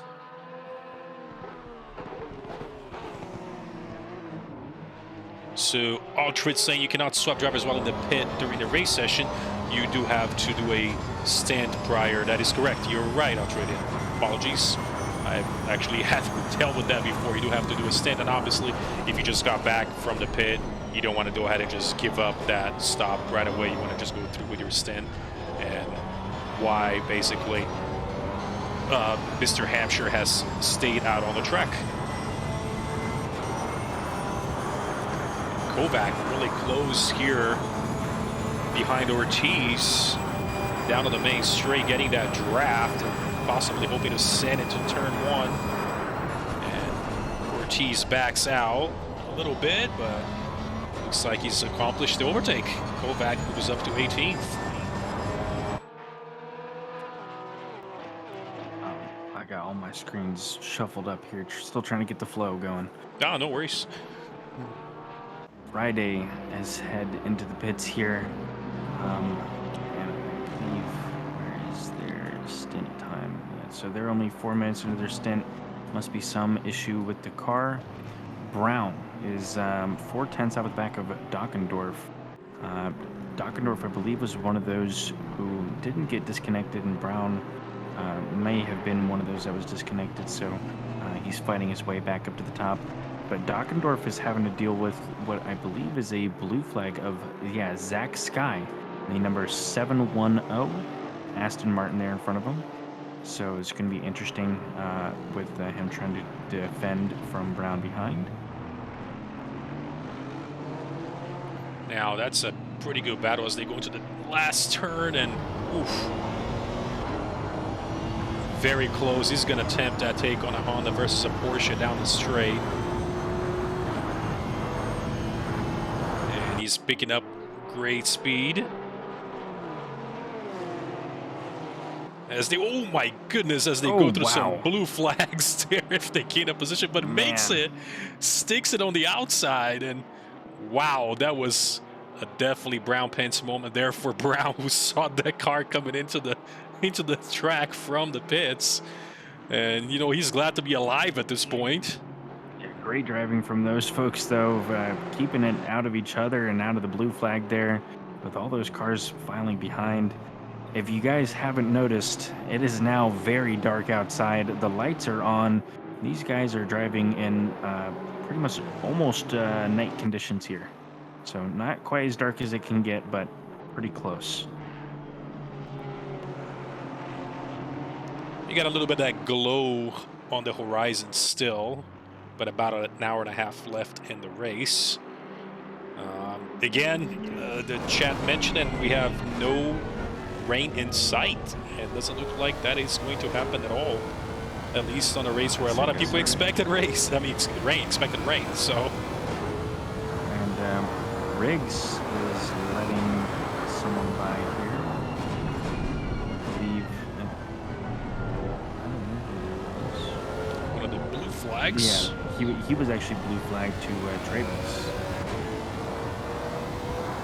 Now Brown has gone around Dockendorf for that P9 and has opened up quite a little bit of a gap already, as he's got a little bit better pace.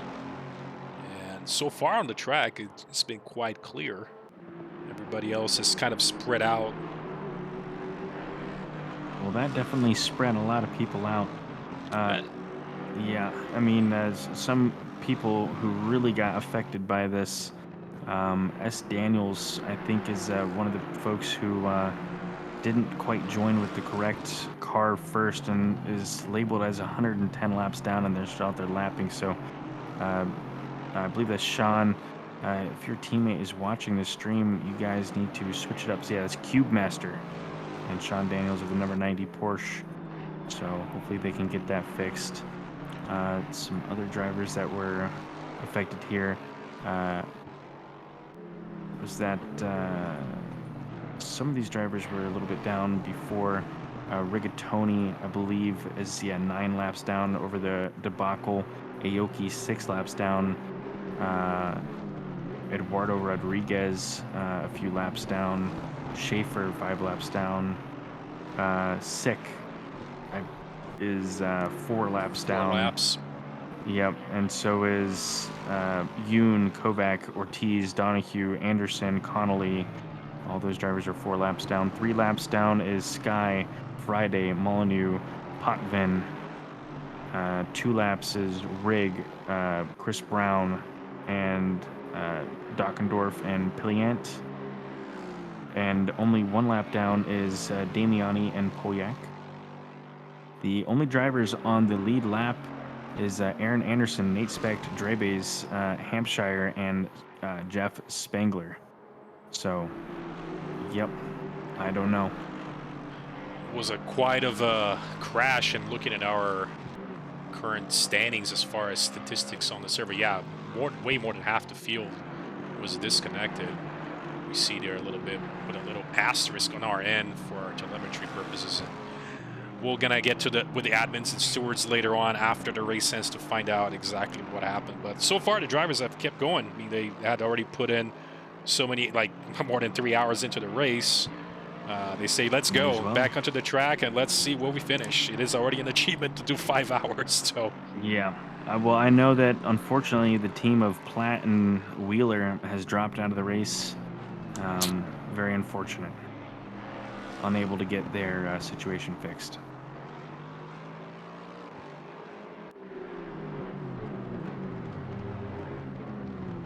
S. Daniels has headed into the pits. Yeah, the closest gap on the field now, Sky in P12. Friday, P13, to just about a second behind him. So they are possibly getting... Friday can get into a little bit of a draft range in the next lap or two, as Friday's previous lap was about almost over a second, faster than Sky.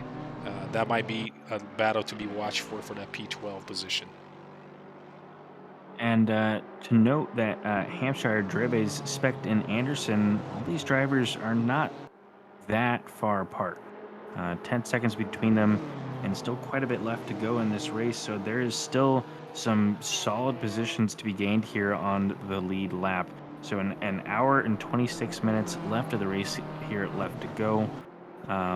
We'll see how this gap closes up.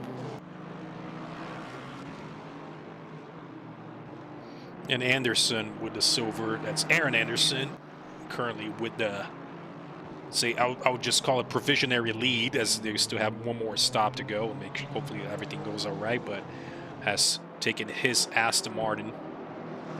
And so far up 12 positions, so currently with the lead.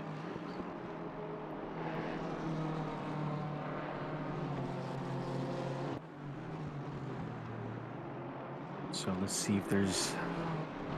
Oh, yeah. Thank you for that, Raphael, putting that in the staff chat.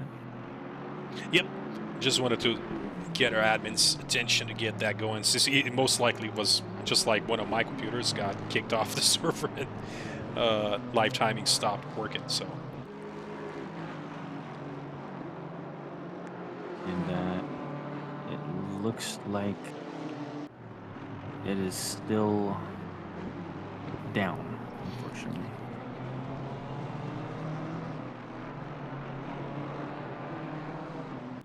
So let's see if there's any more communication from our admin team with our endurance chat here. A new incident from our live stewarding team has popped up here. Incident 14, car 192 plus 5 seconds. 192 goes wide in the corner, goes off track, and proceeds to rejoin unsafely and make contact with car 707. And that is Friday, who's actually battling currently for that P12, 192.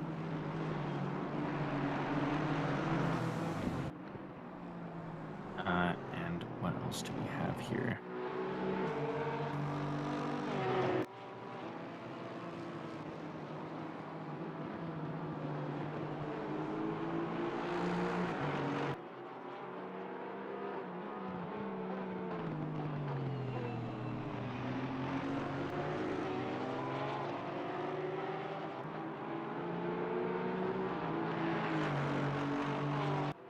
So the final word from the admin team here is, well, half the grid got disconnected at the same time.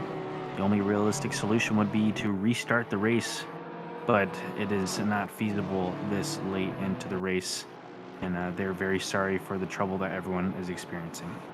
So that is a server issue there. Very, very unfortunate. Sorry to all those guys that put in all that work. And we do have, by the way, battle for 20th, Donahue and Connolly. It looks like Connolly has made his way around Donahue. Let's take a look at a replay on how that went down. It just looks like Donahue opened up on the outside and almost let Connolly through at this point.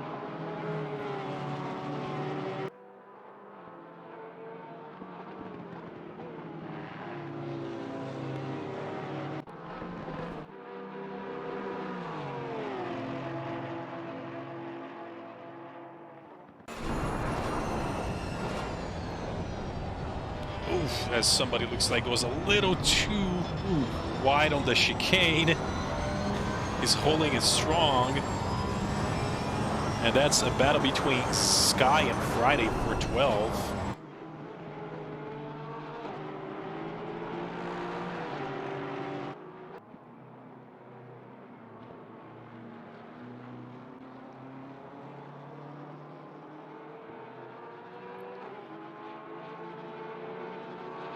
Now, Sky's still holding on to that, but he's been in quite a few laps. Sky has been holding on to that P12 from Friday, but Friday made a mistake. And he was actually able... Still, I would look at that getting a little bit loose on the turn as Sky makes a mistake and gets Friday close enough. But Friday backs off, says this is not a position I want to try to attempt an overtake. But now close it in, at least within attack range for the next... At least end of Sector 3 and beginning of Sector 1 next lap. Even if it's a mistake, deep into the chicane. He does. I think it's just one of those things where you just kind of wait your turn a little bit and keep on his bumper and wait for him to make a mistake and keep that pressure on. This guy goes wide through that turn there a little bit. And an interesting note, Hampshire is closing that gap a little bit slowly, and Drebes is closing his gap to Nate Specht. As Friday, by the way, late breaks into turn 1 and just sort of trying to keep the car together, attempting to throw Sky off, but Sky is kept it pretty good. I mean, a little mistake there earlier, but still on target. So another close gap that we missed a little bit here. That's Anderson and Ortiz. Anderson takes the position here from him. But Ortiz is not letting it go easy. He's right on his bumper.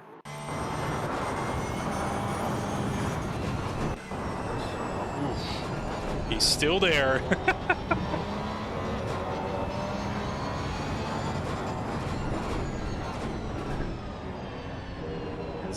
Brian Anderson does pull a little bit of a gap on him here. It's a great exit. To pull away. Yep. Now a second between the two. Eduardo Rodriguez heading in for a pit. Switching back to that battle for that 12 spot, and Friday still within half a second, but just can't seem to get his Porsche close enough to that Aston Martin to attempt an overtake. It looks like he might have maybe not have the greatest exit out of the chicane as Sky opened up about a second.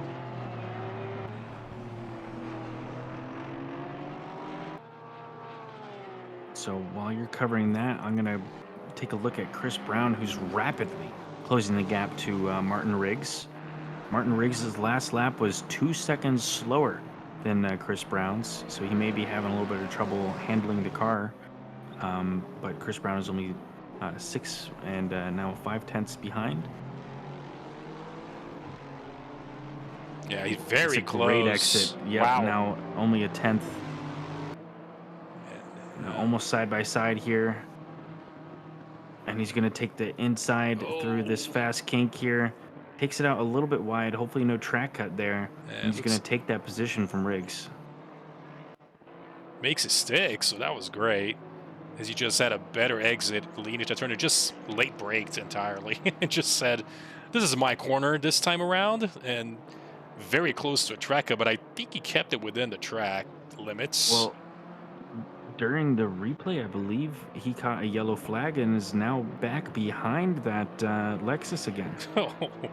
And is now getting some flashes from a Honda behind. That is a blue flag, I believe. Interesting.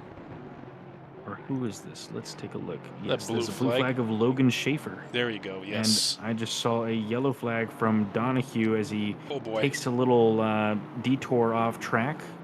Wanted to inspect the quality of the sand out there. Found the water, said, well, time to go. Back onto the track he goes. Keep it on Chris Brown here for a moment. I believe I just saw a new penalty pop up on our screen for Ren Aoki. Let's see if there is any communication here. Yes, incident 15, car number 23 plus 5 seconds. Car 23 brakes late while following car 9 and fails to earn overlap. Car 23 makes contact and spins. So car 23, let me just confirm that that is Ren Aoki. Yep, that is Ren Aoki, so he's got a 5-second penalty. Oh. Well, the stewards are at full work, guys.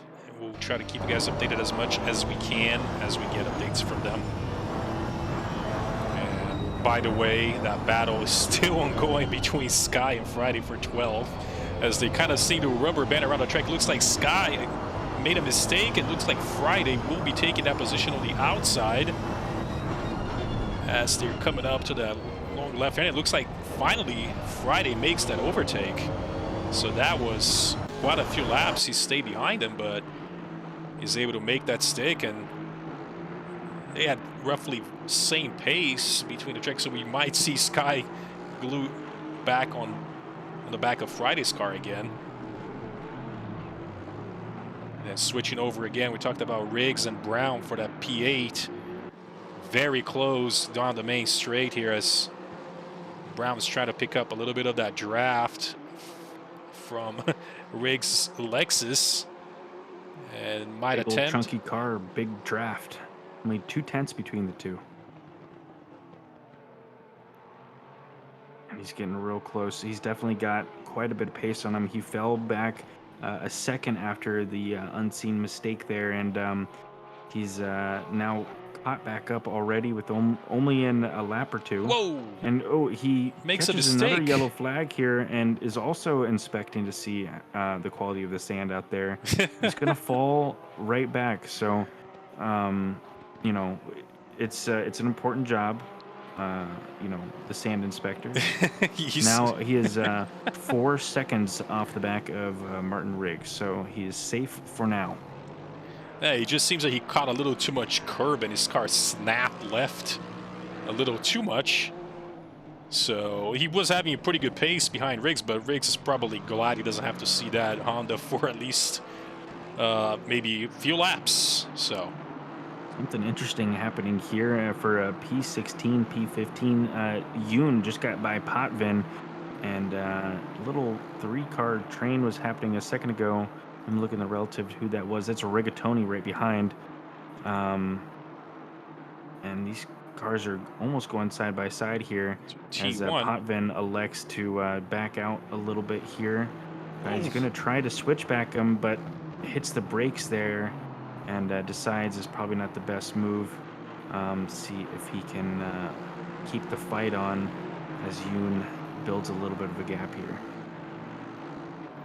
And also the track has gotten quite dark, and now that the sun, 9:51 game time, the sun has officially gone down the horizon. So we have language on the chat, demon hours in full effect at the moment. Yeah, it's pretty much getting pitch black at certain parts of the track. Only the car's headlights are getting that lit up. And again, no rain in sight, as we see. Looks like we will not be seeing any rain, at least on tonight's event. So Friday had a bad lap and allowed Zach Sky to catch right back up. So this fight is not over here as Friday heads into the sand trap, and Sky just drives right on by. Gives this the fight position is back. Not over, folks. It's not over at all. And then Friday, who had already overtaken Sky, didn't lose not that much time, even though he made that mistake. He's only about half a second behind him. And he has glued his Porsche behind him again. So these guys have been going at each other for, I'd probably say, for at least 20 minutes, if not longer.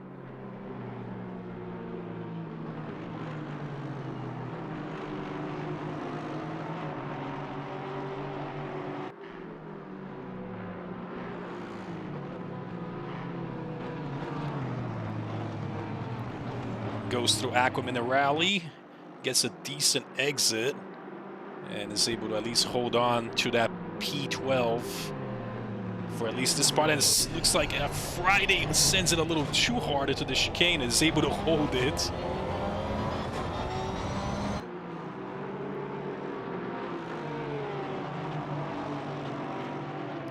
Going through that part of the track where normally, if we're talking about the actual track itself, Imola, you're not allowed to really make a lot of noise during non-racing hours. There's a lot of houses back there and people live. You can only imagine during race days you're trying to go to sleep and you hear these cars zooming by like a full blast. Oh my God, it's an endurance race. Oh gosh. Oh, look at that. And this battling has allowed Molyneux to catch up, and he's going to take that position from Friday there. So Molyneux just snuck right in and said, you guys are going to keep losing time. So I'll take that from you guys. Yeah, these guys have been turning 148 laps, and Taylor's been just consistently plugging away at a minute 43 laps. So he was able to catch up very, very quickly, and is now already pulling a gap on Friday as he's now right behind Sky here, 3/10 off the back.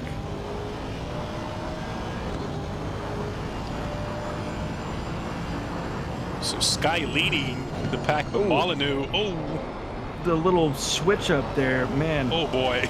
little juke right into that fast pink there. And he's going to take that position as well. Now this fight is once again back on between Friday and Sky. Little break there. Got to let someone through. And man, look at this little train that's developed. That is a pretty good train. I mean, a couple of blue flags in between, but Molyneux now leading. Oh boy. And Friday is going to lose a position to a blue flag. He loses that, but it's still within a second from Sky. But as they go through the chicane, which you do not want to take it the wrong way, your car goes flying up in the air, even though Porsches can do it to an extent. You know, if I were these guys, I think that they're really just hurting themselves bad by fighting like this. They're turning a minute 48, a minute 49 laps. They're very slow, allowing a lot of people to catch up. Even blue flags are turning faster laps than them. So they really just need to tuck in behind each other and just sort of make a gentleman's agreement to just kind of pace each other for a little bit until they can get out of this traffic and find some better spots to pass. Friday now once again right on the back of Sky. Here they go again as Molyneux has made his way through. So as these two are battling.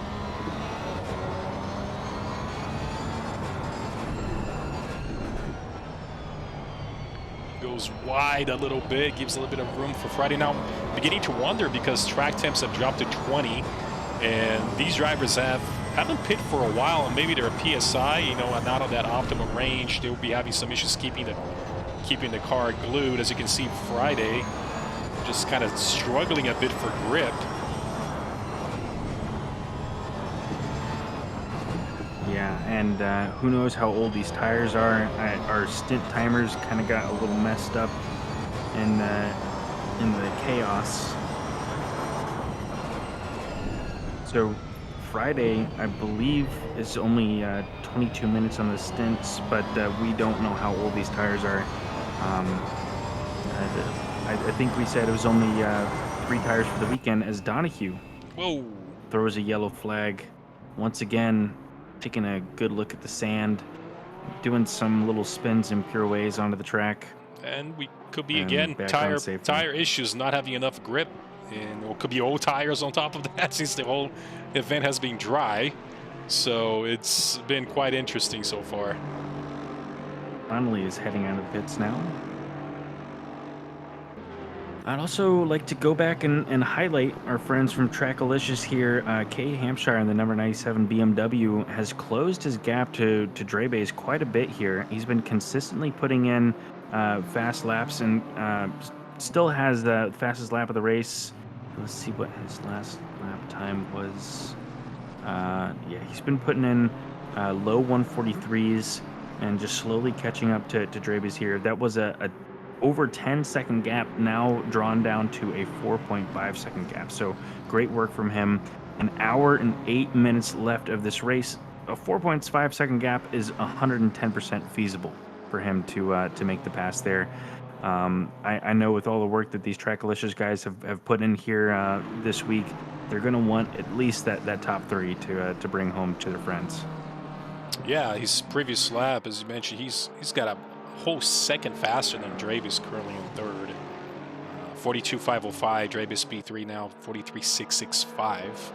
So currently seeing this gap, he should be there in a few laps. Will be a nice battle for P3. And speaking of people catching up, Chris Brown has caught right back up to Martin Riggs.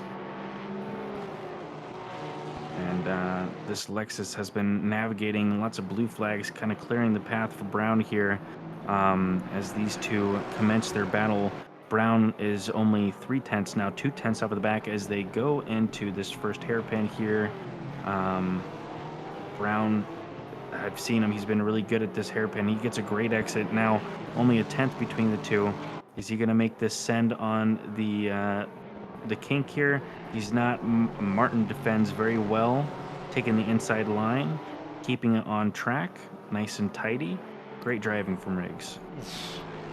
Riggs on an absolute defense here, but as he goes a little bit too wide on an Aquaman rally, hopefully no track cuts or anything that would give him a penalty. It looks like he at least holds on to the position for now, but does have to worry about Brown's Honda coming really quick. And again, he was close enough earlier, but they made a mistake. Went to check the sand and found out it was just fine. Went back into the track and now cut it back to Riggs. So.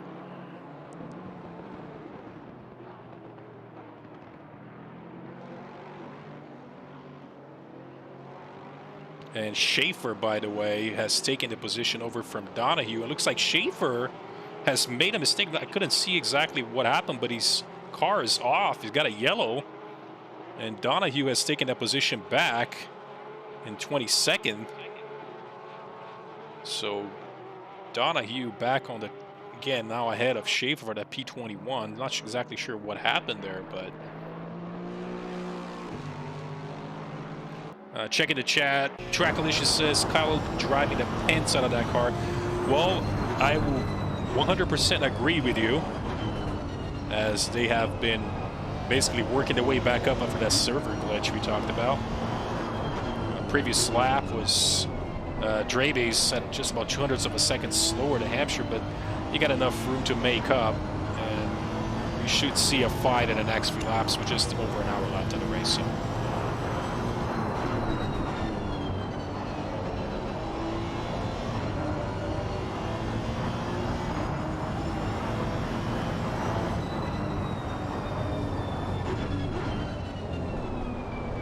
Riggs doing a great job of holding on that Lexus from Brown, who is on a mission with his Honda. By the way, again, we talked about earlier, Brown was up front for quite a bit, battling with P1 and such, until there was a pit issue, which caused him to drop in positions, and then at disconnects and such. Unfortunate, so they're in P9 now. And his teammate Marlowe, we'll see if he's going to be jumping in for the last stint.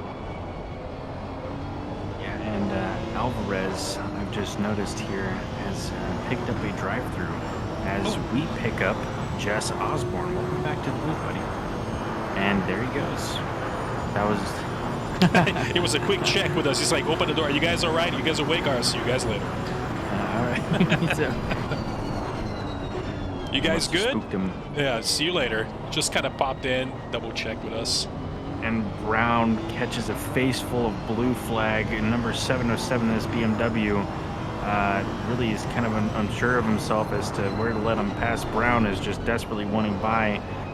He wants to take that fight right back. Brown is getting really impatient with this driver here. I need to go. I need to go. Yep. Sometimes it's just best just to hold your horses a little bit and let these people do what they got to do.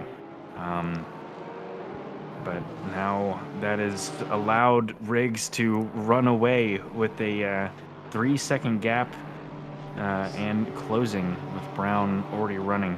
And again, Riggs catching another break as he had already earlier, and now Riggs not having to worry about that Honda for at least a little bit longer again. Well, hopefully he's got a lot more four-leaf clovers because there's an hour left of this race. My prediction is Brown is going to get by one way or another. And Josh Damiani is in the pits, or yes, Josh Damiani is in the pits right now. Currently in 6th. Ortiz also in pits. Donahue in the pits. Hopefully they can fix some of the handling issues that they've been having with this car. Cabrera also in the pits. And take a look at the chat. Also, Tormund Place mentioned, I guess we didn't catch it on time, but it looks like Donahue ended up tapping Schaefer. That's who went a little bit wide earlier, and Donahue kept the position. So we're not sure if we'll see a penalty or not, but maybe something that stewards are looking into.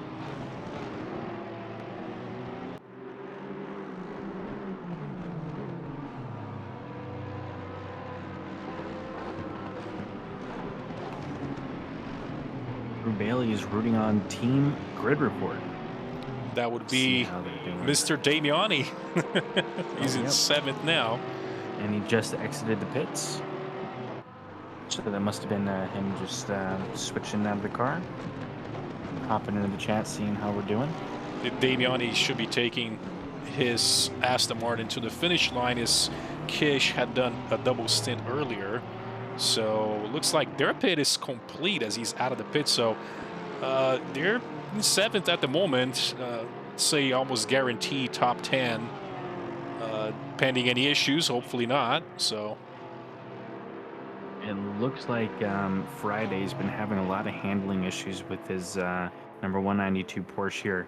I think naturally, or in a vacuum, is going to have the pace over Zach Sky here, but he keeps having some off tracks and some issues here, and has allowed Zach Sky to take a 16-second lead over him. So I'm going to check back in. Not unheard of for that gap to close. Friday's last lap was a little under a second faster than Sky's, so we might see that close up yet. Thomas Greer is exiting the pits and taking up the mantle for this final stint. Rigatoni is in the pits as well. And touching back onto that battle for P3 that we talked about, and Hampshire has just almost coming up behind Drabies for that P3. There's just about a second and a half with his BMW. He's been pulling some seriously quick laps on that BMW. The 42.762 on the previous lap. That is flying on these conditions. I know he'll most likely have to pit soon, obviously, and so does Drabies, but that P3 is definitely on side for Hampshire, who was leading prior to the whole issue, but we'll see. And speaking of battles to watch, Chris Brown is taking his pit stop now. You know, Riggs catching another break here. So he said, I'll get that out of the way, maybe try an undercut later. Hope no further mistakes. Seems to be he will be the driver finishing off the race for that Honda.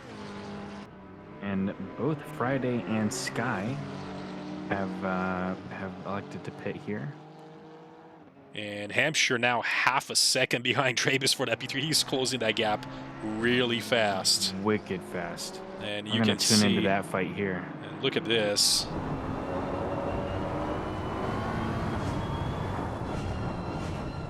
And now the question will be how to get around if he's got that so much better pace than Dravis at the moment.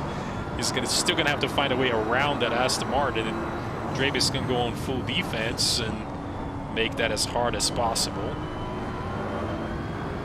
And we see a new incident report from the live stewarding team. We have car number 9 with a 5-second penalty following too closely into the apex and makes contact spinning car number 476. Yeah, you want to know how that happened? Uh-oh, how'd it happen? My brakes failed with 50 minutes left in my second stint. Oh, Brakes Mr. failed. Donahue. Yeah, you see Boomster's back on the car. I kind of saw something going on. I managed to limp it with basically no rear brakes for about 40 minutes, so where she could just do the last part of the race.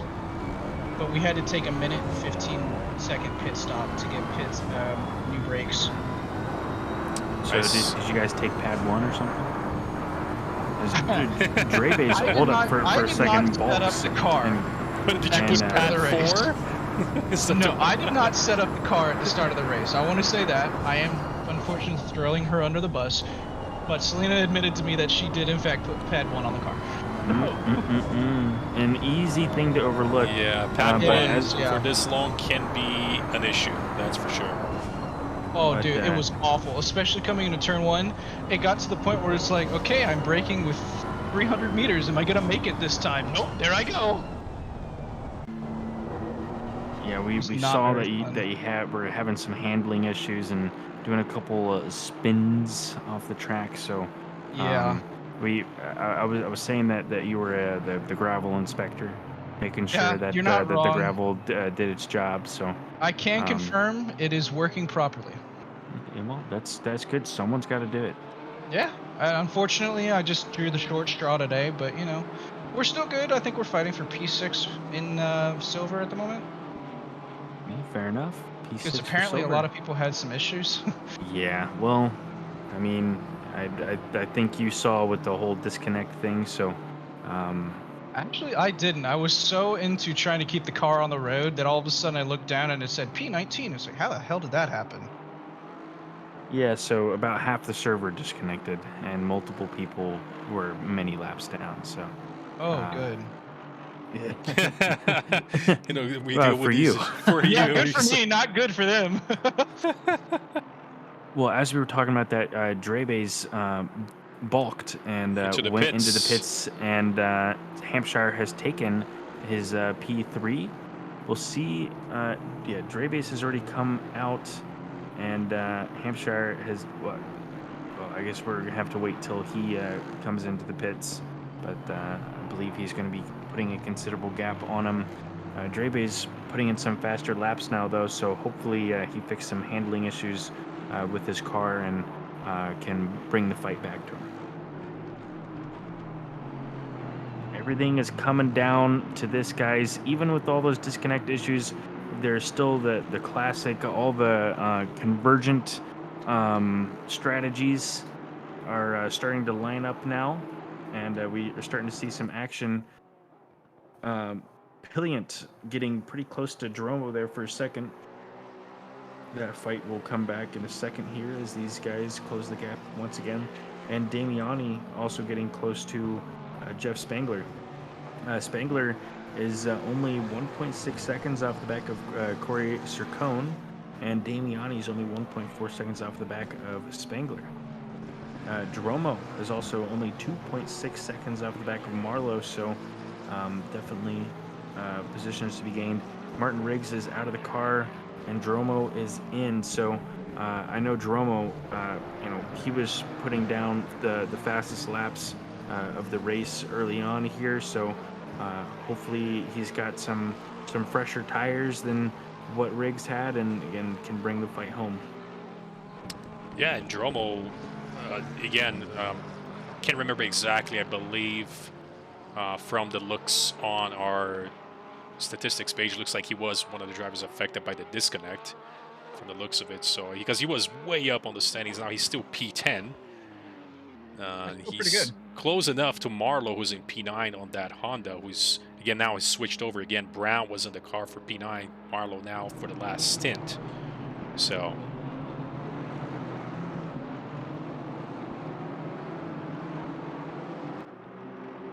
following Sircone, by the way, in P5, he does have Spangler and Damiani quite close to each other, as a little bit of a train's bringing up for that P5 position.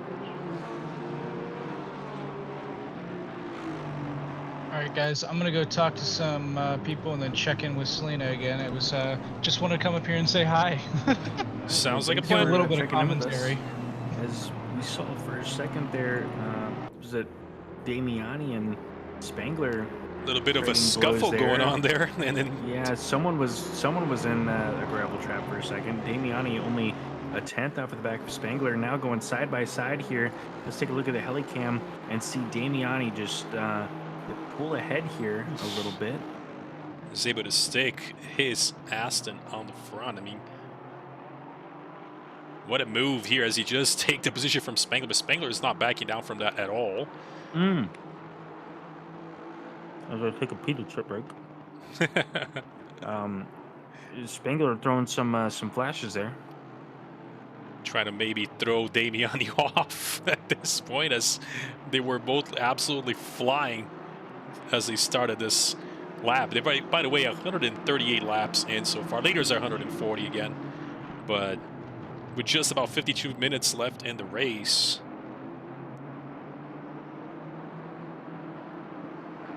Hampshire has taken the lead again here. He's still yet to pit as Anderson and Nate go into the pits here.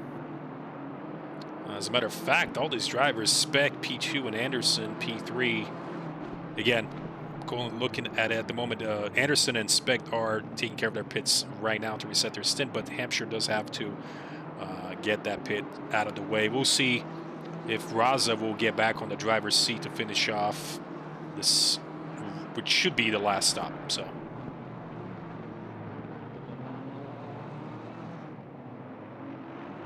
And Damiani still having to fight off Spangler for that P6. They're very close to one another.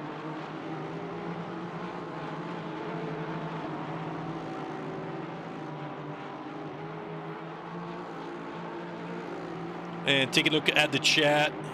See what you guys are saying. We got a couple of guys. Bailey, let's go Josh, as he's fending off Spangler. And we do have Burmese by Anderson now. Tyler says Night Racer terrible. Yeah, you know, when it comes to streaming, I mean, obviously the track is entirely super dark at this point.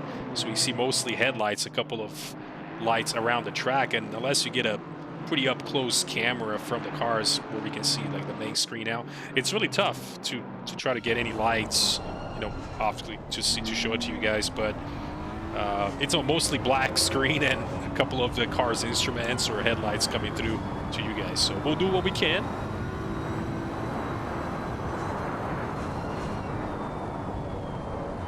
Yeah, one of the best views is to go and see what the drivers are seeing. As I'm looking at Jeff Spangler here, I was looking at the back of Damiani. Damiani has pulled a little bit of a gap on him, 7/10 between the two. But Spangler, he's got some really good pace.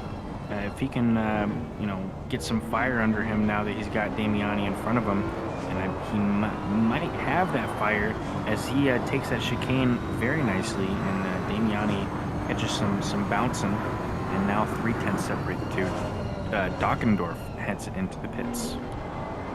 Spangler is just on a mission here behind Damiani for that P6, and just hits the grass, excuse me, dirt a little bit on exit, gives a little bit of room for Damiani to get away.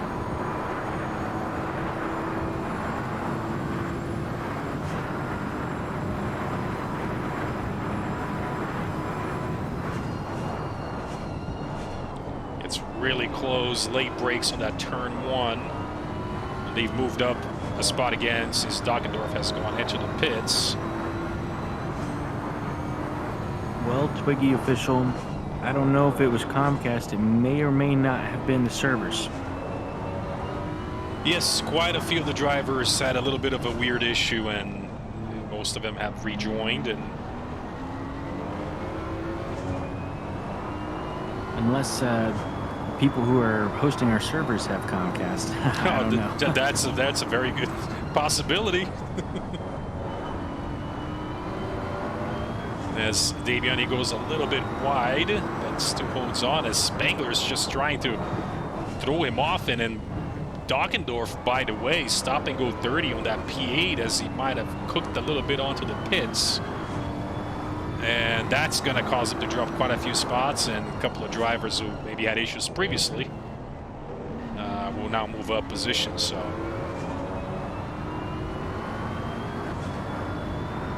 Damiani has closed the gap significantly to Sircone here. Now only 5/10 off the back of him. As now we've developed a great little train here. You love to see it this late in the race. 48 minutes left to go. And These also drivers should be on their final stint now. Yes, P9, Dromo under some pressure from Marlowe, who's got back into that NSX. And we're following that around as well. As Lloyd is sitting face first in a wall at the chicane. Not good to see.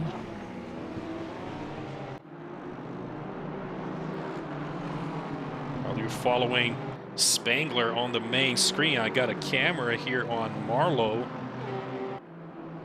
and Dromo, who are very close to one another.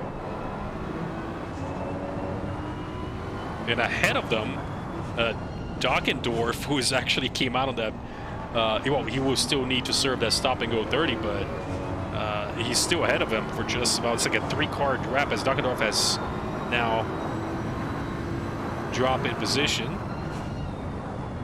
But Dromo is still under pressure from Marlowe for that P8 now. So 2 battles going on.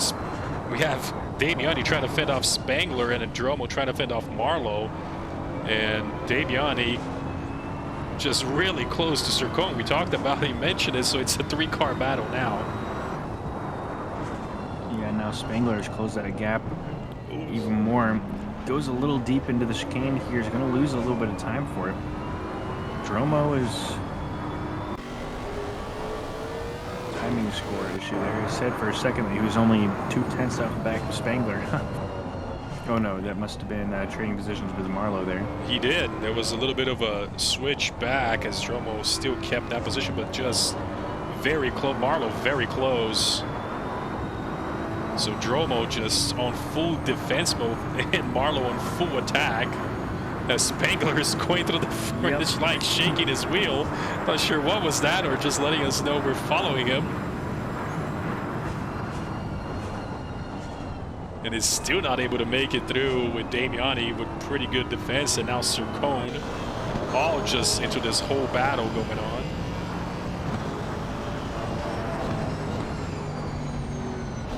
I love this interior view because not only can you see their instruments on their wheel, the driver in front, you can also see the little headlights popping in the rear view there of the car behind. Yep. So I'm on board with Damiani here, chasing down Sircone. Let's take a look at his driver view on the picture-in-picture. You can see it. Beautiful looking helmets. There he is. The dim blue glow. Yeah, just about as much of light that you get in the car. As he is just trying his hard now, trying to get close to Sircone. But he does have Spangler. Oh boy. And now they're going side by side here. Through the chicane, not much Spangler can really do. Damiani leaves him good room, and he's just going to have to tuck right in behind. All that work he did, gone, as he's now 0.6 seconds behind. So, great example of sometimes what you got to pick your battle and pick where to make those passes, because if he just slowed down just a little bit, tried to stay behind Damiani, he might have been able to make a pass in the next corner. So. You got to be patient. There's still 44 minutes left of this race. I mean, think of that as only being 15 minutes into one of our regular league races. There's still a lot of time to make these passes. And Smelly on the chat, Spangler was wiggling high. He can confirm. So he must have been sent the Twitch stream on the side. Look at this. Oh my gosh, a blue flag. Oh, wow. What is going on between these guys? And that has actually sent, whoa, Sircone keeps that lead. That was the Alvarez. Number 707 of Alvarez, yes. A little bit of a mess there in between as these guys are battling for P5.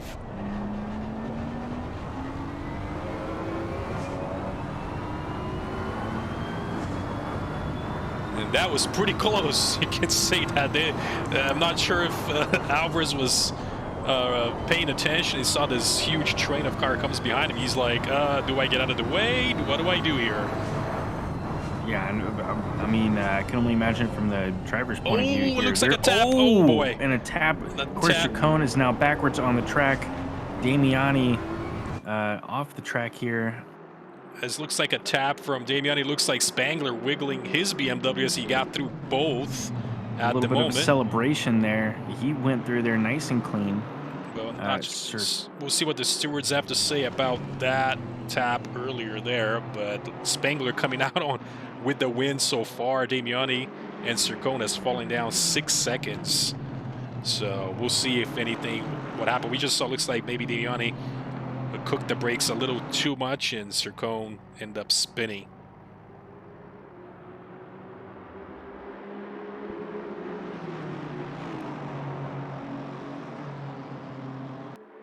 But Spangler is dealing with him being a blue flag. Of Drebe's getting by here into T1.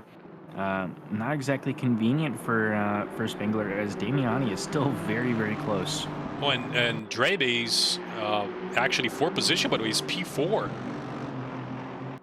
So now Spangler, Damiani, and Sircone basically within a striking range for P4 at the moment.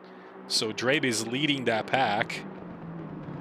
So Spangler trying to make an absolute, basically move it all the way to the top of the list, as from the looks of it, Anderson and Specht have already taken care of their, basically on the last stint, but Hampshire would have to most likely pit and get that stint limiter, the 65 minutes coming through. So that would leave Anderson with the lead, Specht in third, and Specht in third, and Specht in second, Drabe is in third, and Spangler might be looking for that podium because that would be his to take. So with Damiani not too far back.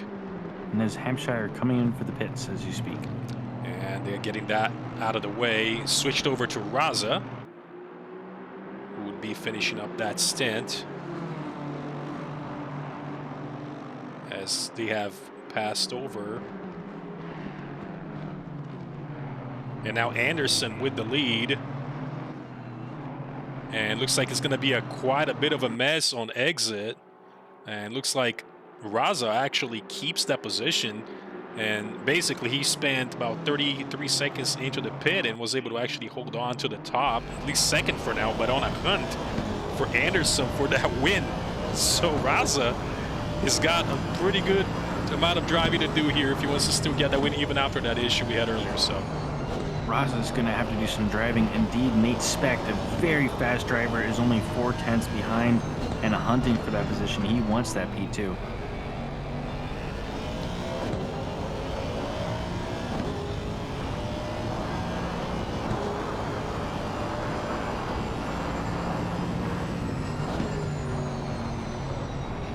So we're going to have to see how Raza does in the car.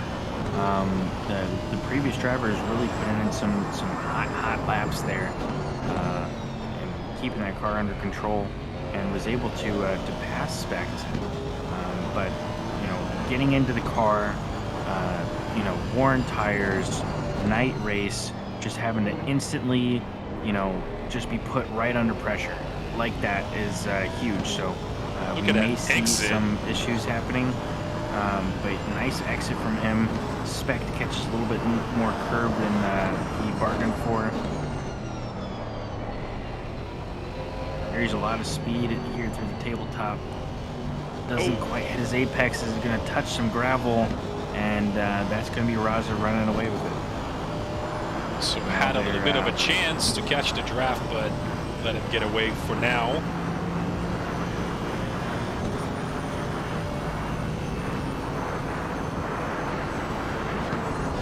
Looking at another battle, by the way, still Spangler, Damiani for that P5.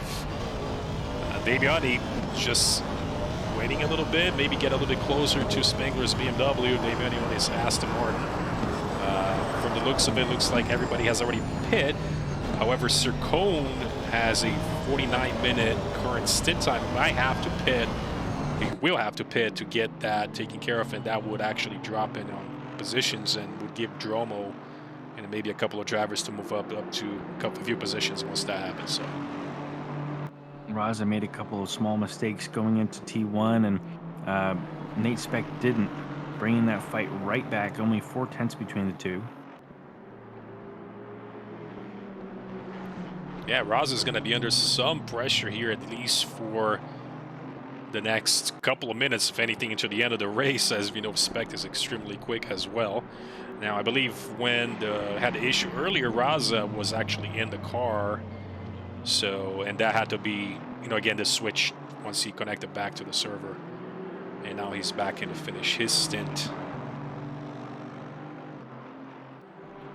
And Dreves, by the way, with a 42.730 on his last lap, his best lap of the session. So P4 for him so far.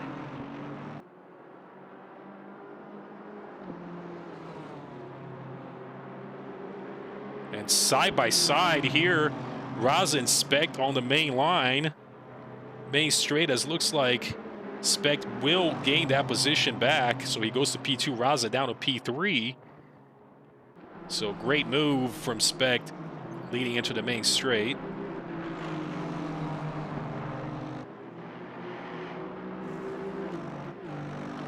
Just a rare mistake from Raza there, as he pulled in a 44.435 and Spect with a 43.285, so a whole second game. But, you know, Spect is not going to be having a clear mirror anytime soon, as the headlights from Raza will probably be there for a while. Look away for 1 second. And Respond look to what the happened. message. And look at that. Every time. And Spect again has gained that P2 so far, Raza P3.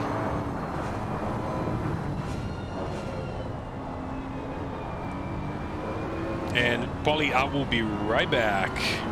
All right. I'll try to keep him entertained. All right, folks. Now that it's just us. Now that the teacher is gone. Raza really putting on the pressure on the Nate Spect here. Only a 10th between these guys. Nate is defending on the inside of this turn here, but can Raza get the switch back onto the straight? Nate carries good speed through here and really blocks him off. Raza has to put on a little bit more brakes than you might typically would through there. Nate's going to keep it on the straight here. A little bit more separation here, 2/10 now. Going into turn 1, let's see what these guys can do. Easy to make a mistake here, especially with all this pressure. Nate goes through here flawlessly. Both of them do, as a matter of fact. Oh, and I spoke too soon. Nate catches a little bit of gravel there and is going to lose this position back to Raza. Hopping on board with Nate now as he's chasing him down. This is the best camera angle I got, guys.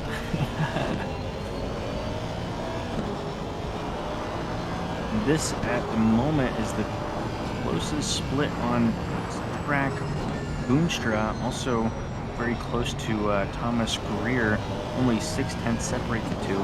So I will try to tune into that and keep you guys updated on that fight. But I'm going to stick it here for a little while and see how this pans out. Because these guys are ferocious. And I'm back. Welcome back. That was quick. Looks like battle's still going, and just about a lap later after I left, and looks like Raza has such a great exit out of that chicane every time. Well, yeah, Raza had a great exit out of there. Nate made a little bit of a mistake in turn 4, catching a little bit of gravel, and Raza getting by. But this fight is definitely still on. But if you want to take a look at Selena Boonstra and Thomas Greer in the picture-in-picture, they have a relatively close fight here, 7/10 between the two. Battling for P22. Yeah, Boonstra just right on Greer's, and we let us remind everybody, Boonstra on a controller. Should we say that? And please do not give her a wheel anytime soon. We actually still want to be able to beat her to an extent. Giving her a wheel will just send her right up to D1 and effectively end any of her chances. And there goes Raza into a little bit of sand there, slowing him down, allowing Nate to catch back up. And a little bit of insight in the chat here. It looks like Brian Anderson is saying that Andrew Anderson is bringing car 736 home after the disconnect in the fun, regardless of technical issues. Shark is saying is Insta D1 for Selena. And Drew Bailey. Bailey Kish. I can't tell the jokes, man. I don't know. I can't do it. Why the chicken cross the road? Because he wanted to get to the other side. That's it. It's simple as that. Yeah, that's the only one I got in the pan here. It either goes to D1 or D8. That's true. The wheel could hinder her.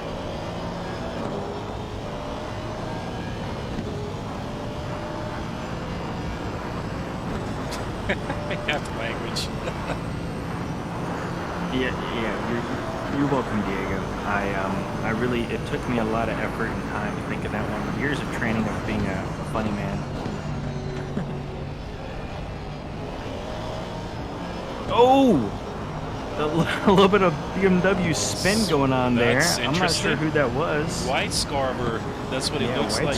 He's in 17th and he's okay, at least for now. But as that fight kind of breaks off a little bit between Specht and Raza, hopefully they catch back up to each other because that was very entertaining. I'm going to take a look at Selena Boonstra and Thomas Greer. These two have been battling it out here. I've been seeing on my timing sheet here for the last maybe 5-10 minutes as Selena catches a great line onto the front straight here. Yeah, side by side here. The Porsche is not going to have the straight line speed to really take it through, but you know, man, she's got a great run. Just barely edging out ahead, going into turn one, still side by side. Oh man, these guys are going at it for that P21, but and again, Boonstra has a 5-second penalty, so if she does want to clear that, she wants to get away from Greer at least 5 seconds to hold on to that P21. So she's probably going to attempt that one more time as he goes into the dirt and maybe the outside. Boonstra might have taken that position now. Greer not giving that up too easily, and yep, she accomplishes it, makes it, sends it to P21 for her. I thought Greer's experience as a truck driver would help him make that NSX a little bit wider.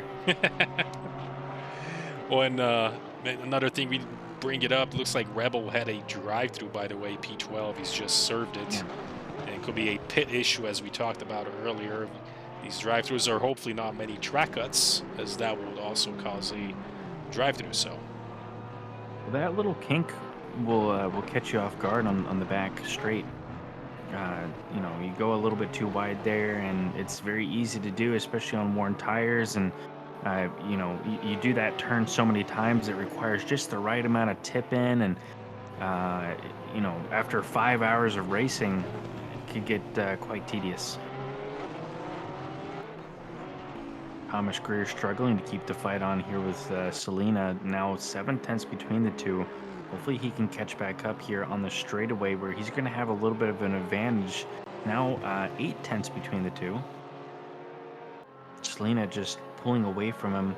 But like Rafael said, she's going to need a 5-second gap between her and Greer in order to maintain that 21st position at the end of the day here. Also, I see a penalty applied to someone here. Let's take a look. Looks like Damiani with a plus 10. Yeah, so that is car number 91 fails to slow down for car 127 in the chicane and makes contact, resulting in a multiple car incident, and that is a 10-second penalty. That was that one we saw a little bit earlier leading into the Aquamina rally when Stracone ended up spinning.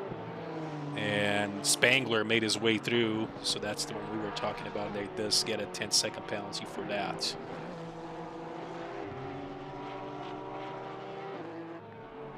And it looks like Cameron, by the way, 26. Looks like he has gone a little bit wide after the Tamburello chicane and yellow flag, but he's back on track at the moment.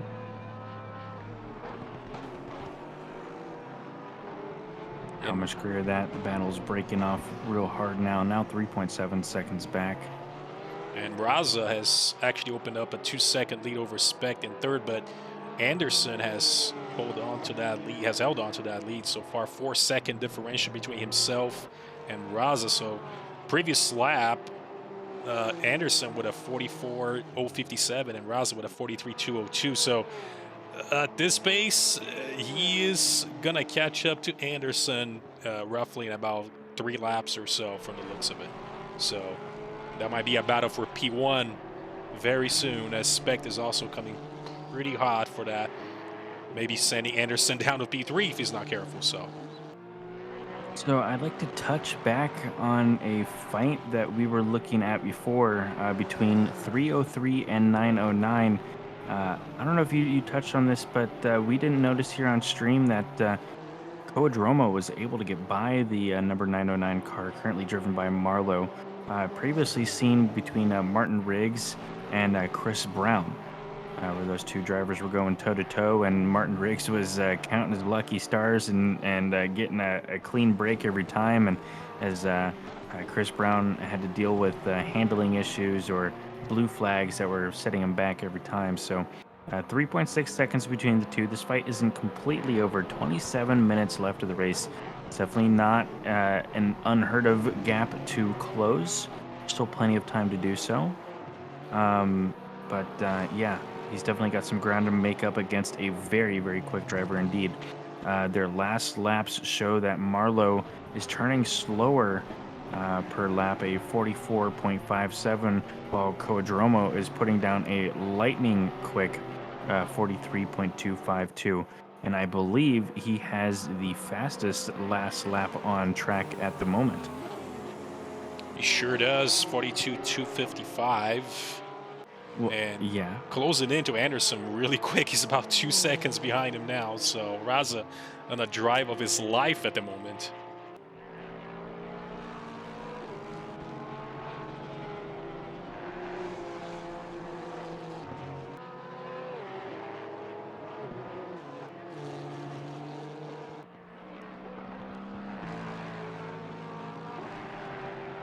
a little bit of insight from a alien driver here.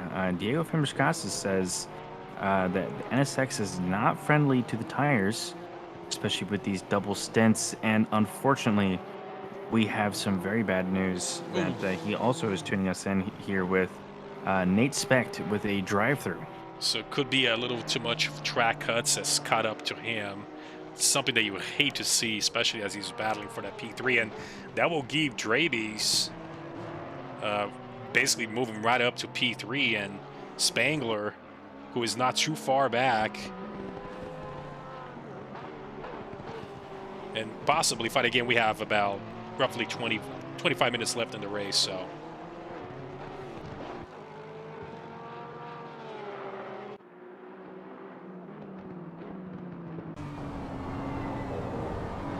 And there he goes. Raza overtakes Anderson.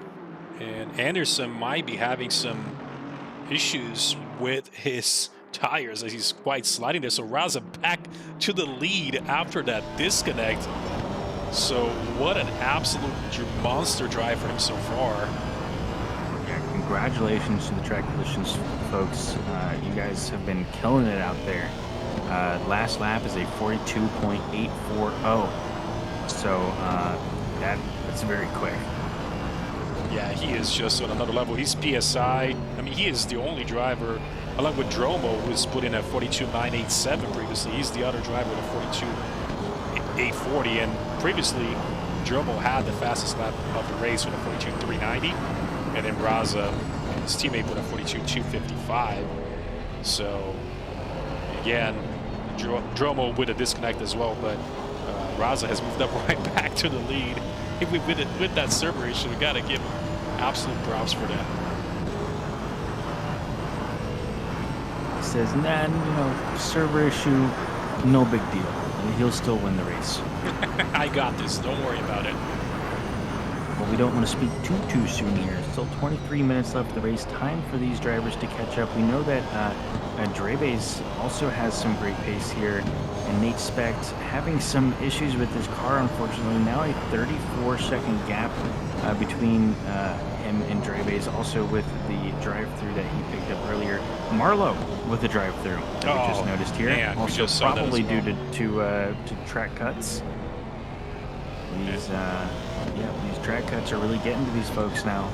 Like I said, it's probably that either the chicane or this little kink that we're about to show here on the mainstream is a very tough one. It's easy to go outside the limits there if you're not careful. Yeah, now as Diego says, now it's a matter to manage the pace and get no additional track limit warnings. So I would listen to the alien, guys.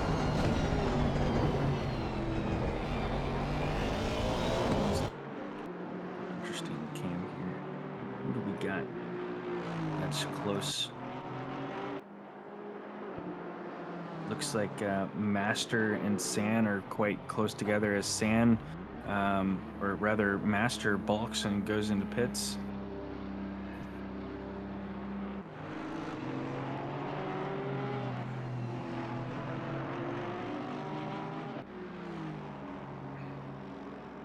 Anderson right behind the number 3 position of Dreves here. Keeping pace.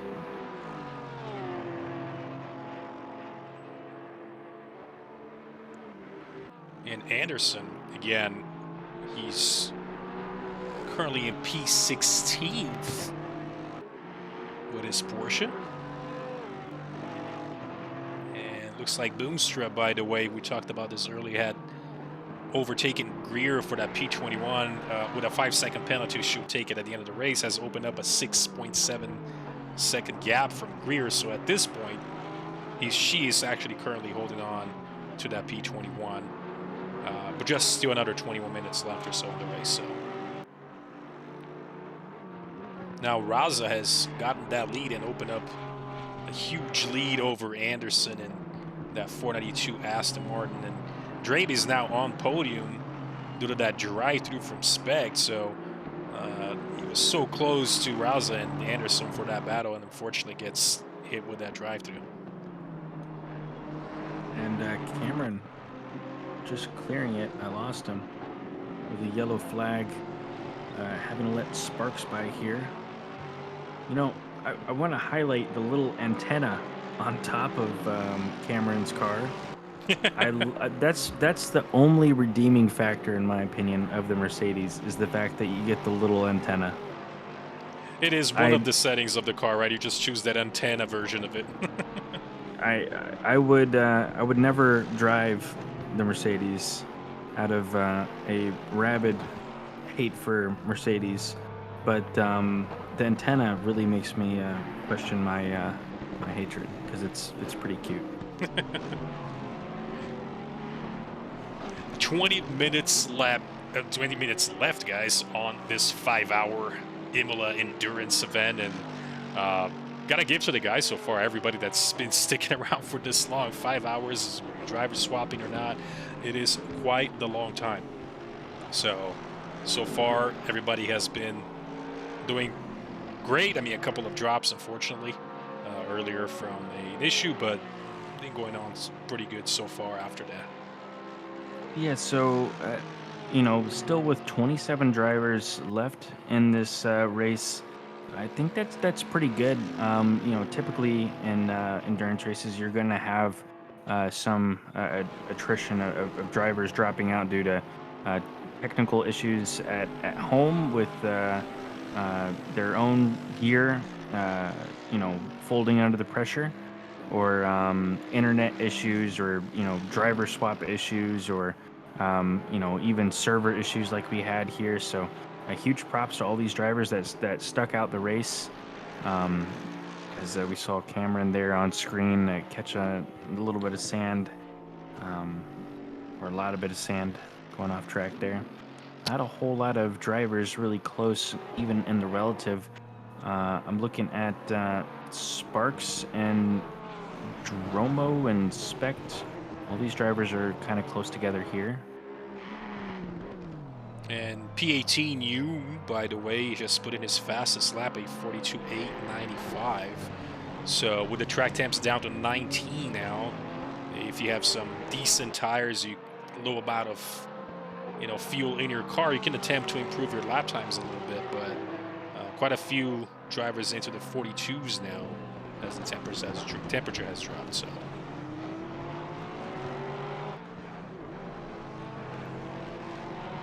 But the field has sort of spread out a little bit. You guys can take a look at the map. Raza has come up with the lead so far, and only the top 4 drivers are on lap number 160, has done 159 laps. And then Spangler, Damiani on with just a lap behind them, just about to start their next lap. And then a couple other drivers with less laps than they have. So things get quite mixed around during an endurance event, as you can see.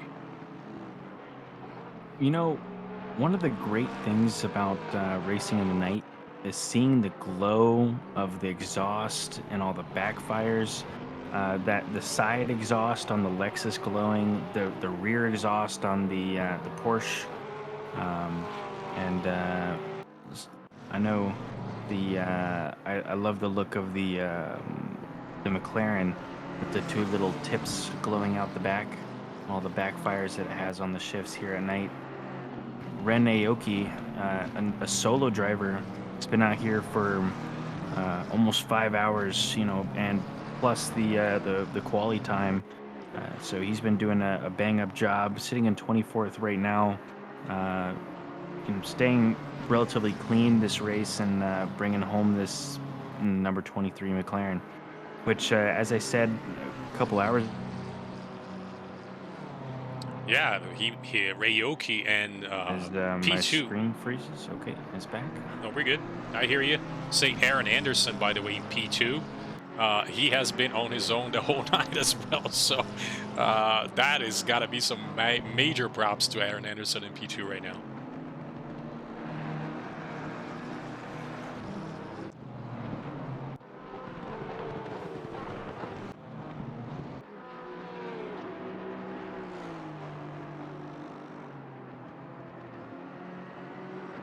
Now, Aoki, the second driver on his own, and you're right. I mean, when ACC, you might be a little bit harder to see things during night on the stream, and it's tough to get all the colors through since it's mostly night. But you can really see all the lighting effects you get from cars, and Aoki's McLaren has those 2 LED strips coming down on the side, and it looks really, really good. So.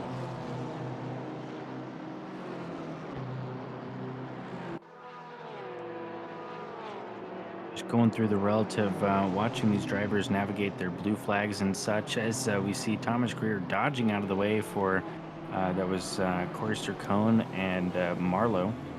And he's lost a lot of seconds back there too, as he was just about 6 seconds from Boomstra, and now he's down to 15 seconds. So maybe something happened back there where he's got a pretty big.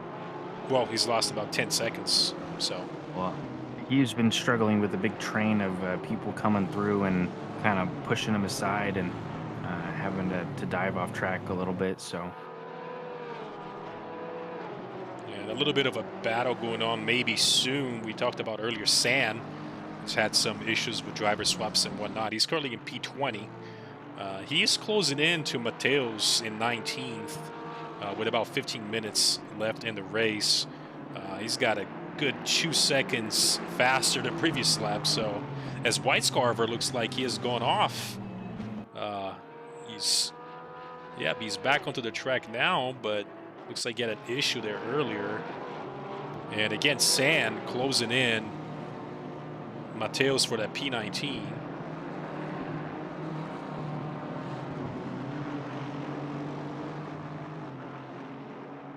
Getting really close for that P19 position, and he is not giving that up too easily. We'll switch the camera over really quick and look at that. Looks like he's got a better exit out of the turn. And with that BMW power down the straight, he'll most likely leave that Porsche behind.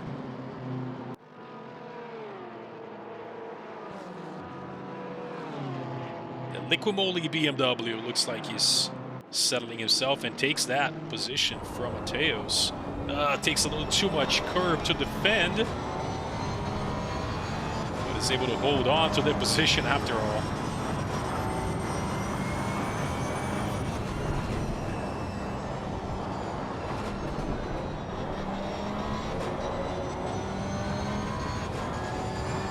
And now coming up, a blue flag that's moving out of the way as he goes. So Mateo's not giving that up too easily. He said, we'll go with it for at least a few more laps if that's the case.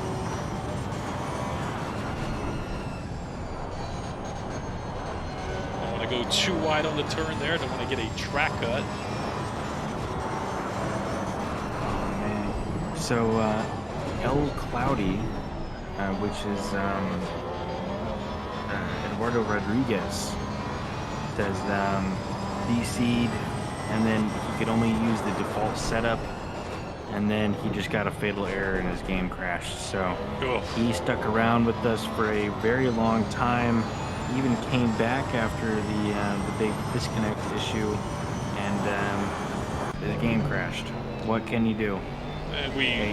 You're still a winner in my heart, Eduardo. We were talking about it the other day with Latufa as far as getting those UE4 crash errors, and something that, it's unfortunate to see. It might be related to multiplayer, because I don't know if a lot of folks do single player racing, but I don't see that very often. It could have been maybe related to the whole server situation. But he's raced for a pretty long time. There are a couple of drivers that are on their own solo tonight, and they survived as long as they could. And again, Anderson in P2, by the way, trying to fend off Draves in P3. And he's a solo driver. He's brought his silver class Aston Martin all the way to the front, and now under pressure from Draves. So we'll see what happens here in the next just roughly over 10 minutes. And it's not a name that I typically recognize with SRA. So maybe someone that has just joined for this race. So congratulations to him on such a great drive.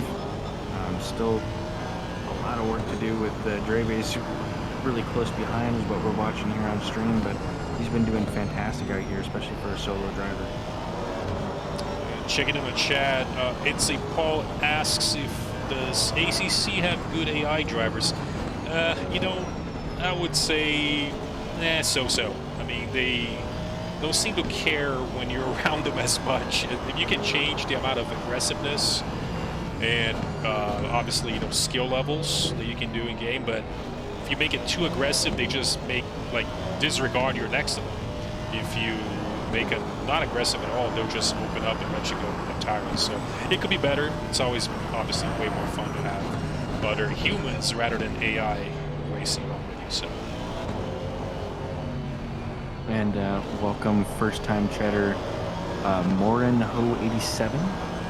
Shouting out the Star Spangled Spartans.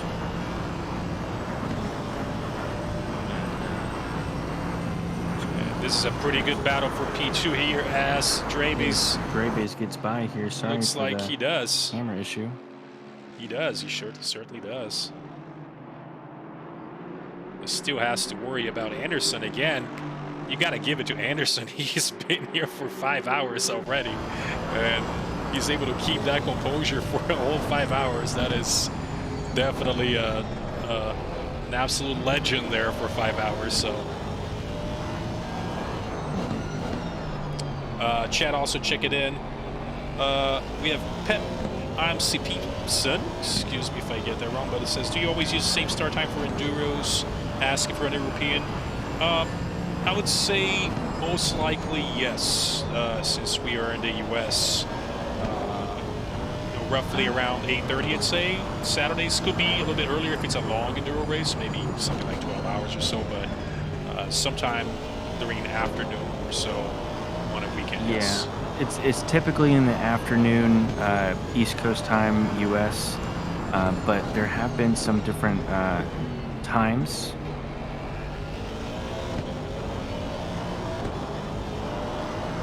That we've used. Enduros are not the bread and butter So sometimes the times switch up to allow different people to enjoy our enduro races. So I highly recommend just getting into our server and saying that you're interested in the enduro series and getting on the list and seeing when our next enduro is and what times those will be in. We also have lots of fun little exhibition races and stuff like that too if you want to join in. Must be quite early in the morning for you.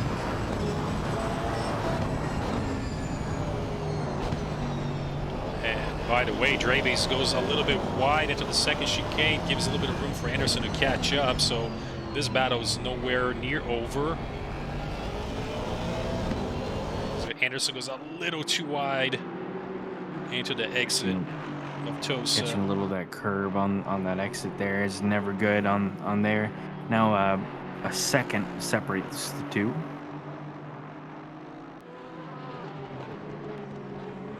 I'm getting a little bit of that 5-hour on stream, unable to speak. I think when you're here for long enough, I mean, I've been here since beginning of quali, and yep, I think you start to like maybe stutter a little bit, like and that and this, but hey, 7 minutes left, we'll make it to the end. We go. Now closing that gap a little bit more, 7/10 between the two. So just kind of seesawing back and forth. And this currently is the closest gap on track at the moment. Not too many people in 7 minutes, I think, are really going to be able to catch up to the person in front of them. So probably going to be following this fight all the way through. Raza has taken a 12-second gap over P2 and 3. So he's pretty handedly got this in the bag. Knock on wood, I don't know. Commentators curse, don't want to speak too soon. But those Tricolicious guys have really been killing it tonight. Yeah, even after the issues we had, they're still up on top again. And 12-second gap, like I said, that's been a heck of a drive so far. As these two navigate the blue flag, this Porsche rudely ran over our camera. Yeah, it was scared me on my end. Like, don't break it. It's on the track. Don't break our camera. We'd like to see a close-up view of your tires.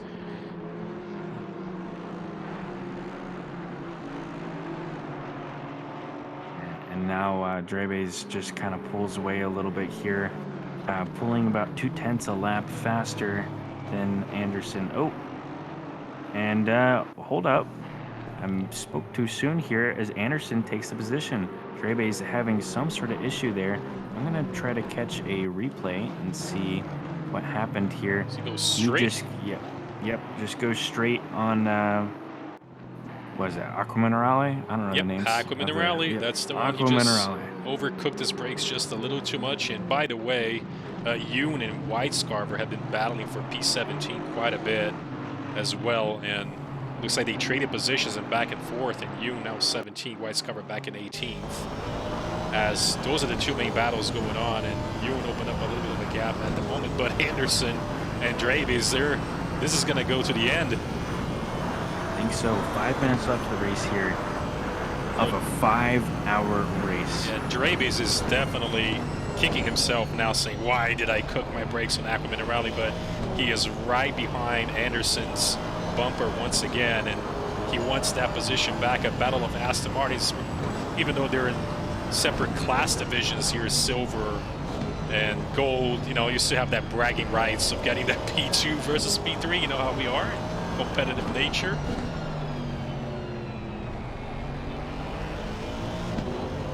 As they are coming close to a blue flag, so that might throw things in a wrench a bit. They get close enough. This is car 707 that they're coming up on. 707 has been an interesting blue flag. Now the 907. Yes, this is the worst part of you can actually run into a blue flag on the track leading to this chicane. As okay, if they get through here, he should be easing off the gas after the chicane. letting them through. So an interesting note here, Marlowe has just set the fastest lap of the race with a 142.170, so he's flying. He is. Not that it's going to make much of a difference. It's a 16-second gap between him and Jeromo, but wow, very fast lap indeed. Oh. And Raza takes it right back with a 142.137. Wow. These guys have no fuel almost at this point, and their tires can handle it, and the track is down to 19. Ambient temperature 19 Celsius. I mean, I'm not sure if I would be pushing that hard at P1 that far out, 17 seconds ahead of P2, but Raza seems to be on the zone and wants that fastest lap regardless.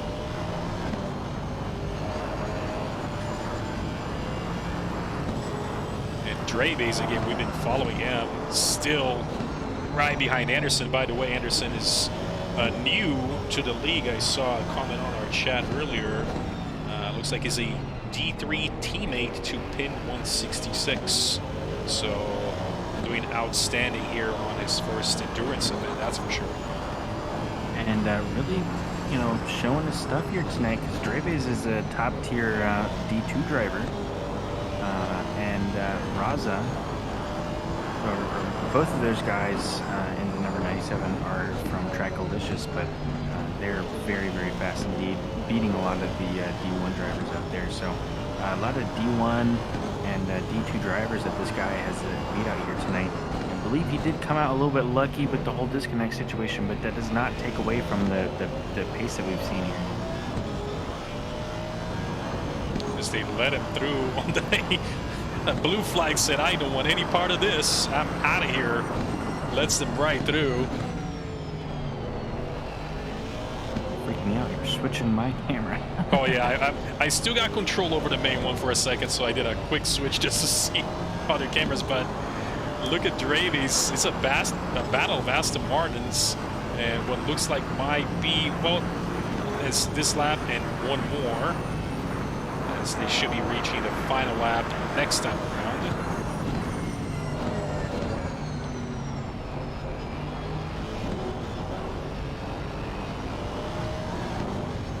We'll keep a close eye on this battle ahead. It is the nearest one. If he makes a mistake as it goes on the inside, oh boy, oh, goes wide into the dirt. And looks like Draves takes that position, goes Anderson down to third. I'm not sure what happened on the tap there, whether there was intention or not, as they were going together into the turn. So I'm not sure how the stewards will see that move, but Anderson will, you know, roughly about a second now behind Draves, but we'll see what happens. They got 2 more laps to go.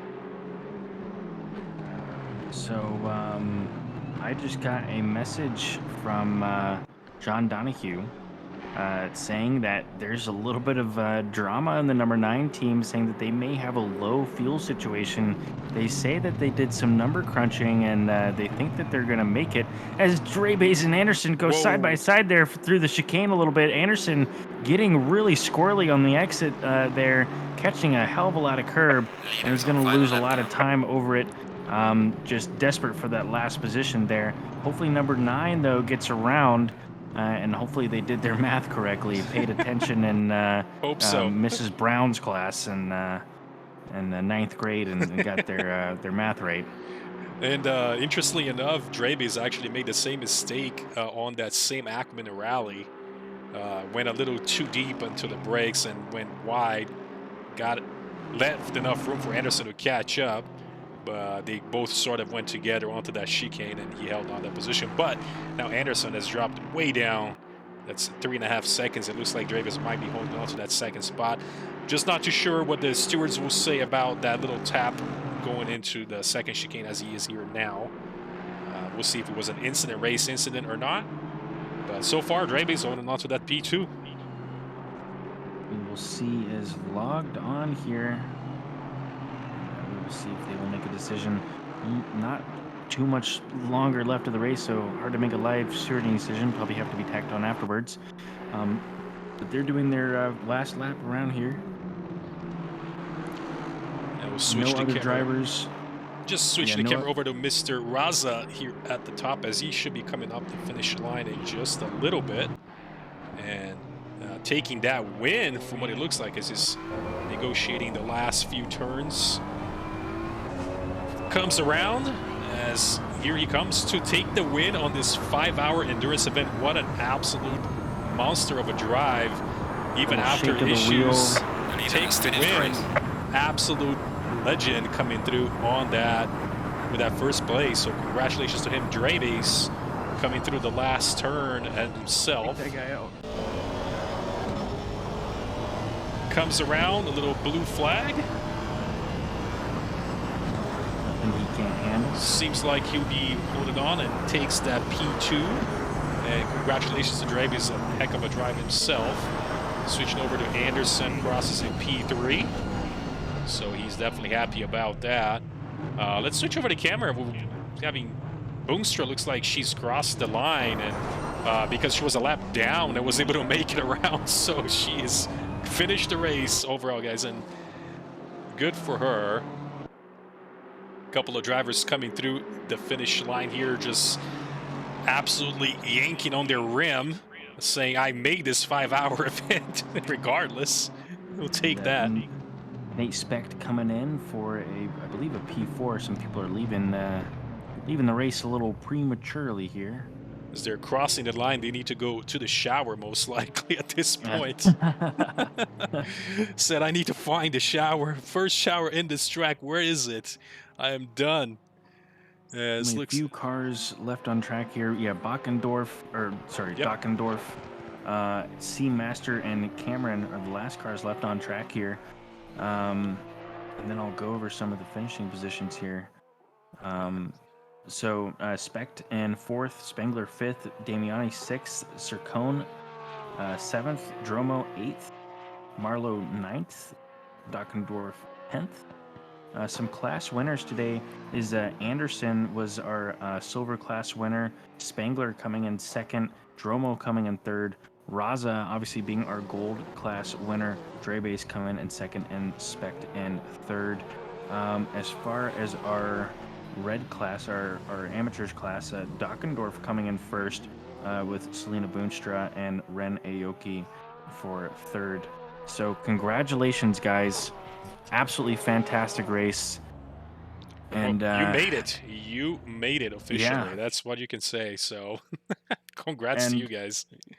Also, you made it to all those who stuck around with us through the entire stream. We have 61 people still hanging around with us. Thank you so much for hanging with us. It was a great time. But I think that Rafael, if you want to try to find some of these people for interviews, I'm going to run our little spiel here, thanking some of our sponsors and such. Absolutely, and I'll see if I can find any of the guys to bring in, at least to give us a little bit of a experience of what they went through on these whole 5-hour events. So, okay. Well, first, I'd like to thank all of our SRA sponsors and our title sponsors. Thank you so much for your support. It really means a lot to us. Keeps our servers going and allows us to make lots of fun new events like this, and really keeps us motivated to do more for you guys. I'd also like to thank Documize, which is a business solutions site, and Retro Saga, which is a North American-based retro video game store. So if you're into that sort of stuff, they got controllers, consoles, memorabilia, games, all sorts of fun stuff. Go check them out. I'd like to thank Ghost Setups, who are the official setups of SRA. Track Racer Simrigs, the official simrig of SRA. Really high quality stuff. Who else do we got here? Armamentario Software. They create a awesome HUD for ACC, where ACC is lacking a little bit, and definitely essential for races like this. They help you with the fuel calculations, give you some better weather info. It's a little bit less ambiguous than what ACC gives you. So an essential tool to have for endurance races like this. And I think that's it. Very nice. Yes, thank you guys so much for your support. As Paulie said, it's what keeps us going, and we love doing what these streams do. And every week we have our season 6 now, 1 hour say sprint race, which we do broadcast to both Twitch and YouTube, and later upload the other visions as well over to our YouTube channel. And obviously, thank you guys so much for support. Absolutely.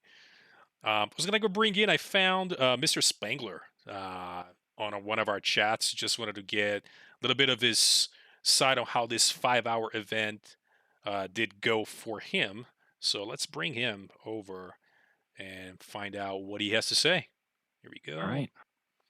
All right, 1 second, guys. Here we go. And bring it in, Spangler, over to the chat. Broadcast tower. Jeff, can you hear us? Yes, I sure can. Well, first of all, congratulations in finishing this whole event. That's what I'll just say. First off, to get things started, because it is 5 hours long. Then we get that out of the way. Yeah. Just wanted to find out a little bit. How did your race go? What did you run into? Anything you wanted to share with the spectators? Well, I'm sure we weren't the only ones prepared for rain, so I think the setup was a little more geared towards rain. But I think that had the side effect of treating the tires a little easier than maybe something a little bit more aggressive.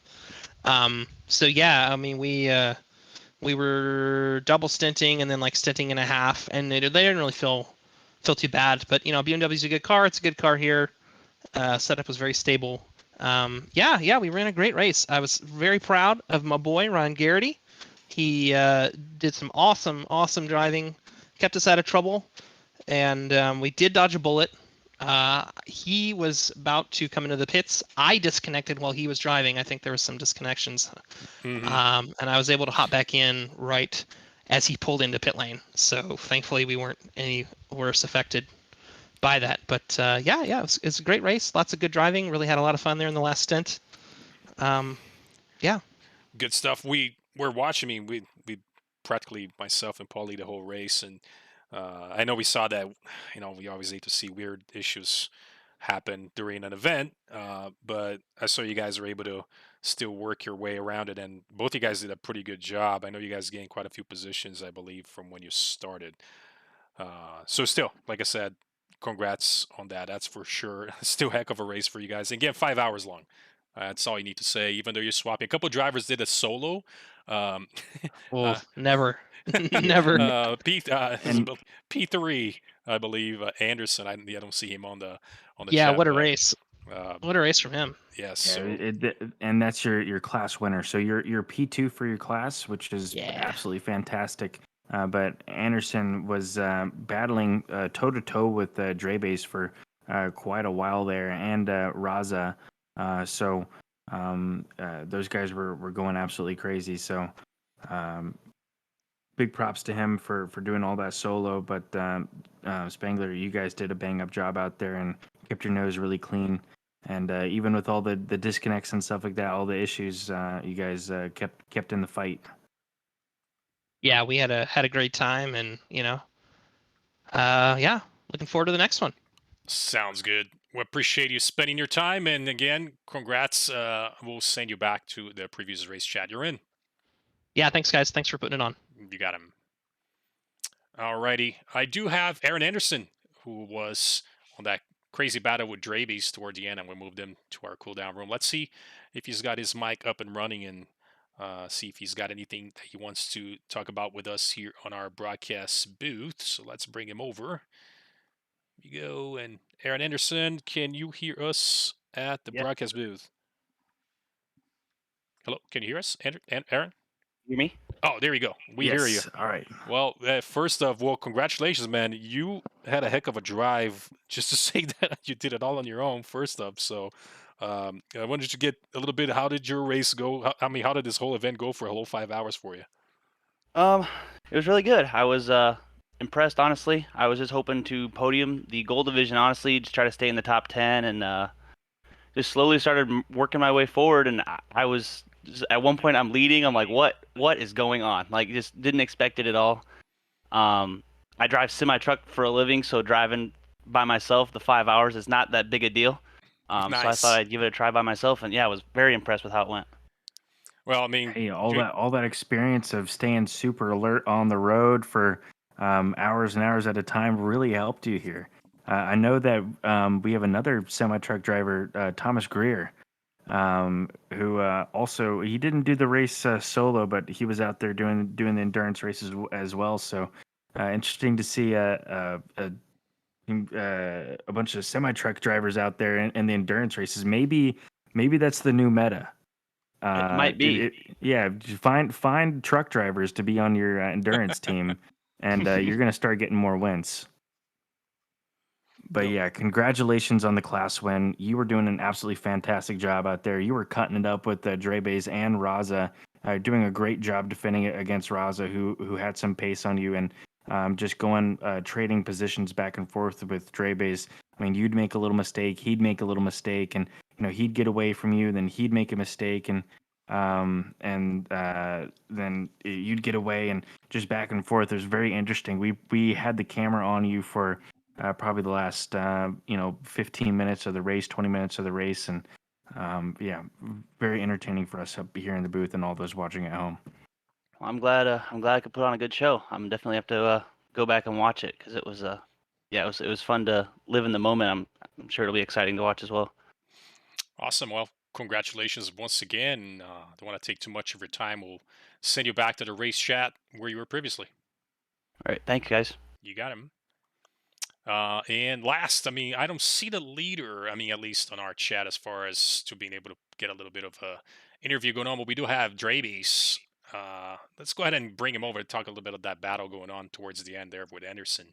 See what he's got to say. Tracklicious guys, if you want to get an interview, you want to get a word in on the stream, be sure to join one of our general chats and we can pull you in here. Oh, and do see Tracklicious saying Ali G and Enzo were the two drivers. So I do have Landon really quickly on the cooldown room. So let's bring him over first, and then we'll see if we can pull up the one of the drivers who ended up with the top spots. So here we go. Let's bring Draybase first.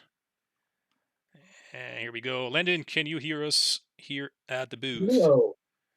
Yeah, Well, what's up, guys? Yeah, well, first of all, congratulations, man. You finished way up there on the top. You had a pretty crazy battle going on there towards the end of the race with Anderson. Tell us a little bit, how did that Yeah. go? Was that as fun for you guys as it was for me? That was a great time. He sure mean, was. Definitely. It was a little bit messy towards the end there, and I feel so bad. There was a bit of contact. But for one of these endurance races to come down to something like that after 5 hours, it's crazy. Props to my teammate Moira Zoot. She's amazing. She set up all the strategy. She was coaching me along this race the entire time. She did that epic double stint in the middle, putting on a clinic and managing tires and inconsistency. And we had a decent strategy towards the end of just putting on the fresh tires right at the end. That way we had a little something to fight with. Yeah, Got a bit lucky with all the disconnects and everything. It was a good time. Yeah. Yeah, and we had those server issues, unfortunately, kind of threw things off a little bit all across the standings, and something we just have to deal with at times. But makes it interesting. Yeah. Yeah, and then we always hope not to see that happen, but sometimes, and we can only do so much. It is weird. It was just the weirdest also because it was half the field that got disconnected, which is completely random. So, but still, I mean, congrats. I mean, you still kept it consistent, kept it up top, and pretty good battle there towards the end. Was pretty fun to watch on the stream. So. Yeah, thanks. We had a decent pace, not enough for P1, but P2's not bad. I'll take it. Thanks to you guys so much for putting on this stream, putting on this event. This is awesome. Absolutely can't wait to watch back the stream. All 5 hours worth. I'm sure it was a blast. All right. Well, thank you so much for joining us up here, and congratulations again. And I assure you, you got quite a bit of coverage. So this may be one to sit down with your friends and watch and brag and say, "Oh yeah, look at me." But yeah, congratulations. All right, then we'll send you back to the race chat you were previously. Appreciate it. Have a good night. You too. You as well. And at last, and I'm not sure, one of the drivers who won our tonight's event. Enzo. I'm gonna bring. Let's bring them both up. So I'm gonna bring there we go. Enzo into the cooldown. There we go. So And I'll Bring them bring. both in here. There we go. Awesome. Hey guys, Tracklicious guys, the number 97 BMW. Congratulations on your win. You guys were going absolutely crazy out there. We had quite a bit of a camera on you, and very excited to see that even with the unfortunate server issue that took out quite a bit of people from this race, and you were leading before. You guys also had issues with the server. Still able to reel back in the win. How are you guys feeling out there?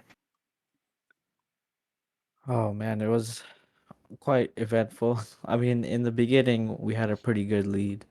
I think we were like 40 seconds ahead or something, and then we got DC'd. I mean, honestly, when we came back, we were kind of frustrated, like, oh no, we lost our win.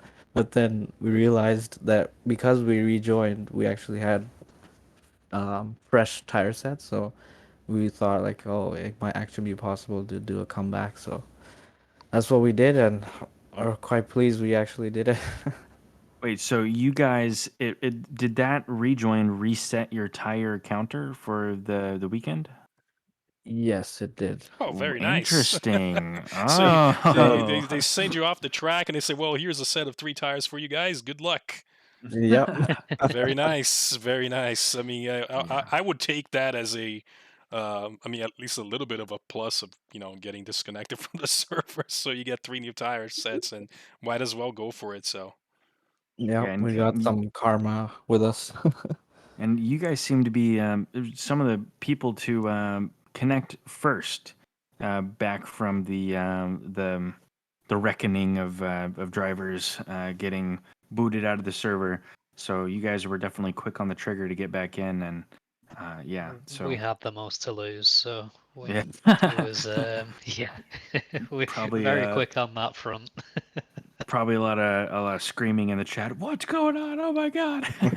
Yeah, things got a little bit hectic. All of a sudden, we thought the whole server crashed, and we're saying like all of a sudden there's maybe 13 drivers left, and we're trying to figure out what's going on. And then sure enough, you guys connected back in the right order and all that stuff, and we're like, okay, and then everybody just joined back in, and it was kind of like, let's just continue race. It was like about 3.5 hours in, might as well go to the end, and obviously, you guys made that every single minute worth it since you finished up at the top. So, super Yeah, congrats I on mean, it's that. just down to endurance racing as a whole, because obviously, if it wasn't for such a clean first couple stints that me and Ali had, and extending that lead to, I think, what was about a minute in the end, of course, it wouldn't have ended the way that it did after the disconnects, because that gave us kind of the buffer that we needed, even with the locked controls, the confusion of joining back in the right order and whatnot. If it wasn't for such a clean drive initially, it wouldn't have left us in a position to, even with the newer tires, to be able to fight for that, basically, to see it as achievable. But we got back in, we saw the gap, and we was like, yeah, we can do this. So yeah, we just put our heads down and drove the best we could.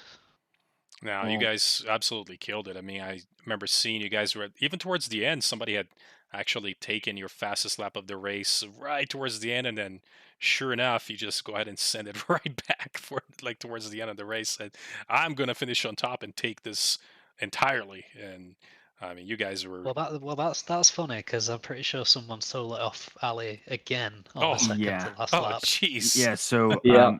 Marlowe actually stole it back by only a couple tenths right on the last lap just before they finished. So, but you guys were pushing hard, even with I think it was a 17-second lead over P2 in the end, and we were a little confused by that. Like, man, they're really sending it out there, and they, it's I was their pushing race it to lose. so hard on the recovery, because obviously I was confused, because I was like, Ali was in the car last, and then obviously because of the driver order, I knew that I was going to be driver 1, so it would throw me in the car. So I was winding down, because obviously I'd just done 2 stints. I was like, right, I'm relaxing. I'm letting Ali do his 2 stints, because that was the idea. It was going to be a double, and then we'd probably throw me in the car for the last one. But yeah, got back in, loaded the setup adjusted the tires. I was like, geez, I'm going to have to get back up to speed quick. Yeah. But yeah, it worked out in the end. It was Well, a I mean, tough drive. well, congratulations, guys, and at least my time it's 3:30 in the morning, so I think it's about time to call it a night here after a long night of fun racing and a little bit of drama to add the cherry on top. But thank you so much, guys, for sticking it out with us, and congratulations again. Yeah, thank you, and Thank thanks you, for man. setting up the event as well. It's been fun. Awesome, All guys. right. Appreciate it. I'll move you guys back over to our race chat. I'm not sure if you guys have anything else to do, but all right, Paulie, I think that's pretty much all we have. I mean, like I said, your time, you were way ahead of me at 3. Here is only 11:30 for me, so I still got a little bit more energy. But No, I had to wake up at 7:30 for work this morning. Work a whole shift and then oh do yeah, this shit. you are So definitely on fumes right now, my man. You're yeah, on fumes. I'm dying out here. Well, guys, um, well, and then that's pretty much all we got for you guys here who's tuned in with us here for the, basically past what it says now 6 hours and 10 minutes of an absolutely awesome endurance event here, 5 hours of Imola, and appreciate you guys sticking around. But other than that, we're just gonna wish you all guys a good night, and we'll see you guys. Don't forget to follow us here on Twitch. We do have our next round on our Sprint Series Season 6 this coming week as well, on Tuesday and Wednesday, different divisions. And that's pretty much all I got for you. Anything else you want to add, Paulie? I'd just like to give one more shout out to all of our sponsors and affiliates for making stuff like this happen. A big shout out to the staff members and live stewarding team who stuck with this race and made sure that everyone had clean racing.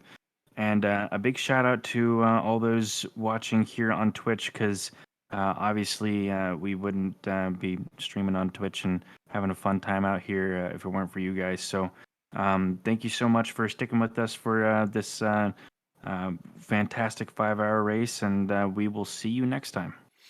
All right, guys have a good night and take care.